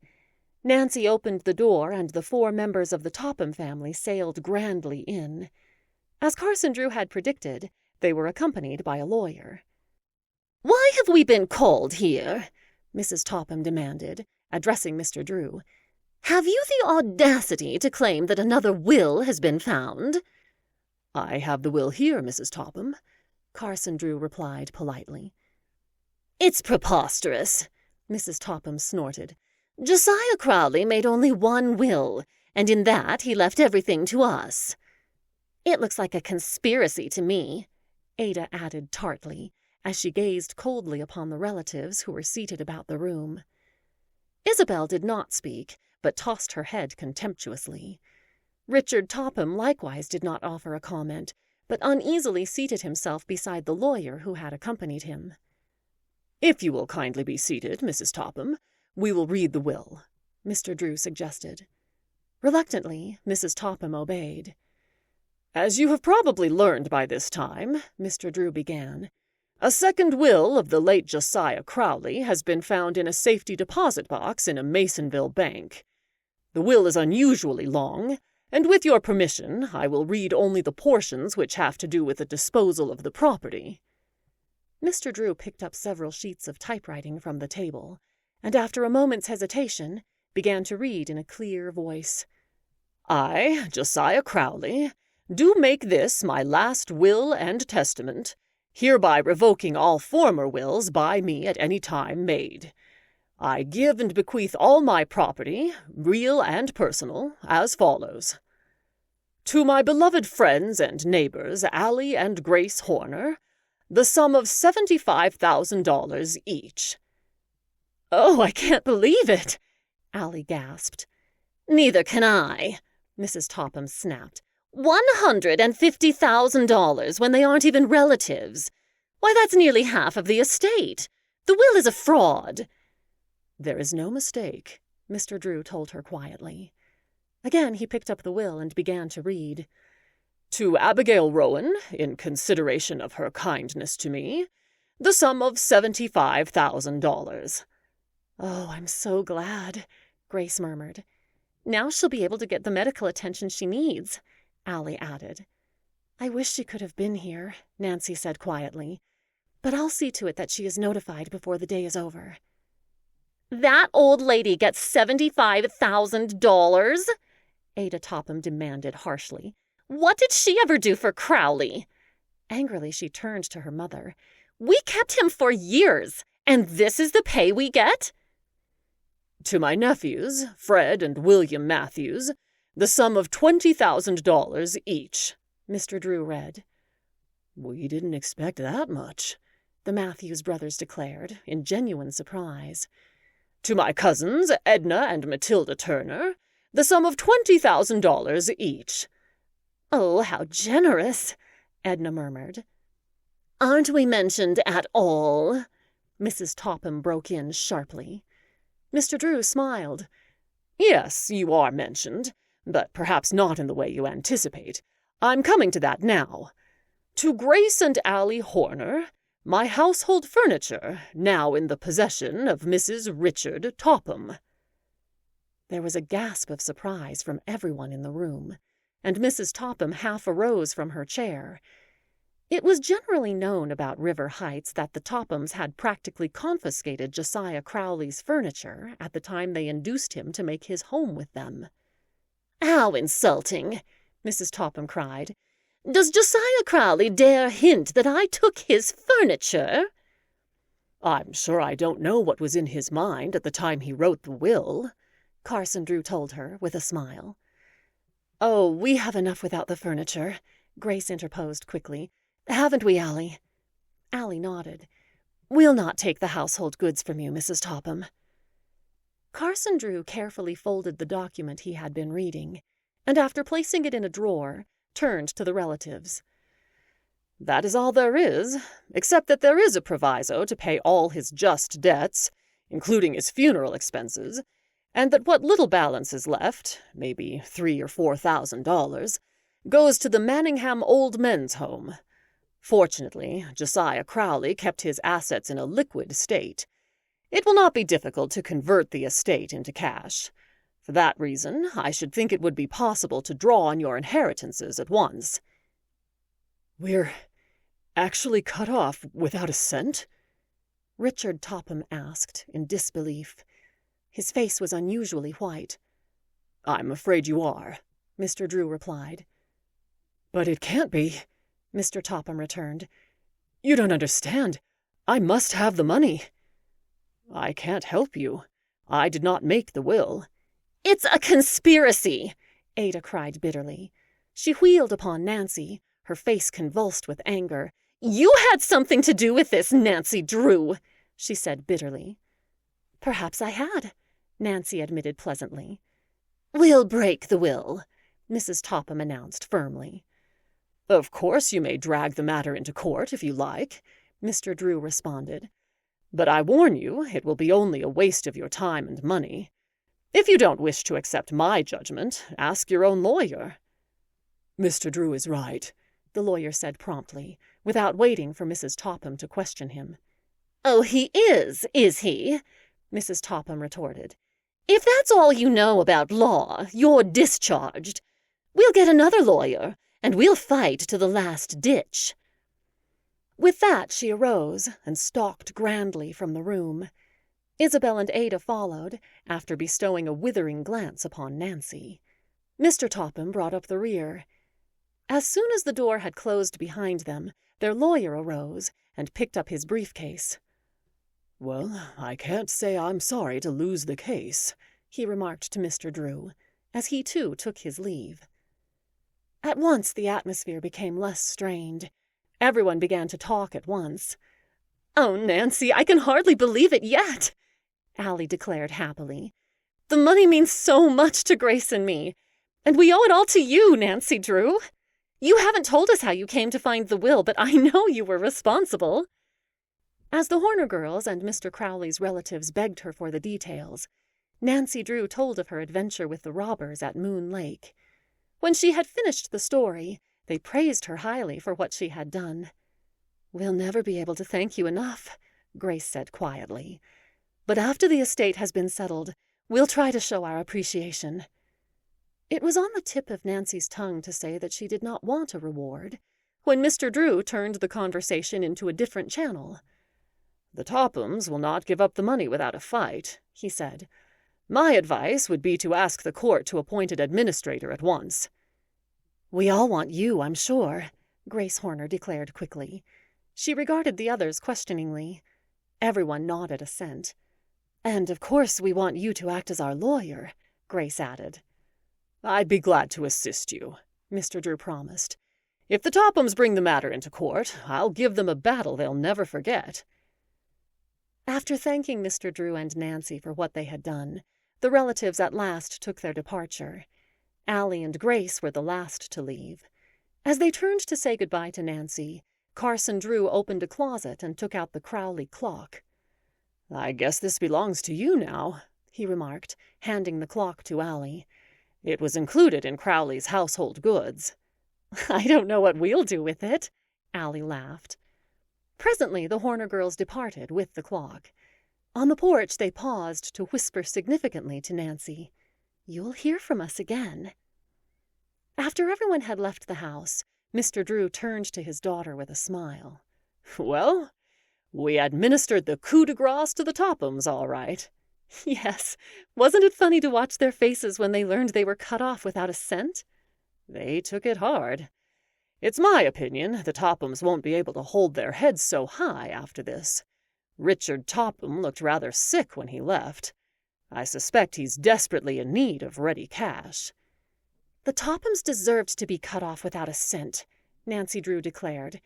"I'm so glad everything came out right, and that Allie and Grace received the bulk of the fortune." "Yes, they are charming girls. Unless I am mistaken, they intend to reward you for what you did, Nancy." "It wouldn't surprise me, but of course I'll not take money from them. However, if they should offer me a reward, I know what I shall ask for." "What is that?" "Oh, you must wait and see." And Nancy laughed mysteriously. "They haven't offered me anything yet." Before Carson Drew could quiz her, she skipped out the side door and vanished. Chapter 25. A Reward. "I suppose you've heard about the Tophams," Carson Drew remarked to his daughter, one morning some months after the reading of the Crowley will. "Why, no. What about them?" "They're practically in bankruptcy. Richard Topham has been losing steadily on the stock market of late. After his failure to recover the Crowley fortune, the banks reduced his credit. He's been forced to give up his home on the avenue." "No, really? How that must hurt Mrs. Topham and the two girls. Yes, it's undoubtedly a bitter pill to swallow.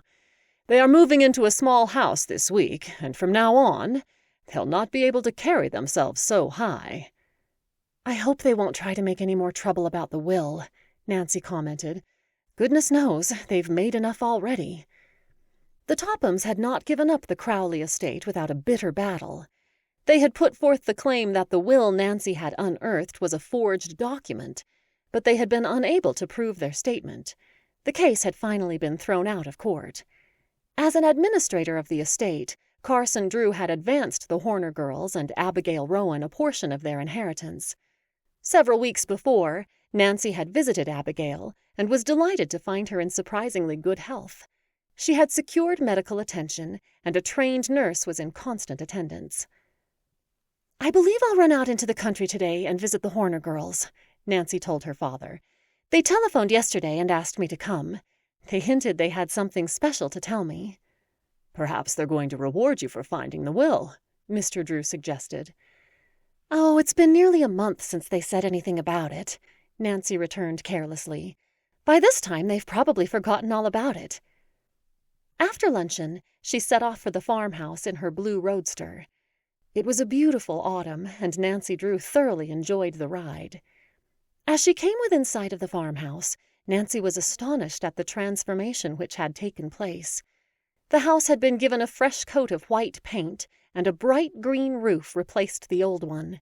The yard was well kept, and beds of hardy plants had been set out. In the barnyard, many new hen houses were going up. Perhaps the most surprising thing was the large number of chickens in evidence.